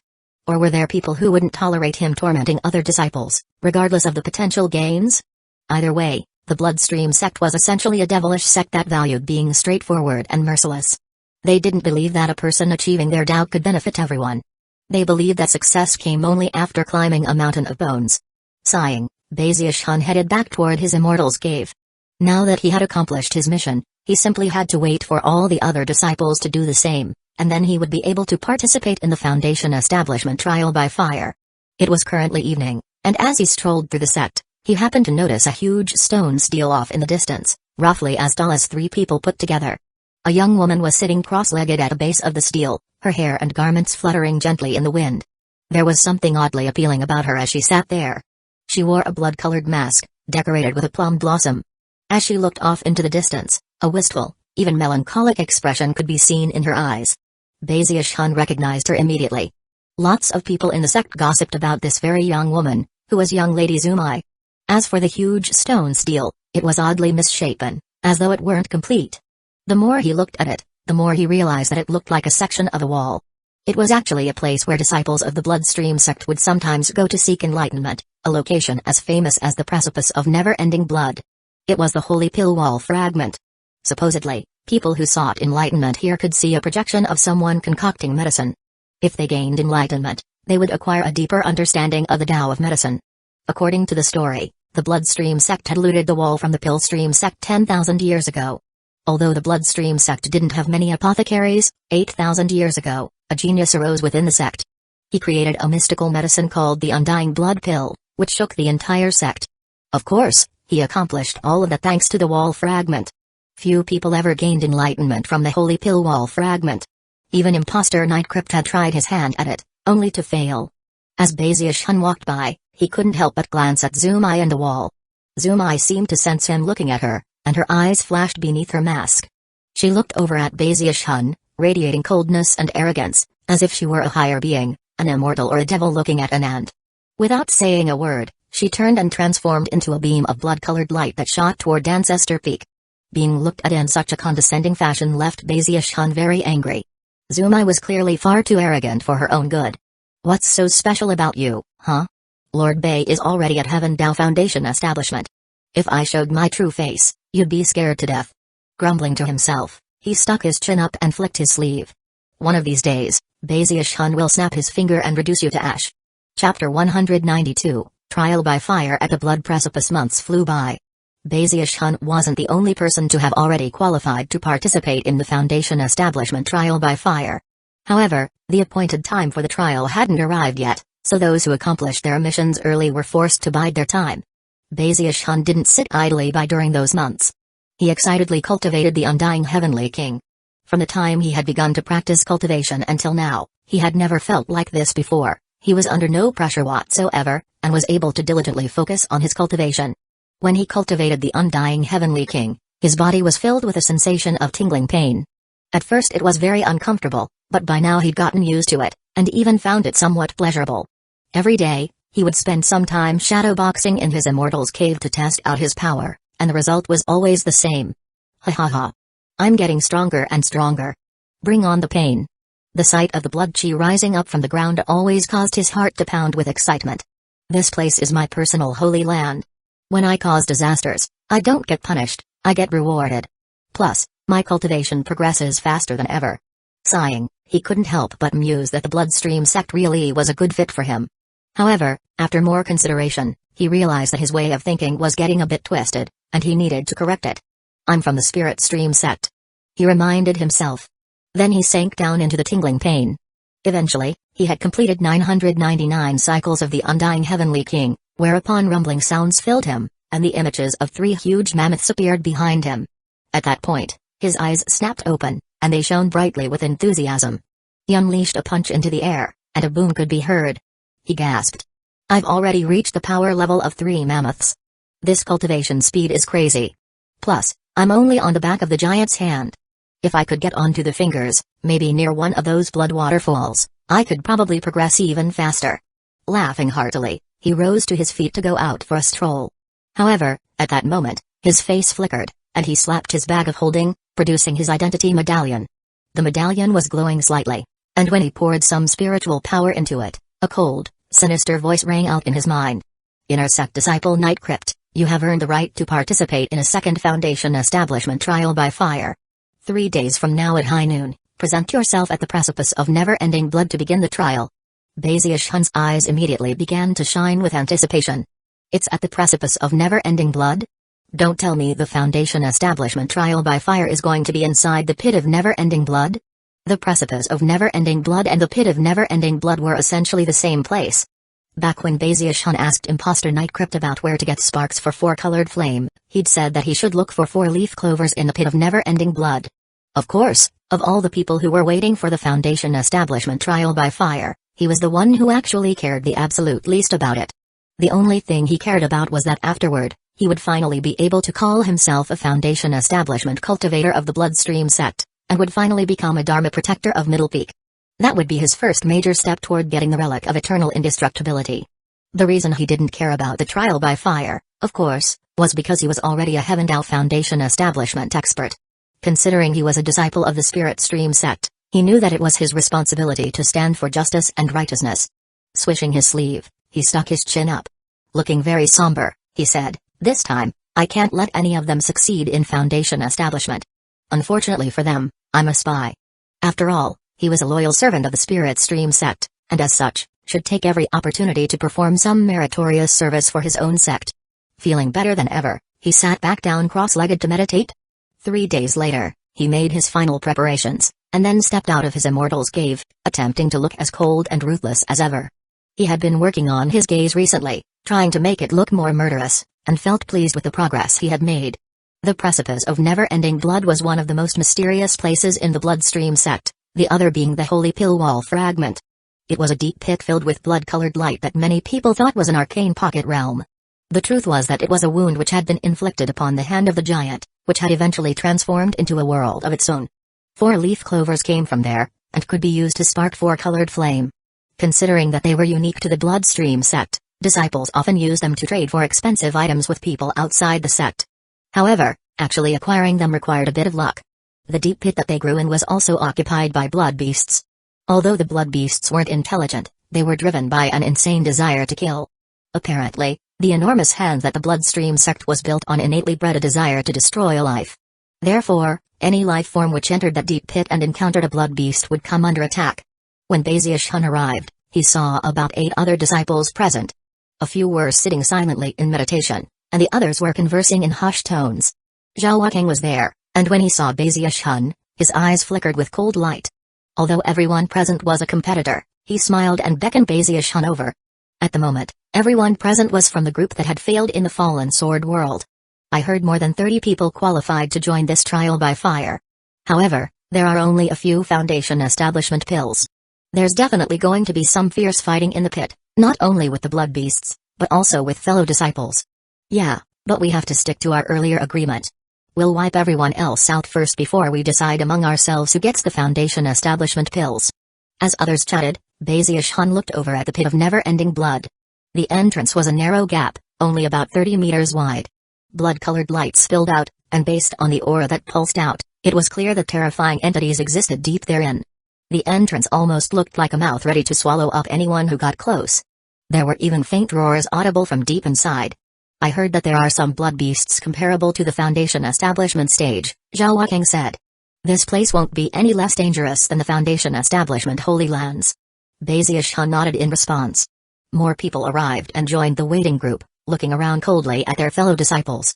Soon it was noon, and everyone who qualified to join the trial by fire had arrived, a total of 37 people. About that time, bright beams of light rose up into the air from each of the 4 mountain peaks, which then shot toward the location of the trial by fire. Coming from Lesser Marsh Peak was a tall, middle-aged man who radiated an aura of blood that caused everything around him to ripple and distort. The faint image of a hand could be seen behind him, a hand that looked very similar to the hand the bloodstream sect was built on. Most shocking of all was that the skin of the man's own right hand was covered with what appeared to be faint cracks and crevices. This man was none other than the Grand Elder of Lesser Marsh Peak. The Grand Elder from Nameless Peak was a dwarf with short hair and a scarred face. He stood on what appeared to be a black cloud, but was actually a vicious-looking gargoyle that radiated shocking pressure. Baziushan had met the Grand Elder from Corpse Peak, the seemingly wrinkle-faced old man who actually radiated the life force of a youngster. Last was the Grand Elder of Middle Peak, who was the most eye-catching to Baziushan. She was an attractive young woman who somehow seemed incredibly mature. There was only one way to describe her attire: sexy and extraordinarily enticing. She had long, fair legs, and her rear end was so plump and curvaceous that anyone who saw it would do a double-take. Her Taoist robe was so tight on her voluptuous figure that it seemed as if it might pop off at any moment. In addition to all that, she had long, bright red hair that made her seem like she was on fire. Although her oval face couldn't be described as beautiful, it was inherently charming, and her eyes almost seemed to be reaching out to seduce anyone who looked into them. Baziushan subconsciously sucked in a deep breath, and felt his heart beating rapidly. He quickly looked away and tried not to stare. She's the Grand Elder of Middle Peak? Song K's aunt, Song Jun? Unfortunately, he couldn't hold back from looking at her again, and to his shock, found her staring at him seductively. She smiled, and Baziushan instantly felt his scalp tingling explosively. For some reason, her gaze actually filled him with a sensation of profound danger.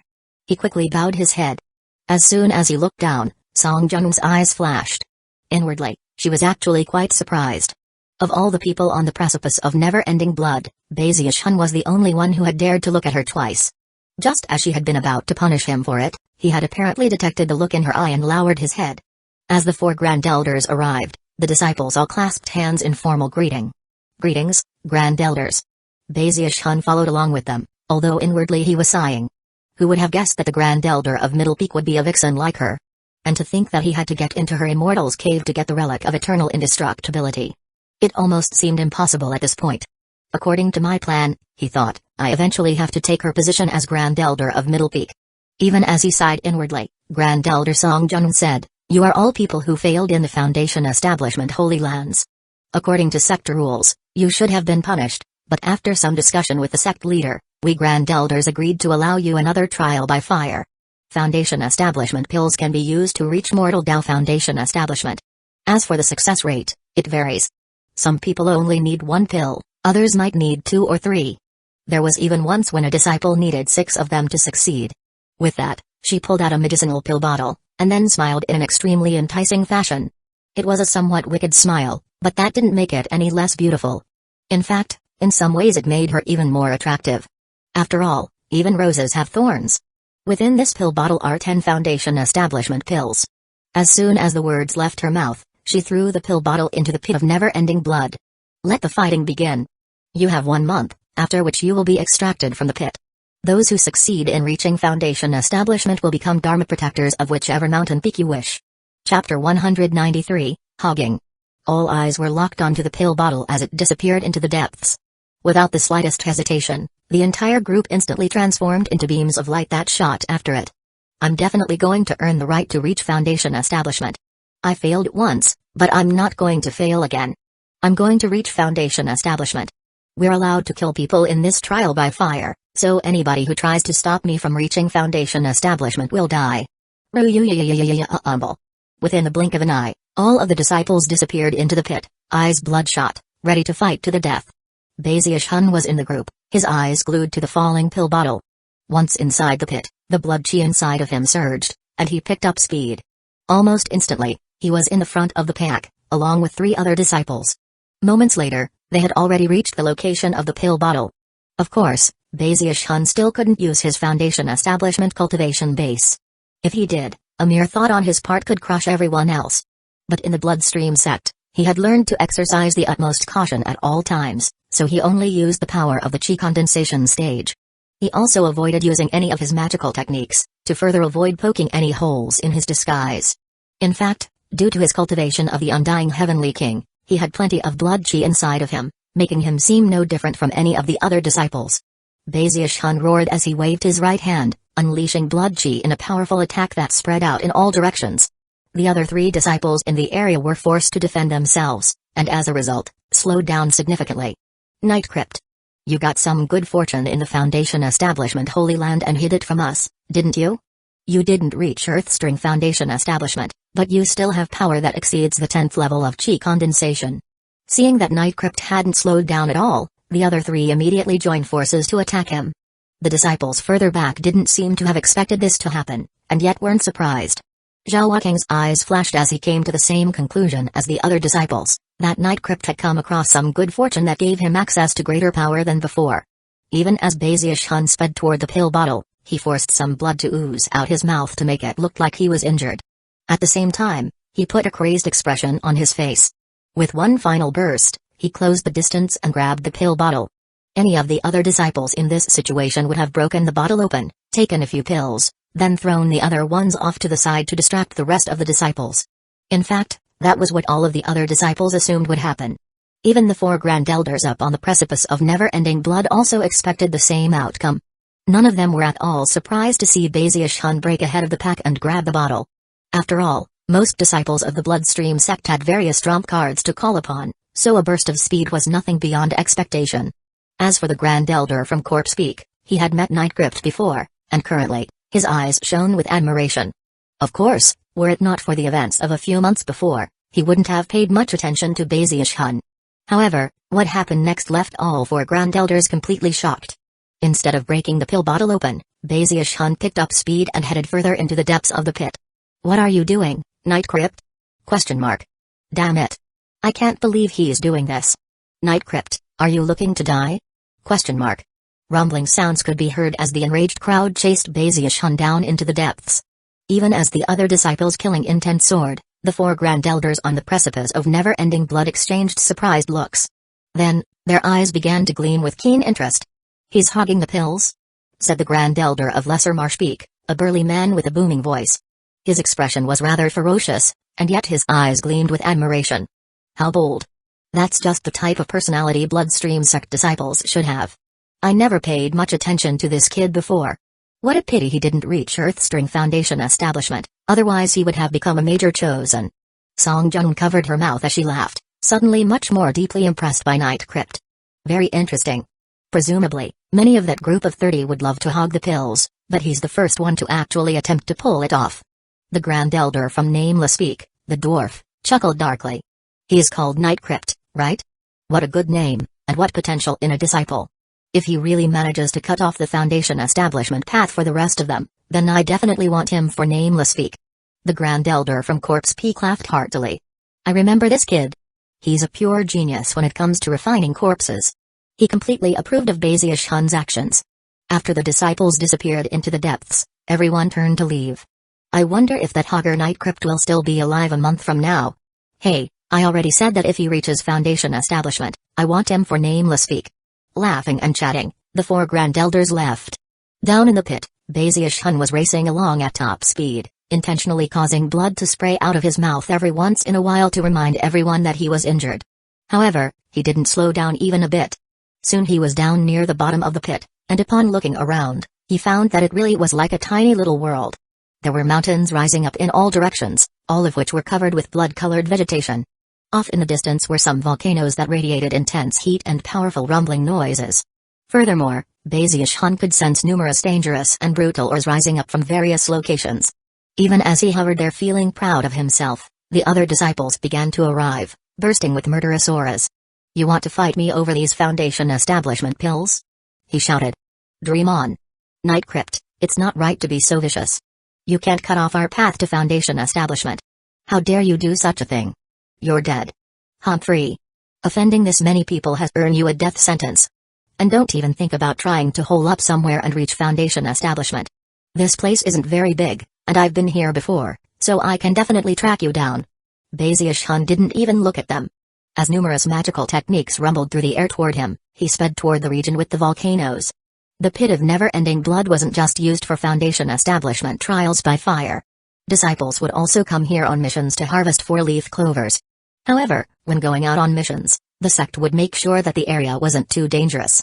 As long as one was careful, one wouldn't face any mortal danger. In fact, Imposter Knight Crypt had even come here, and was relatively familiar with the area. The four-leaf clovers are in the volcano region.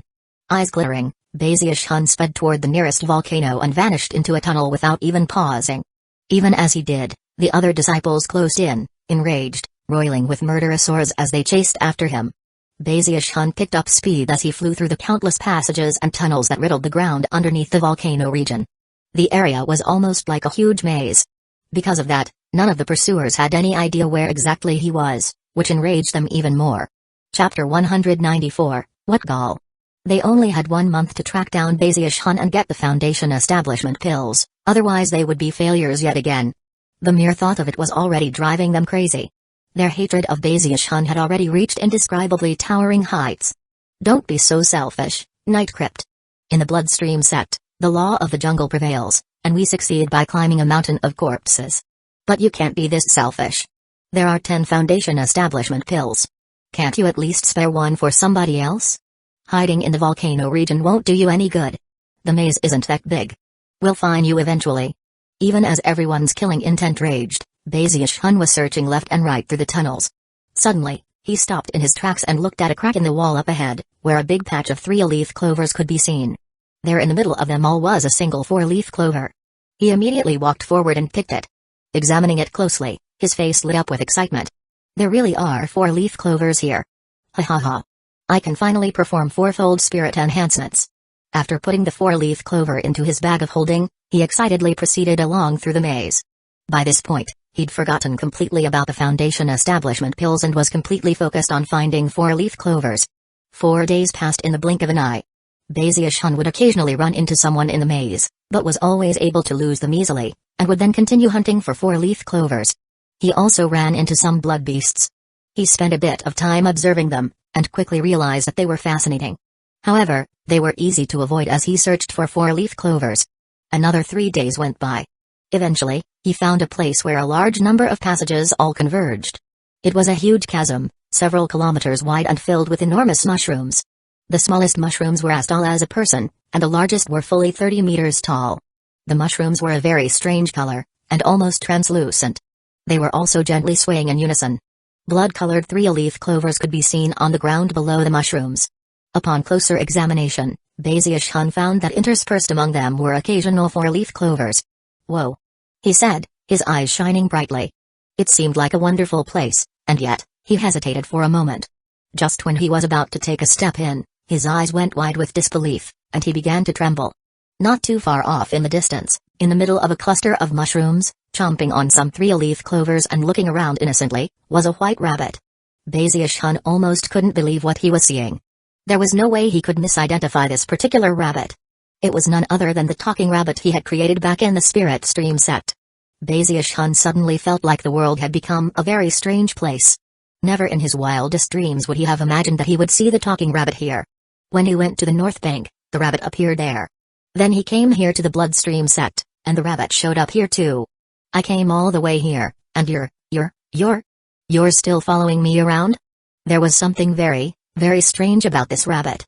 Thankfully, the rabbit hadn't noticed Bazius-hun. Ignoring all of the countless 4-leaf clovers, Bazius-hun carefully backed up toward one of the passages, his heart pounding in fear. I must not under any circumstances allow it to see me, he murmured. I can't let it know I'm here. Well, it shouldn't be able to see through my night grip disguise anyway. Even as Bazius-hun prepared to make his silent escape, a roar echoed out as a huge blood-colored earthworm burst out from further in the depths of the pit and headed directly toward the rabbit. The rabbit leaped into the air and sped away from the earthworm with unmatchable speed. However, even as it took to flight, the ground exploded as more giant earthworms appeared, all of whom began to chase the rabbit. The rabbit's ears stuck straight up as it fled, and at the same time, it began to make huffing sounds that apparently were an imitation of the sound of the earthworms burrowing through the ground. Just as the rabbit was about to jump into one of the tunnels, it looked over in surprise at Baziush-hun. Apparently, it recognized him. When Baziush-hun saw the rabbit looking at him almost like a friend, he felt like his head was going to explode. Without any hesitation, he picked a tunnel and fled in the opposite direction. What is going on with that damned rabbit? He thought, nearly crying. He truly was afraid of the rabbit. However, this time, Baziush-hun was overjoyed that he had noticed the rabbit when he did. Otherwise, a slip of the tongue could have led to the entire bloodstream sect knowing that he was Baziush-hun. The thought of that left him trembling. If they found out, they'd probably cut me into a million little pieces and send me back to the spirit stream sect in a box. Heart pounding, he reminded himself again that the rabbit was behind him, and that he must not under any circumstances say too much out loud. I can't just wander around in the open. With the rabbit in the area, it's too dangerous. He quickly dug a hole into the wall of a nearby tunnel, then crawled inside to hide. Ah well, I might as well reach Foundation establishment now. That will make things much easier. Sighing, he crossed his legs and thought for a moment. Then he pulled out some other random medicinal pills, which he began to compare to the Foundation establishment pills. After a moment, his eyes shone with bright light as a new idea occurred to him. Meanwhile, in other locations in the maze, the other disciples were going mad. Their eyes were bloodshot as they scoured the tunnels. 10 days had already passed, and they had searched virtually the entire place. Actually, some of them were very close to where Baziush-hun was located, and were just on the verge of stumbling into him. However, it was at that point that he suddenly burst into the open, speeding away as quickly as possible, and simultaneously releasing a slight Foundation establishment aura. All of the disciples were immediately enraged. He's breaking through to Foundation establishment. Get him. No wonder we couldn't find him for the past 10 days. He was actually trying to break through. We can't let him succeed. Even as they converged to chase him, Baziush-hun sighed and then waved his hand, sending several medicinal pills flying out, all of which emitted the aura of Foundation establishment pills. As he tossed them in different directions, he shouted, "Fine, take the Foundation establishment pills. If anybody dares to cause problems for me, I'll wipe out your whole clan after I reach Foundation establishment." Bursting with a murderous aura, he then sped off into the distance. Shocked, the disciples in the area sensed the Foundation establishment aura on the pills, and quickly scattered to try to get them. Fierce fighting broke out instantly. The result was that the 5 strongest disciples got the medicinal pills, and immediately began to flee. Other disciples gave chase, and yet, it only took a moment before howls and curses rose up into the sky. Fake. This isn't a Foundation establishment pill. Damn that night crypt. I forgot he could concoct pills. This is fake. It's a real fake. This isn't a Foundation establishment pill. It's another pill coated with some dust from a real Foundation establishment pill. Of course, none of the other disciples were convinced. They continued to fight over the pills that had been abandoned, until everyone saw for themselves that they really were nothing more than ordinary Tier 2 pills. At that point, their hatred for Night Crypt reached indescribable levels. Obviously, only an apothecary could accomplish something like that, and there were few apothecaries in the Bloodstream sect. Night Crypt. I'm gonna kill you. Furious, the disciples searched for another 10 days, until everyone was growing gaunt and disheveled.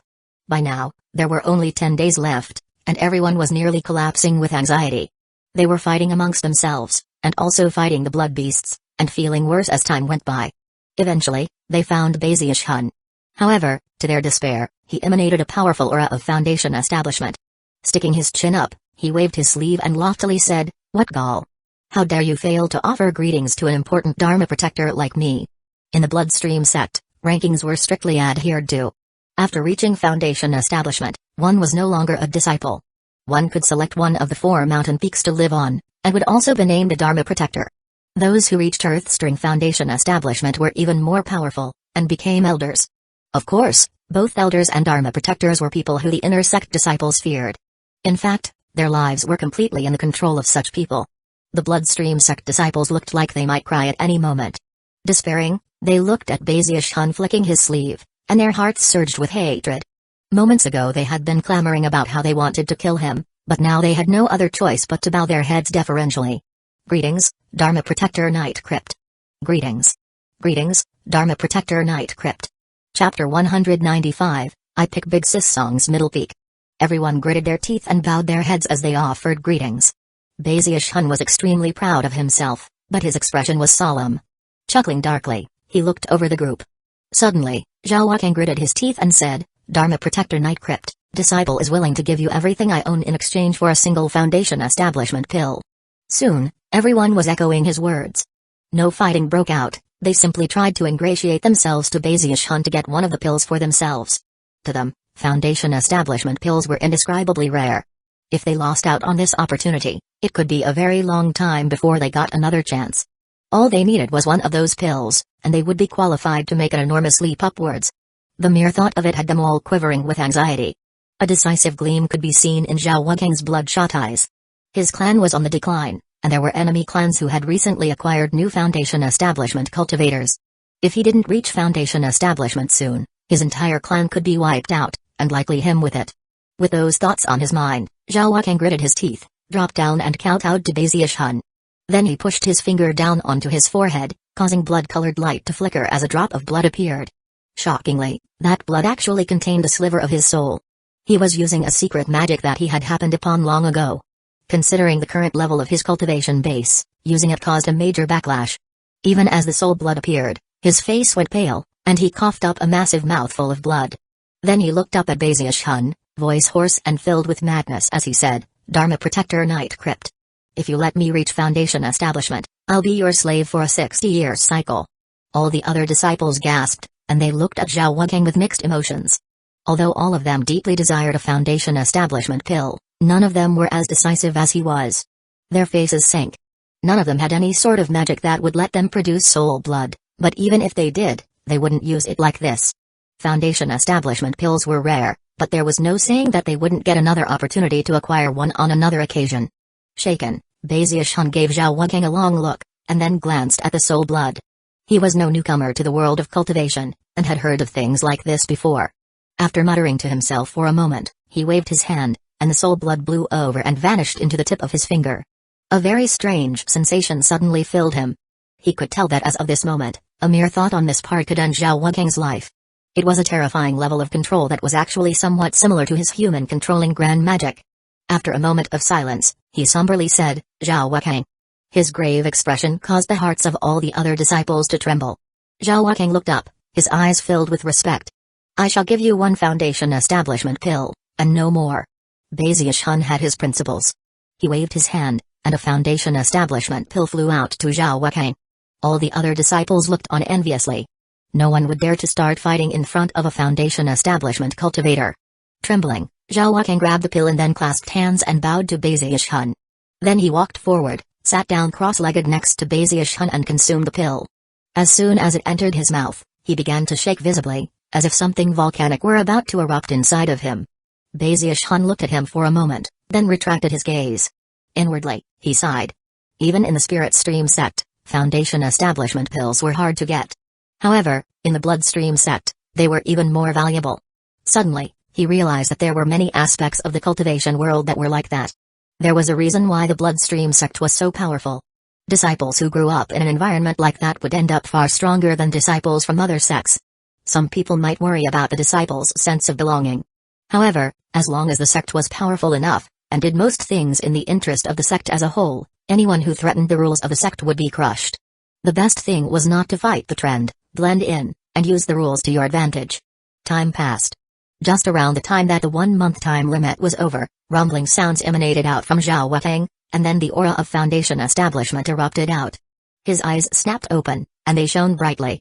His cultivation base was now a spiritual sea, and although it couldn't compare to an Earthstring Foundation establishment, he did have a strong foundation in the mortal Tao level. The surrounding disciples had complicated expressions on their faces as Zhao Wakang rose to his feet. Clasping hands and bowing deeply to Baziush, he said, "Many thanks, Master." Baziush nodded. At that point, numerous beams of light descended from above to surround all of the cultivators. Then a powerful gravitational force appeared, and they were hauled upward. Rumble. They flew up through the air, passing through the blood mist toward the outside. After the light vanished, they unleashed their cultivation bases and flew out of the pit toward the precipice of never-ending blood, where the 4 Grand Elders were waiting. Their gazes swept across the disciples, and came to rest on Baziush and Zhao Wakang. Zhao Wakang stood behind Baziush, looking at him respectfully. At the same time, the 4 Grand Elders also focused their attention on Baziush. Very serious expressions could be seen on their faces. After all, they also had Foundation Establishment cultivation bases, although they were at the peak of the stage. At a single glance, they could see that something strange had happened. Night Crypt enslaved another Foundation Establishment cultivator? That was what they were all thinking as they exchanged glances. They had been impressed by Baziush-hun last month, and now that feeling was growing. If he had simply reached Foundation Establishment by himself, that would have been deserving of praise. But he had enslaved another Foundation Establishment cultivator as well. That went to show that although he had selfishly hogged the pills, such behavior wasn't fixed. He could be flexible, to get the best outcome that benefited him. Such an attitude and such actions fit exactly in line with the principles of the Bloodstream sect. The dwarf from Nameless Peak suddenly asked, Dharma Protector Night Crypt, how many Foundation Establishment pills did you consume? 2. Baziush-hun replied without even a moment of hesitation. The burly Grand Elder from Lesser Marsh Peak looked at Baziush-hun, eyes shining with praise. What do you plan to do with the other Foundation Establishment pills? Oh, that. Baziush-hun's heart thumped, and he considered the matter briefly before continuing proudly, my dream is to become an amazing apothecary. I plan to study the extra Foundation Establishment pills and see if I can replicate them. One of these days, I'll definitely produce my own Foundation Establishment pills. Right now, all I can make are Tier 2 spirit medicines. The other disciples looked on with bitter expressions, and the 4 Grand Elders seemed shocked. It had been a simple question, but the answer was filled with profound meaning that immediately solidified all of their opinions of Night Crypt. The 4 Grand Elders' hearts began to pound with anticipation. A Dharma Protector who could concoct medicine would be a very important figure, someone that Earthstring Foundation Establishment Elders might not even be able to surpass. There were always Earthstring Foundation Establishment Elders, but it was very difficult to get a Foundation Establishment expert of any sort who could concoct medicine. The Grand Elder from Corpse Peak immediately regretted being so open with his praise before. At the same time, Song Jun's heart was pounding as she smiled at Baziush-hun. Excellent, said the Corpse Peak Grand Elder, eyes burning passionately. Night Crypt, your work with the Emerald Zombie shows that you have skill in the Tao of medicine. Why not come over to Corpse Peak? You are clearly connected to us by destiny. He had already been shaken by Baziush-hun, but now that he was in the Foundation Establishment stage, he was even more impressive. Ah, cut the crap, said the burly Grand Elder from Lesser Marsh Peak. Night Crypt managed to fight off a whole group of opponents while only in the chi condensation stage. Clearly he's gifted in body refinement. Night Crypt, come to Lesser Marsh Peak. We cultivate devil blood body refinement. With us, you can truly step onto the path of becoming a powerful expert. But then the dwarf from Nameless Peak screeched, hey, don't even think of trying to steal him from me. Didn't I say from the beginning that Night Crypt was coming to Nameless Peak? Song Jung from Middle Peak tucked a stray strand of hair behind her ear. Eyes glistening, she said, Junior brother Night Crypt, why don't you came to Middle Peak? To see the Grand Elders fighting over Baziush-hun caused the other disciples to fume bitterly, and sigh in their hearts. Baziush-hun couldn't help but think about how outstanding he was. No matter how hard he tried to keep a low profile in both the Spirit Stream sect and the Bloodstream sect, he always managed to have people chasing after him. Vexed at the amazement of his own accomplishments, his eyes suddenly went cloudy, as if with infatuation. Staring at Song Jun, and blushing slightly, he said, I pick Big Sis Song's Middle Peak. Chapter 196, A Mysterious World. Baziush-hun's reply immediately caused Zhao Wukang's heart to tremble. How could this master of his speak with such shocking forwardness? All of the other disciples gasped, and then pretended that they hadn't even heard the Middle Peak Grand Elder be addressed in such a saucy fashion. Song Jun's eyes went wide. Her first impression was that Night Crypt was intentionally being disrespectful, but then she saw the gleam of infatuation in his eyes, and smiled flirtatiously. For some reason, he suddenly seemed even more charming than before. Big Sis. Strange expressions could be seen on the faces of the Grand Elders from the 3 other peaks.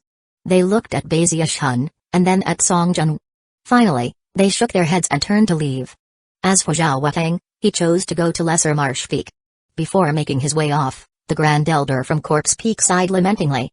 He truly felt regret that Baziush-hun had picked Middle Peak, and also wasn't quite willing to lose such an exquisite disciple who was clearly connected to Corpse Peak by destiny. Stepping forward, he produced a jade slip, which he handed to Baziush-hun. Night Crypt, this is my command medallion. If you ever change your mind, bring it to Corpse Peak. We'll always have a Dharma Protector spot open for you. Baziush-hun took the command medallion graciously, thinking about how wonderfully the Bloodstream sect was treating him. Although they did things a bit brutally, they truly took good care of him. When I cause disasters, they don't punish me, they reward me. he thought. The 4 Grand Elders even fought over me, and in the end, the Corpse Peak Grand Elder still has his sights set on me. He sighed again. As everyone left, Song Jun of Middle Peak looked Bazish Hun up and down, smiling the entire time. She had a smoking hot body, and as soon as she took a step forward, her milky white thigh was revealed. It was incredibly enticing, and despite the fact that Bazish Hun felt himself to be a person with iron resolve, he couldn't keep from staring. His heart also began to thump in his chest. Steamily, Song Jun swayed up to Bazish Hun and reached her fair finger out to stroke his chin. Her crimson lips turned up in a slight smile, and she sighed. "What did you just call me, you little rascal?" "Big Sis Song," he replied shyly, his face flushing a bit as her delicate fragrance wafted into his nose. When she saw him acting in such a way, Song Jun laughed softly. Lifting her eyebrow slightly, she reached out and put a jade pendant in his hand. Then, she turned sensuously and floated away. Bazish Hun stood there alone on the precipice of never-ending blood, holding the jade pendant in his hand, sighing at the lengths to which he had to go to get the relic of eternal indestructibility. He couldn't help but admire himself. Then he thought about the matter of calling Song Jun Big Sis. Next time he met Song K, he would obviously have the greater seniority. Even more excited than before, he proudly returned to his immortal's cave. By then it was evening. After arriving, he began to pack his bags in preparation for reporting into Middle Peak the following morning. Late in the night, as Bazish Hun was sitting there meditating, moonlight suddenly spilled in through the window, casting a shadow right in front of him. As it did, an unspeakable feeling of dread filled him. It was almost as if an invisible figure were about to take shape in front of him. His eyes went wide, and his scalp went numb. Even as he watched, his shadow rippled and distorted, almost as if it were made from mist. In the blink of an eye, it filled the immortal's cave, which went pitch black. It was as if even the moonlight were infected, and had been cut away. As soon as he saw what was happening, Bazish Hun thought of the mysterious sect that Imposter Night Crypt had mentioned. Bazish Hun had never forgotten the stories of that sect, and at the moment, although his expression remained the same, inwardly he was getting very nervous. He quickly rose to his feet and began to look around the area carefully. Imposter Night Crypt said that over the decades, the mysterious sect only appeared 3 times. It's been quite some time since their last appearance. Why didn't they ever show up again? His heart began to thump in fear. If that mysterious sect saw through his mask, who knew what could happen? He soon found that within the shadow-wreathed immortal's cave, the ground was rippling, almost as if it were water. Soon, it turned translucent, and Bazish Hun was suddenly out in an illusory world. At first, it seemed like the world existed underground, but upon closer inspection, Bazish Hun was shocked to realize that it was actually a projection. It was almost as if he were on the other side of a mirror, looking into another location. That world had mountains and bodies of water, as well as a blue sky dotted with white clouds. Gradually, a white-robed figure appeared, radiating a profoundly ancient aura. For some reason, Bazish Hun immediately knew that this was a powerful expert from that mysterious sect. In that instant, he gained a much deeper understanding of how powerful that mysterious sect was. Night Crypt. When the white-robed figure spoke into his mind, it was impossible to determine if the voice belonged to a man or a woman. Bazish Hun was already getting nervous, but apparently, the white-robed figure didn't notice that anything was amiss. The figure waved a sleeve, and 3 medicinal pill bottles appeared, all of them decorated with the mark of a shining moon. They immediately flew toward the translucent ground, as if they were going to pierce through and appear inside the immortal's cave. The ripples in the floor grew more intense as the pill bottles grew close. "I sensed the fluctuations of Foundation establishment coming from you," the figure said. "You succeeded. Excellent. These are the medicinal pills you need. They should get you all the way to mid-Foundation establishment. The cost of sending these pills to you far exceeds the value of the pills themselves. Remember, the relic of eternal indestructibility is located beneath the immortal's cave of the Grand Elder of Middle Peak. It doesn't matter how long it takes, you have to figure out a way to get it." The pill bottles finally pierced their way through the ground and into the immortal's cave. At the same time, the white-robed figure faded away. The floor returned to normal, and the shadows vanished. Once again, moonlight spilled down through the window. Only a few moments had passed, and Bazish Hun hadn't spoken a single word. However, he was already covered with sweat. Taking a deep breath, he calmed himself down. The strange behavior of this mysterious sect far exceeded anything he could have imagined. Just what kind of sect are they? He thought. From what he could tell, they were so much more powerful than the Bloodstream sect that the two were beyond compare. Obviously, despite their power, they were located very, very far away. Over there, it's actually daytime, he thought. He reached up and touched the mask he was wearing. The fact that his secret identity remained a secret left him feeling a lot better than before. So not even the white-robed emissary noticed that I took the imposter's place? Or did the emissary notice and just not say anything? After a moment of hesitation, he decided to try to get confirmation from Imposter Night Crypt. Imposter Night Crypt felt truly bitter at what had just happened. He had requested these medicinal pills several times, and only now had they finally been delivered. Except, now they belonged to Bazish-hun. After a long moment, he sighed. Not daring to complain, he began to answer Bazish-hun's questions. In the end, Bazish-hun was left frowning. There really was no way to determine if the white-robed figure had seen through his disguise or not. Whatever. There's no use in thinking about it too much. Even if he did notice, he didn't say anything.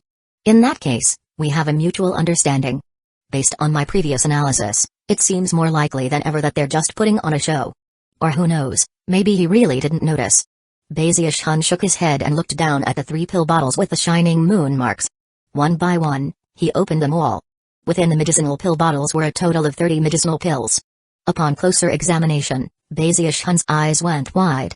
They're all superior grade. Tier 4 spirit medicine. What sect is this? They're terrifying. I don't even recognize what type of spirit medicine it is. And the medicinal plant ingredients. After analyzing what he could smell, he was sure that there were dozens of ingredients in the medicine, and yet, he could only identify about half of them. However, he could assess their efficacy, and was certain that it was just as the white-robed figure had said. These 3 pill bottles were enough to get Immortal Tao Foundation Establishment Cultivator from the early level to the mid-level. Of course, they wouldn't be of much use at all to Bazish-hun. After all, he was already in the Heaven Tao Foundation Establishment stage. Although medicinal pills could help him to some degree, what he needed more was refined Heaven's Pan River water. However, these pills would definitely help him significantly in his concocting. Bazish-hun spent the whole night in thought. The following morning at dawn, he yawned and put his thoughts regarding the mysterious sect to rest for the moment. Emerging from his immortal's cave, he looked back at the floor for a moment, then flew at top speed toward Middle Peak. Upon arriving, he looked at the upper half of Middle Peak, stretching at an angle up into the sky. Thinking about how it was really the finger of a giant, he sighed inwardly. Almost as soon as he arrived at Middle Peak, he ran into a shimmering field of light. Once it sensed the jade pendant he held, it dispersed, allowing him to enter Middle Peak. Without that jade pendant, he would receive severe punishment for trying to charge onto the mountain. The ranking system of the Bloodstream sect was strictly enforced, and only Foundation Establishment cultivators were allowed onto the 4 peaks. As he proceeded along, he could sense how majestic the mountain was. All of the plants and vegetation were crimson, and there were even blood-colored rivers and streams visible. His undying live forever technique stirred, and when he looked over at one of the blood-colored waterfalls off in the distance, the sensation of being summoned by the hand grew even stronger. That summons was stirring his undying live forever technique, calling out to him, making him feel almost as if he were becoming the giant. Chapter 197, Secret Magic of Middle Peak. Holy Land. Without even realizing what he was doing, Bazish-hun walked over to the edge of the blood waterfall he'd just spotted, and could immediately sense the powerful blood chi. To him, blood chi was very important to replenish his vital energy. Taking in a deep breath, he felt his spirits lifting, and just when he was about to begin to absorb the blood chi, a sensation of crisis filled him.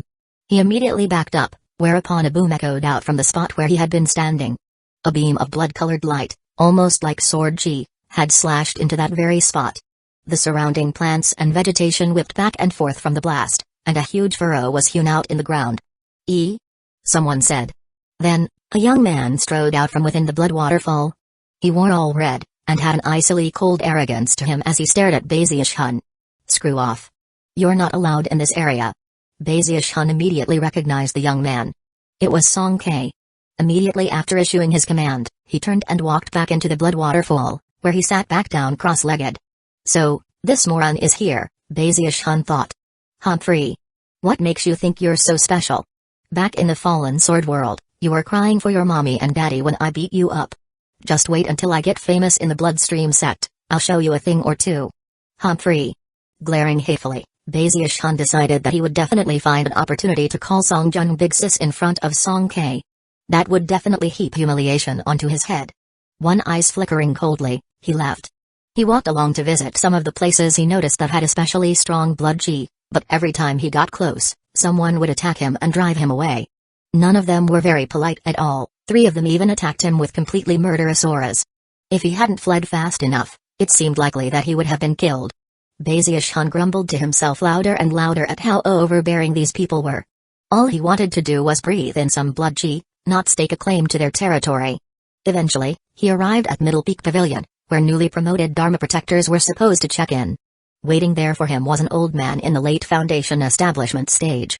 After sizing Bazius Hun up, and realizing that he was at Mortal Dao Foundation establishment, a condescending expression appeared on his face, and he took the jade pendant from Bazius Hun. Then he handed him a new identity medallion, along with a crimson jade slip. That jade slip contains Middle Peak's secret magic, the Blood Annihilation World. If you don't understand the cultivation method, you can attend one of the monthly training sessions administered by a Prime Elder. It costs merit points to ask questions about the Dao, but if you lack merit points, you could always request a personal audience with a Prime Elder. As for your Immortal's Cave, we have 37 vacancies for Dharma protectors at the moment. Pick anyone that you want. If you don't like what you see, and you think you're strong enough, you can simply take an Immortal's Cave from someone else. Alright, that's it, you can go now. Waving his hand, he closed his eyes to meditate. It all seemed overly simple to Bazius Hun, who took the 2 pieces of jade. After sending some divine sense into the medallion, he saw a map of Middle Peak, as well as notations on all the Immortals' caves.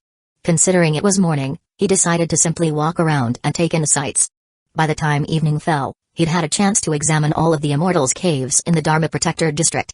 Taken on their own, they were actually pretty nice, but compared to the other occupied caves, they were quite deficient in terms of blood chi. However, he had no choice at the moment other than to select the best one he could find, and move in. Looking around at his new Immortal's Cave, he had to admit that it was much better than the cave in the inner sect. However, he still didn't think it measured up to the Spirit Stream sect.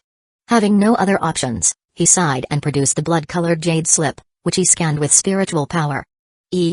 Use blood chi to form a sword, transform it into a world of annihilation? Whether you're injured or you injure someone else, the blood chi that spills out will make the blood sword stronger. Now this is a secret magic. Feeling a bit shocked, he studied the information in more detail, causing his face to flicker with various reactions. In the end, he was even more shocked than he had been at first, and thought back to when Song Kei had attacked him with a blood sword in the Fallen Sword world. This blood sword is a secret legacy of Middle Peak. On Corpse Peak, they refine corpses, on Nameless Peak they raise gargoyles, on Lesser Marsh Peak they have devil blood body refinement, and on Middle Peak, they have this blood sword annihilation world. Bazius Hun was shaken, and had to admit that in this regard, the Bloodstream sect was a bit better than the Spirit Stream sect. Here, the secret legacy techniques were given out to all qualified disciples to cultivate. Clearly, the blood annihilation world was completely beyond ordinary. After further study, Bazius Hun came across a description of the origin of the blood sword. Long ago, one of the Bloodstream sect patriarchs was studying the enormous hand when he suddenly received some inspiration. He created the blood sword annihilation world, which was then added to and perfected by further generations. In the end, it became the secret magic of Middle Peak. After some more thought and study, he waved his right hand, causing all of his blood to suddenly stop flowing. Blood chi rose up from the ground around him, then began to form together into a shape in front of his finger. However, there was clearly not enough blood chi, and even after letting some time pass, there was no clear result. Frowning, Bazius Hun dispersed the blood chi. After some more thought, he studied the jade slip a bit more, and performed another test. However, the result was the same. There seemed to be some obstructions of some sort which were preventing a steady flow of blood chi. According to this jade slip, the first step in the blood sword is to extract all of the blood chi from your body, then transform it into sword chi, right in front of your finger. Then, you use the secret magic to change that foundation of sword chi into a blood sword. He tried one more time, yet failed again. Why isn't it working? After thinking the matter through even more, he abandoned the method described in the jade slip and instead called upon the Undying Live Forever technique. Instantly, the swirling blood chi in the area began to stream toward him and merge into his body. In the space of a single breath, he then sent that blood chi toward the tip of his finger. There, it transformed into sword chi, 1/3 of a meter long. It all happened very naturally and without any hindrance whatsoever. If any observer had been able to watch what was happening, they would have been struck mute. In the entire history of the Bloodstream sect, there had never been a single chosen who could form blood chi into sword chi in less than a day. Bazius Hun, despite having used an unorthodox method, had accomplished it in only a few breaths of time. Bazius Hun examined the sword chi at the tip of his finger, and knew that he had succeeded by doing something outside of the box. The blood annihilation world is incredible, and is obviously a magic designed to control undying blood. However, nobody in the blood annihilation world has true undying blood, so they have to rely on blood chi, which they use to transform their own blood. Obviously, the result is an impure product. That's why it requires extra blood chi, either by injuring someone else, or harming your own body. That's the only way to increase the power. Perhaps after a very long period in which your blood is mixed with the blood chi, you might be able to eventually reach the final level of the Undying Codex, which is undying blood. However, that would be a very, very difficult method. The best thing to do would be to use one's own undying blood to produce blood chi, then use that to form the sword chi. With that foundation, the strike of the blood sword would be strong enough to shake heaven and earth. Actually, my outside-the-box method wasn't really correct either. Taking a deep breath, he dispersed the sword chi, transforming it back into blood chi, which he absorbed into his body, then fused into his own flesh and blood. A tingling sensation washed through him. Then, instead of going on to practice the Undying Heavenly King, he performed an incantation gesture with his right hand and used the Blood Annihilation World mnemonic to try to extract the blood chi. In that instant, his flesh and blood shrank down slightly, and at the same time, blood chi emerged. That blood chi came from his undying gold skin and his Undying Heavenly King, which he had carefully developed over time. Now, it was being used to produce blood chi that counted as Bazish Hun's personal undying blood. Based on his current cultivation base, it was impossible for Bazish Hun to actually create his own undying blood. However, by means of this secret magic, he was actually able to forcibly produce some blood chi. It was scant, and yet, the summons from the enormous hand seemed to grow more intense as a result. Bazish Hun began to pant as he sent the stream of blood chi to the tip of his finger, where it transformed into sword chi. This was the true blood annihilation world, or perhaps, the true undying blood sword. Although it was only a sliver of the real thing, and perhaps couldn't even compare to other Foundation establishment cultivators, this strand of undying blood chi was crafted from countless ordinary bits of blood chi that had been refined into a state that could crush anything else as easily as dried weeds. In the instant that sword chi appeared, all of the blood chi on Middle Peak began to seethe. Countless Foundation establishment cultivators were shocked, and yet, had no idea what was causing the phenomenon. Bazish Hun was panting with excitement, never having believed that he would actually succeed. This isn't just a trump card, this is something I can use to form undying blood. With this, I should be able to make early contact with the undying blood level. Filled with excitement, he retracted his undying blood chi. As he continued to practice, the days passed by. Chapter 198, You're Plotting Against Me. The days went by, and Bazish Hun settled in as a Dharma protector of Middle Peak. He now learned more of certain matters that had been unclear to him before. For example, the war between the Profound Stream sect and the Pill Stream sect had expanded from small-scale fighting into large-scale warfare. As for the Bloodstream sect, they were already making their own preparations for war, and a murderous aura was slowly building up in the entire sect. What's with all this fighting and killing? They thought. Why don't we all just get along and be happy? Wouldn't it be better to just join forces and go to the middle reaches together? Sighing, he continued with his cultivation, and the absorption of blood chi. When he absorbed blood chi, it wouldn't merely rise up from the ground, but would rush toward him from the entire area outside his Immortal's Cave. Unfortunately, he didn't have a top-quality Immortal's Cave, but on the upside, he was in a relatively remote location where nobody else lived. Considering the overbearing way he was taking all the blood chi, nobody else would have been able to properly cultivate nearby. There were plenty of things to keep him busy. In addition to practicing the blood sword, he worked on his Violet Chi Heavenspan incantation, and observed as the Heavenspan river water was gradually absorbed by his first spiritual sea. And then there was his research into the human-controlling grand magic and proto-magnetic power. Finally, he was gaining even greater control over his Heavenspan Dharma Eye. He felt himself getting stronger and stronger every day, and couldn't help but get excited. I'm on the verge of reaching the first level of the Undying Heavenly King. Plus, this blood sword completely suits me. This place is my own holy land. I don't ever want to leave. His cultivation was going along luxuriously. As he absorbed the massive quantities of blood chi, his progress in the first level of the Undying Heavenly King continued rapidly. However, as he grew more and more powerful with the Undying Heavenly King, and built up more and more undying blood chi, the amount of blood chi he needed to absorb from his surroundings increased as well. Before long, the blood chi in the area wasn't sufficient for his cultivation. Eventually, it reached the point where after excitedly absorbing all blood chi he could, there wasn't enough left to work with. He was forced to wait until the following day for it to build up again. This won't work, he thought. He spent about half a day absorbing the blood chi that had built up, but there simply wasn't enough. Bazish Hun looked around anxiously, then thought about the other areas with stronger blood chi. But then he remembered how vicious the Bloodstream sect people were, and he started to get angry. All the best places are already occupied. Unfortunately, I can't just go over and beat them up. I have to keep a low profile. Bazish-hun sighed. Seeing how slow his cultivation was going now got him very nervous. Well, I don't really have any options. Since I can't cultivate in my own immortal's cave, I'll just have to go outside. Rubbing his forehead, he thought about it a bit more, then decided it was the right thing to do. After waiting until nightfall, he snuck out and picked an immortal's cave not too far away in the forest. After sitting down cross-legged some distance away from it, he closed his eyes and breathed in deeply. The area twisted and distorted, and then blood chi rose up from the ground. He quickly absorbed it into his body, which of course felt wonderful. He quickly unleashed the undying Heavenly King, and when the undying blood chi felt strong enough, he took in another deep breath. Blood chi poured into him, and every part of his body felt like it was rejoicing. However, with Bazish-hun absorbing the blood chi, the levels in the area dropped noticeably. When it reached about 30% of its former level, the Foundation establishment cultivators in the area noticed, and were both shocked and alarmed. What's going on? Why did so much blood chi vanish? Did the area suddenly get haunted or something?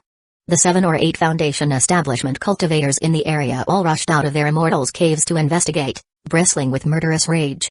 When Bazish-hun realized what was happening, he quickly ceased any work with the technique and surreptitiously made his exit.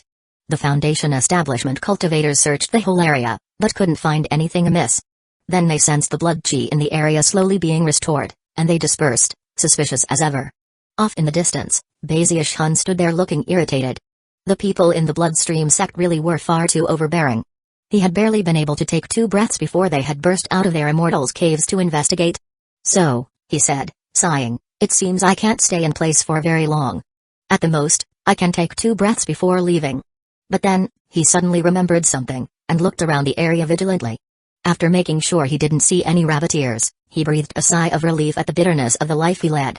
In the future, he would have to be sure to whisper very quietly, and also be very careful.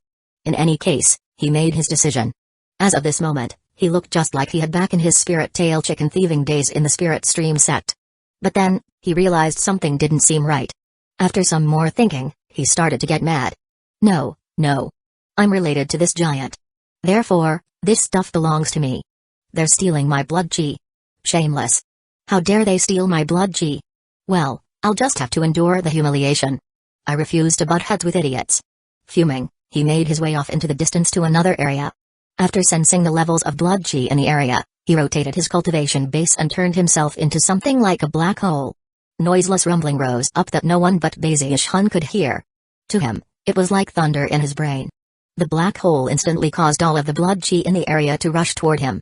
He quickly absorbed it, then hurried off. Behind him, cries of alarm rose up. And that was how he spent the entire night. The Foundation establishment cultivators on Middle Peak were all left frowning that night. Many of them had been practicing cultivation late into the night, but were then interrupted by a sudden lack of blood chi. Some of them were even hit by backlashes because of being interrupted at critical junctures. Enraged, they rushed out into the night to investigate, but by that time, Bazish-hun was long gone. Most tragic of all was one particular Foundation establishment cultivator of some fame, who other people had came to call Master God Diviner. He had a rather luxurious immortals cave which was surrounded by blood trees, and also occupied a relatively high position within the sect. That night, he was in the middle of performing a secret magic of augury, something that was dangerous to interrupt, and required a large intake of blood chi. When he was interrupted, and the intake of blood chi ceased, he coughed up a mouthful of blood and instantly withered visibly. His mind was then struck with such intense pain that he screamed and fainted. When the sun began to rise, Bazish-hun hurried back to this immortal's cave, filled with excitement. He had absorbed so much blood chi that not only was he able to resume cultivation, but he could do so even more quickly than before. Once he was back inside, he looked around proudly, and then stuck his chin up. Expression somber, he checked around to make sure the area was rabbit-free, then finally relaxed. Ha ha ha. My wits prevail again. I don't need to go robbing anybody, nor cause any fights. I just take 2 breaths wherever I go, and nobody's the wiser. Bazish-hun was very pleased. During the day, he worked with the Violet Chi Heaven Span incantation, the human-controlling grand magic, and proto-magnetic power, and when night fell, he snuck out into the shadows, as stealthily as a cat. This time, he picked a different route. Every place he stopped, he would breathe in deeply 2 times, then flee to another location, where he would do the same thing. His speed wasn't that of Heavendal Foundation establishment. Despite the powers of disguise provided by the mask, which masked the fluctuations of his cultivation base, He was doing everything else he could think of to avoid being identified as a fraud. That night, astonished cries of rage rose up all over Middle Peak. Damn it! Where did all the blood chi go? What's going on? This is the second night in a row. Something's wrong here. The most miserable of all was Master God Diviner. He had remained a slight coma for the entire day. When he finally woke up the following night, he looked around, ashen-faced and with bloodshot eyes, his rage burning. Who's plotting against me? A murderous aura erupted from within him, and his eyes burned with fury. Whoever you are, plotter, you're dead. Taking a deep breath, he suppressed the injuries from the previous night's backlash, then performed an incantation gesture. Instantly, his eyes shone with bright light. It's time to divine who exactly you are. Master God Diviner was the type of person who would seek revenge over the smallest grievance.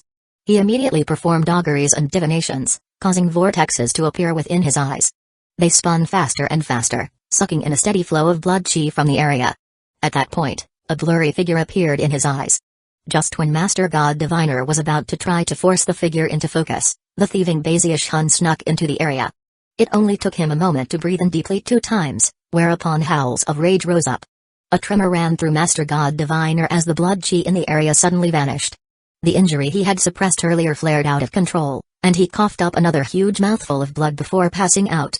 On the evening of the 3rd day, he finally forced his eyes open. His body was weak, and blood was still oozing out of the corners of his mouth. He knew that he had been seriously injured, and couldn't perform any more auguries for at least a month. Brimming with rage, he screamed, "I can't believe someone's really plotting against me. I'm gonna tear you to shreds."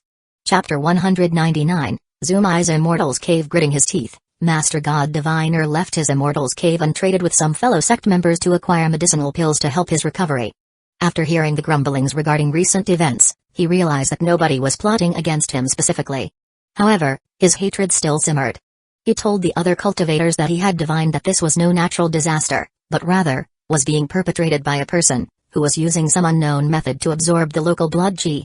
Master God Diviner was relatively famous on Middle Peak, so people trusted his explanation. Therefore, the cultivators who had been most adversely affected during the events of the past 2 nights went out to look for the culprit. Another 2 nights passed, but nobody turned up any clues. And yet, the blood chi seemed to be constantly draining away. Killing intent rose up, and soon word began to spread. Did you hear about that mysterious cultivator on Middle Peak? Every night he sucks away all of the blood chi from the whole mountain peak. What a psycho. A lot of people have been injured in the middle of their cultivation. Lately, nobody even dares to practice any cultivation at all. Who is this guy? Does he have a suicide wish? If people figure out who he is, not even the sect could stop him from getting killed. Bezish Hun heard a lot of talk like that during the day, and it scared him so much he decided to rest for a few days. But when his cultivation speed slowed, he got anxious and once again ventured outside. However, many of the Foundation establishment cultivators had sworn oaths to catch the culprit. On one occasion, Bezish Hun even joined one of those groups, and joined in on the cursing, trying to look as angry as possible. Because of that, no one suspected him. 3 more days passed, during which Bezish Hun spent his nights trying to find places to absorb blood chi. However, too many Foundation establishment cultivators were out searching, and he never found a single opportunity. He spent some more time thinking, and decided that he shouldn't act rashly.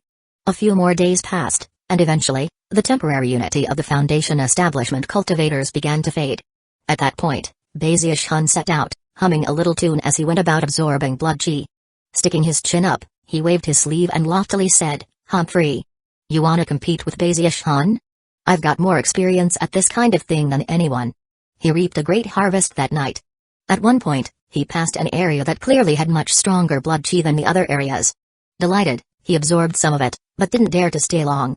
And that was how things went for about half a month. When lots of people were out and about, he would stop. When the numbers thinned, he would go out to absorb some blood chi. His blood sword was becoming more and more solid, and the power of his undying heavenly king had already reached that of 7 mammoths. I'm going to hit 10 mammoths soon. The first level of my undying heavenly king will be finished, and I'll be able to unleash the mountain-shaking bash. Plus, I can feel that the blood sword is almost completely cultivated. Bezish Hun was starting to get very excited. As for the cultivators of Middle Peak, they were going mad. They were already vicious people to begin with, but with the half a month of torment provided by Bezish Hun, their killing intent grew even more pronounced. Their nights of cultivation during that time were never stable. That was especially true considering that Bezish Hun didn't have a set schedule or route. The Foundation establishment cultivators were getting to the point where they couldn't take it anymore. That was especially true of the cultivators who had been tormented by backlashes that left them coughing up blood. Who is it? I'm gonna kill this guy. Damn it. I'm gonna kill him. Is this guy looking to die? Even if my cultivation base is unstable, I'll still skin him alive. All of Middle Peak was in an uproar. Never before in their lives had these Foundation establishment cultivators experienced anything like this, and during the day, everyone walked around with bloodshot, murderous eyes. Bazish-hun was shocked by what he was seeing. In fact, before he stepped out of his immortal's cave during the day, he would always rub his eyes hard until they turned red. Then, he would make sure to loudly curse the blood-chi-thieving fiend. Time passed, and none of the Foundation establishment cultivators gave up on searching for the culprit. Those who were adept at divination and augury did their best to use their powers to uncover who was responsible. But few people were truly skilled in such arts. Master God Diviner was actually the most famous and skilled, but his injuries made it impossible for him to use his arts. Therefore, all of the lower finger of Middle Peak could do nothing more than stew in fury. Bazish-hun immediately ceased any activities for a few days. When he came back out, he found that there were actually Foundation establishment cultivators patrolling all of the major areas. Apparently, everyone had truly united in rare fashion to deal with the common problem. Bazish-hun was completely shocked. After walking around for a bit, he finally sighed in resignation. Even as he was dejectedly trying to decide what to do next, he passed a certain area that seemed very quiet, and stopped to look around. Nobody's patrolling here? Blinking, he studied the area cautiously to confirm that no one was in the area. Only then did he remember that this was the location he had passed some time before that had stronger blood chi than usual. After poking around, he found a seemingly ordinary immortal's cave. He then pulled out a jade slip to check some information, after which his eyes shone brightly. How come I never paid attention to this place before? All the immortals' caves in this area are supposed to be empty. I wonder who this place belongs to? Oh well, it won't hurt to take a couple breaths. Licking his lips, he took a deep breath, causing the blood chi in the area to rush toward him. In fact, a huge blast came from the immortal's cave itself. In the end, he got as much blood chi as he would normally get from 2 or 3 of the other areas. This place is awesome. Not daring to stay in one place for too long, he quickly left. However, the next night he came back and took 2 more breaths. He did the same on the 3rd night, and the 4th. To his delight, he found that nothing ever happened, and nobody even went by this particular immortal's cave. Eventually, on the 5th day, he worked up the gumption to take 10 breaths. At long last he was certain that there were no problems, and that nobody was in the immortal's cave. Furthermore, during the day, nobody seemed to care what was happening. And it was the same at night time. Ha ha ha. The heavens do have eyes. During the night of the 6th day, Bazish-hun showed up early and sat down to do his usual breathing. As of this moment, he was ready to complete the first level of the Undying Heavenly King. As soon as the technique stirred, the blood chi in the area began to rush toward him. Bazish-hun waved his hand in grand fashion, quickly absorbing the flow of blood chi. Inside the immortal's cave, everything began to rumble noiselessly. Massive amounts of blood chi surged out, pouring into Bazish-hun to fuel the cultivation of the Undying Live Forever technique. His entire body was sore and tingling, and the buildup of power was very obvious. Bazish-hun got more excited than ever, and suddenly, he was consumed with a desire to simply absorb as much blood chi as he could, without any regard for safety. It was a huge river flowing into him, making him feel almost like he was becoming an immortal. The truth was that there really wasn't anybody in the immortal's cave behind Bazish-hun. It wasn't a very large cave, and seemed temporarily unoccupied. The only thing inside of it was a small, blood-colored bottle. Sticking out of the top of the bottle was a blood-colored plum blossom. It would only take a glance at it to tell that it was a precious treasure. Beneath the bottle itself was a glowing red spell formation, with the bottle being located at the very center of it. Closer examination would reveal that there was a small aperture in the very center of the formation, which the bottle fit into perfectly. The blood bottle contained boundless blood chi, so much that it had formed a liquid, which now filled most of the little bottle. As Bazish-hun absorbed the blood chi, the liquid in the bottle was rapidly draining. In the time it takes an incense stick to burn, 30% of the liquid in the bottle drained away. Even as Bazish-hun excitedly absorbed the blood chi, something else happened in another location in the bloodstream sect. Somewhere on Ancestor Peak, there was a blood lake that was surrounded by plum blossoms. It looked like a celestial paradise. Next to the lake was an immortal's cave with a large, green door that emanated powerful pressure. Engraved on the surface of the door was a single, blood-colored plum blossom. Inside, the immortal's cave was lavishly decorated. Glowing pearls served as lamps, and everything was adorned with spirit stones. In the middle of the Immortal's Cave, a young woman sat cross-legged in meditation, wearing a blood-colored mask. This young woman was none other than Zumai. Suddenly, she opened her eyes and frowned. What happened? Why has there been such a shocking reduction in the blood chi in my blood bottle on Middle Peak? The Immortal's Cave where Bazius-hun was absorbing blood chi was Zumai's official residence on Middle Peak, although she rarely went there. She normally resided on Ancestor Peak.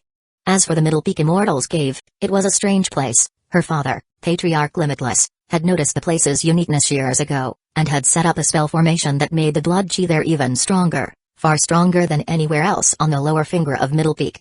Because of that, she had left a treasured blood bottle there which would slowly absorb the blood chi. 10 years had already passed, and it was almost full. When it was, she could begin to cultivate a certain secret magic of the sect. Because the blood bottle was connected to her mind, she could sense what was happening to it. Occasionally, it would naturally lose a bit of its blood chi, so she hadn't paid much attention to what had happened over the past few days. But the shocking reduction from just now was occurring much too quickly.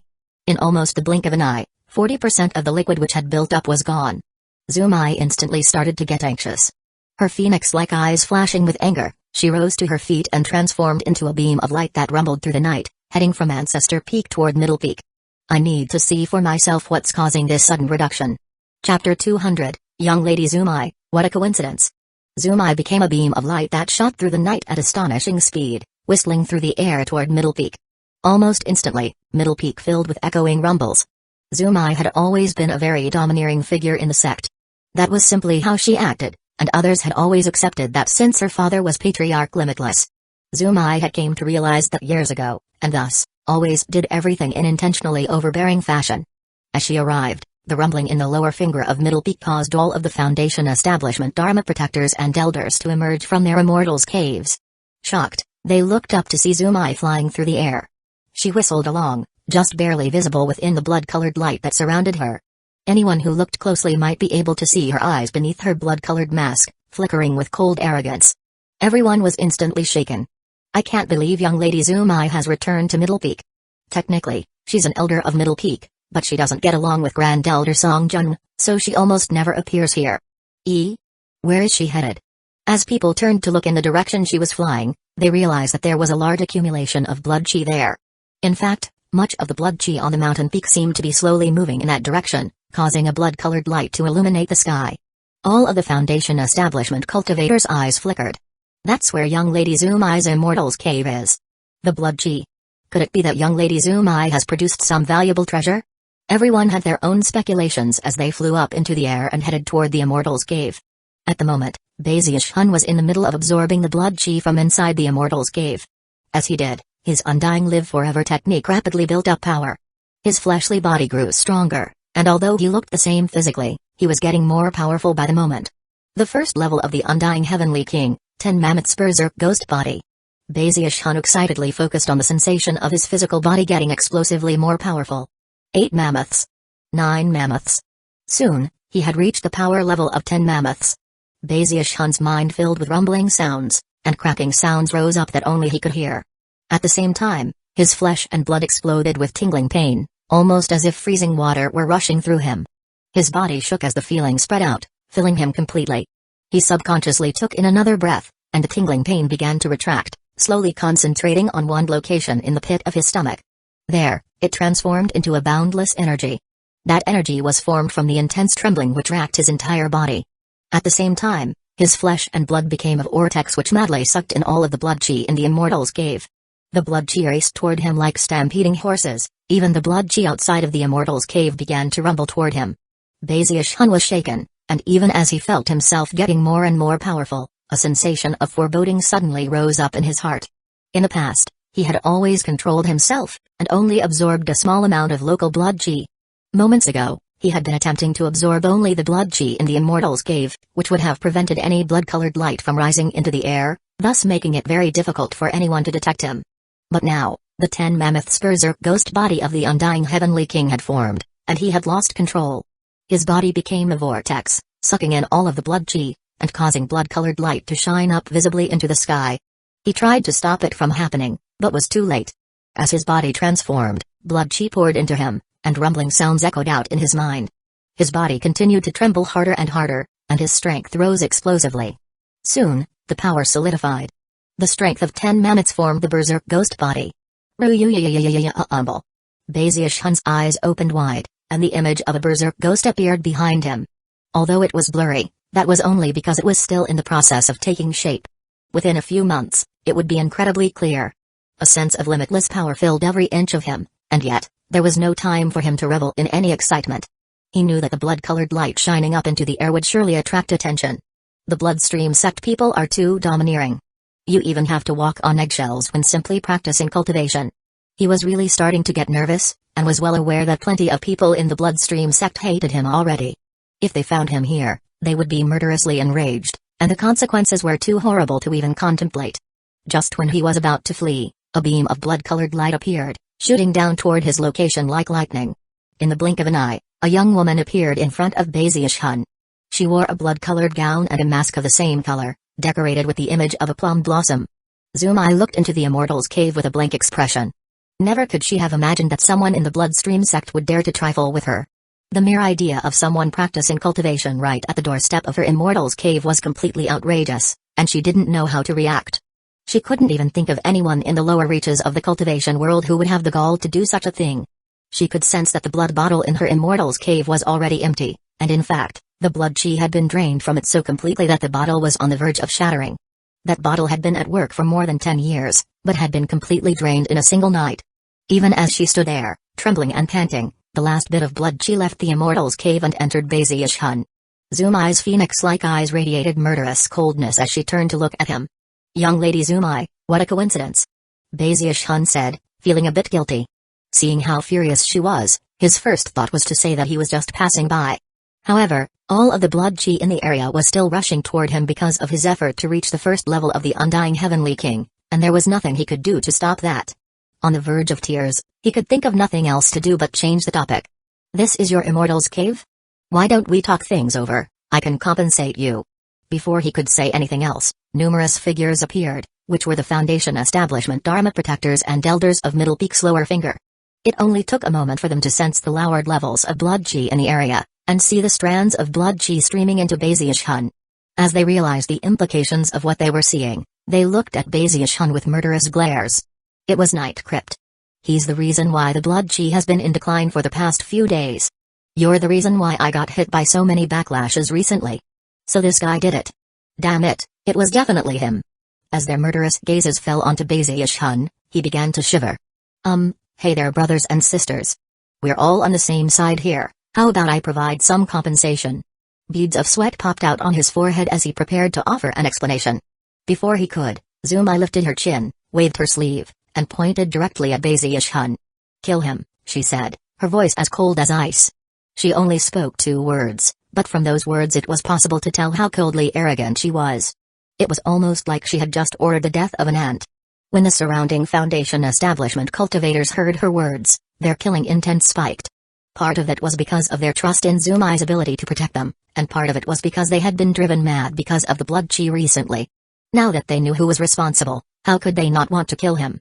In fact, even if Bazius Hun wasn't actually responsible, he had to be connected to the matter in some way. Almost as soon as the words left Zumai's mouth, the entire group attacked at the same time. In the blink of an eye, numerous divine abilities and magical techniques appeared. Countless streams of blood-colored sword chi all shot toward Bazius Hun. Seeing himself being attacked by a whole group of Foundation Establishment cultivators left Bazius Hun's scalp tingling so hard it felt like it would explode. Even with the first level of the Undying Heavenly King, he could do nothing but flee in the face of such an attack. "You people are all bullies," he shouted defiantly. "If you think you're tough, why don't you fight me one-on-one?" Bazius Hun was already scared witless. Clearly these people really were trying to kill him. Outrageous. "It's just a bit of blood chi, isn't it? I'm a Foundation Establishment cultivator of the Bloodstream sect. I can't believe you people are trying to kill me. Are you trying to force me out of the sect?" Trembling and screaming, he sped away from the countless divine abilities and magical techniques. In his mind, Zumai really was being too domineering. He'd even offered compensation, but all she did was wave her sleeve and stick her chin up into the air. That was his trademark. Booms filled the darkness of night as the entire lower finger of Middle Peak erupted into chaos. Numerous Foundation Establishment cultivators all flew after Bazius Hun, killing intent raging. However, Bazius Hun sped along as fast as a rabbit whose tail had been stepped on. They're trying to kill me. Help. Feeling completely maligned, he picked up speed as more and more people joined the chase. The only one who didn't was Zumai. Gritting her teeth, she walked into her immortal's cave to examine the blood bottle. After a moment, she suppressed her killing intent and adjusted the spell formation to make sure that the bottle wouldn't break because of the lack of blood chi. Meanwhile, the entire lower finger was in an uproar, and Bazius-Hun's screams rose up into the air, joined by shouts of rage. How can this guy run so fast? I'm going to cut him into a million pieces. Night Crypt, I, Master God Diviner, won't stop until you're dead. Despite how the Foundation establishment cultivators gave chase, Bazius-Hun was too fast, and Middle Peak was too big. He raced back and forth for a full 2 hours, until he finally managed to shake all of the Foundation establishment cultivators. He's hiding somewhere. Yeah, but he can't hide forever. Don't worry, I, Master God Diviner, might be injured, but I can still take the risk to divine his location. Gritting his teeth, Master God Diviner snorted coldly and began the process of divining Bazius-Hun's location. After a moment passed, his eyes turned even more bloodshot than before, and he suddenly pointed off into the distance. As he did, a blood-colored butterfly flew out of the tip of his finger, which the enraged crowd began to follow. At the moment, Bazius-Hun was hiding in a relatively remote immortal's cave, scowling and sighing. I didn't know that was Zumai's immortal's cave. I thought it was vacant, and just didn't want it to go to waste. I didn't do it on purpose. He wanted to fight back, but considering how many people were angry at him, he knew he couldn't. It was at that point that a blood-colored butterfly suddenly appeared in front of him. Without any hesitation, he burst off at top speed. As he did, the space where he had just been standing was blasted by countless magical techniques and divine abilities. If he had been even a bit slower, he would definitely have been injured. Numerous Foundation establishment cultivators were in the area, and although some of them were of a mind to block his path, he was too quick, and sped away. Once again, another big chase ensued on Middle Peak. An hour later, and the crowd had once again lost him. Master God Diviner's right hand flashed with an incantation gesture, and a blood-colored butterfly once again sought out Bazius-Hun. Night Crypt won't escape. How could he possibly evade my divination magic? Over and over again, Bazius-Hun came to find that no matter where he hid, the blood-colored butterfly would find him, and the enraged Foundation establishment cultivators would be close behind. Eventually, he heard Master God Diviner speaking, and realized that it was his auguries that were revealing his location. That left Bazius-Hun grumbling in frustration, and yet, there was nothing he could do about it. Although Imposter Night Crypt had studied some divination magic before, he was a novice, and had no idea how to deal with Master God Diviner. These people are all villains. The Spirit Stream sect is way better. Even with lightning and acid raid, all they did was throw some rocks. But here, the tiniest things gets them all fighting and killing. What bullies! Sighing, Bazius-Hun thought about how much he missed the Spirit Stream sect. Chapter 201, I, Bazius-Hun. Dawn was approaching, and even as Bazius-Hun crept along cautiously, thinking about possibly leaving Middle Peak, a blood-colored butterfly appeared right in front of him. His eyelids twitched, and without any hesitation, he leapt off in another direction. Booms rang out, along with numerous cold snorts. You think you can flee Middle Peak? Impossible. Night Crypt, young lady Zumai ordered you dead. Since she's going to take responsibility, there's no way you'll escape. The Foundation establishment cultivators' killing intent surged, and a light of magical items rose into the sky as everyone attacked Bazius-Hun.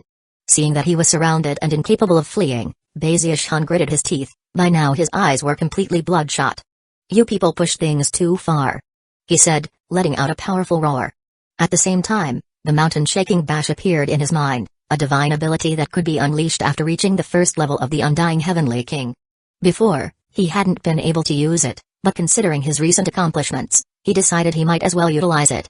I can't use techniques from the Spirit Stream sect. But since these people are trying to kill me, I can try to kill them. Unfortunately, I'm all alone, which puts me at a pretty big disadvantage. Despite how he was roaring at the top of his lungs, he was actually thinking of how to escape. Suddenly, his flesh and blood quivered, and he unleashed explosive power.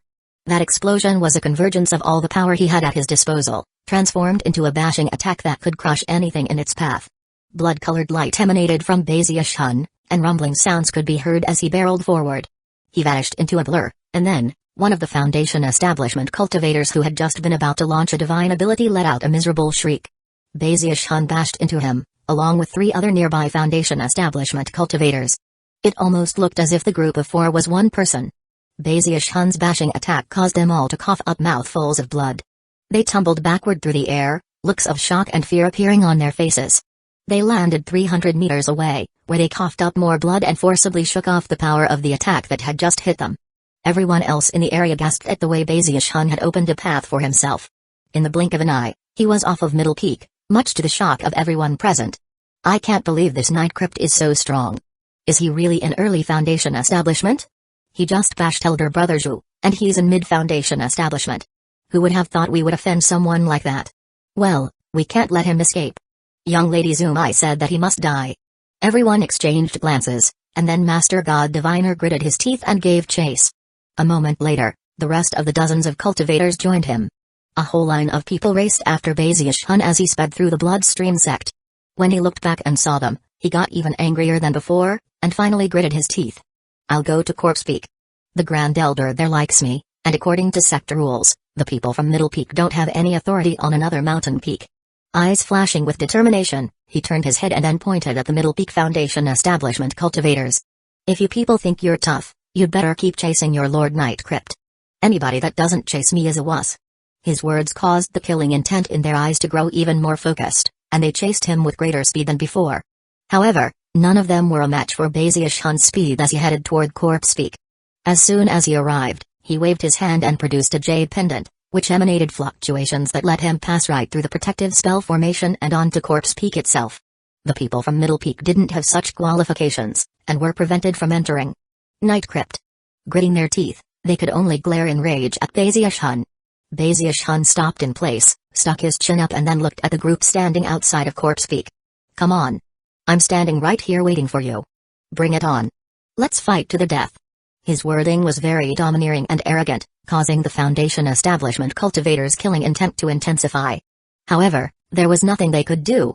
Unless they had a special command medallion, they couldn't enter Corpse Peak without requesting special permission. Well, if you don't dare to fight me to the death, I guess there's nothing left to do. Shaking his head, he flicked his sleeve, ignoring them as he headed up Corpse Peak. Of course, the higher-ranking leaders of the Bloodstream sect saw what was happening, but didn't interfere. In fact, some of the Prime Elders on Ancestor Peak found the whole thing very amusing. It's been a long time since we've had a good commotion in the sect. That bashing attack looks similar to the things they do on Lesser Marsh Peak. That kid Night Crypt is pretty amusing. I can't believe he got so many people to chase him. Not bad, not bad. I'm a bit surprised he fled to Corpse Peak. If the kid stays alive, he might become another chosen in the Bloodstream sect. Baziush-hun sped along on Corpse Peak. Whenever he encountered local Dharma protectors, he would show them his jade pendant. After looking at it for a moment, they would ignore him. Eventually, he reached the upper finger, passing quite a few corpse refineries on the way. Overall, Corpse Peak was filled with quite a sinister air. Thankfully, he had his jade pendant, otherwise it would have been a very dangerous situation. Soon he was standing outside of the Immortals Cave belonging to Corpse Peak's Grand Elder. Night Crypt seeks an audience with the Grand Elder of Corpse Peak, he said loudly, clasping hands and bowing. A moment later, the door opened and two attendants appeared. After seeing it was Baziush-hun, they motioned for him to follow. It only took a moment for Baziush-hun to identify the two young servants as refined corpses. Heart pounding with nervousness, he took a deep breath and momentarily considered fleeing. But then, he put a respectful expression onto his face and entered the Immortals Cave.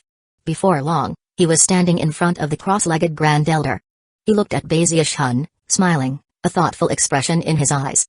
He had also been watching the case play out earlier. What do you think? Corpse Peak is far superior, don't you think? Didn't I say before that you should pick us? We have everything you could need. Besides, Middle Peak is completely out of control. Standing behind the Grand Elder was a pretty young woman with an expressionless face, who was currently massaging his shoulders. Baziush-hun instantly identified her as another refined corpse, and a high-level one at that. Strangely, Baziush-hun couldn't see a single hair on her head, making him wonder if perhaps she had hair growing elsewhere. Although he was curious to know the truth, he didn't dare to ask any questions. Those people are outrageous, he said in response to the Grand Elder's words.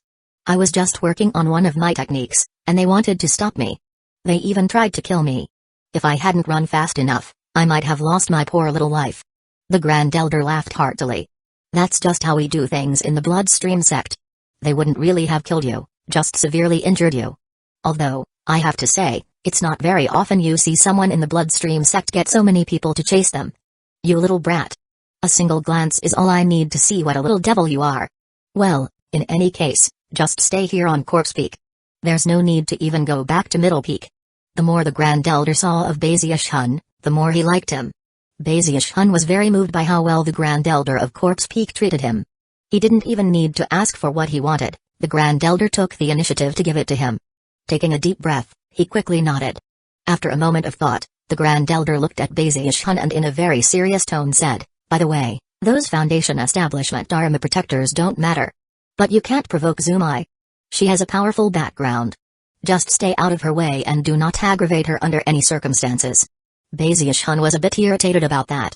If he didn't have to keep a low profile and conceal his true identity, he would point out that he was a prestige disciple of the Spirit Stream sect, the Legacy Echelon Designate, and a Heavendao Foundation Establishment expert. Any one of those would be enough to shock the wench Zumai so badly her mask would fall off. Humphrey. She has a powerful background? He grumbled inwardly. My background is terrifying even to me. With that he stood up a bit straighter, making himself look even more haughty than before. The Grand Elder could see that Baziush-hun was a bit irritated. Chuckling, he went on to explain to Baziush-hun about some of the medicinal incense that was used in corpse refining. It was only when night fell that he let him go and told him to go do some research of his own, after which one of the attendants took him to an immortal's cave on the lower finger. Baziush-hun was very moved. Life on Corpse Peak was already much better than Middle Peak. 2 months went by, and Baziush-hun never left Corpse Peak. He continued to practice his cultivation and absorb blood chi. As he became more and more familiar with the practice of converging blood chi, he built up more and more undying sword chi. Now, when the blood chi spread outside of him, it would form the outline of a large sword, and quite rapidly at that. Of course, the amount of blood chi he required only grew. By this point, though, he didn't need to go out and about to get what he needed. He could simply remain in his immortal's cave and draw the blood chi toward him. Eventually, the Foundation Establishment Dharma Protectors on the lower finger frowned as they realized what was happening. Although there was no sudden reduction, the gradual reduction of blood chi in the area reduced their cultivation speed. Soon, their patience began to grow thin, and their killing intent began to increase. Such feelings spread until even Baziush-hun became aware of it. Whenever he went out, his heart would pound because of the malevolent glares leveled at him. He suddenly had the feeling that if he did even the slightest thing wrong, their killing intent would explode in the form of action. These people are terrifying. Even saying a wrong word will cause them all to attack. They have no patience at all. I should probably just leave. He spent 2 more nervous months on Corpse Peak before coming to the conclusion that matters on Middle Peak had most likely calmed down. One night when no one was paying attention, he slipped away from Corpse Peak and headed back to his immortal's cave on Middle Peak. There, he carefully began to practice cultivation.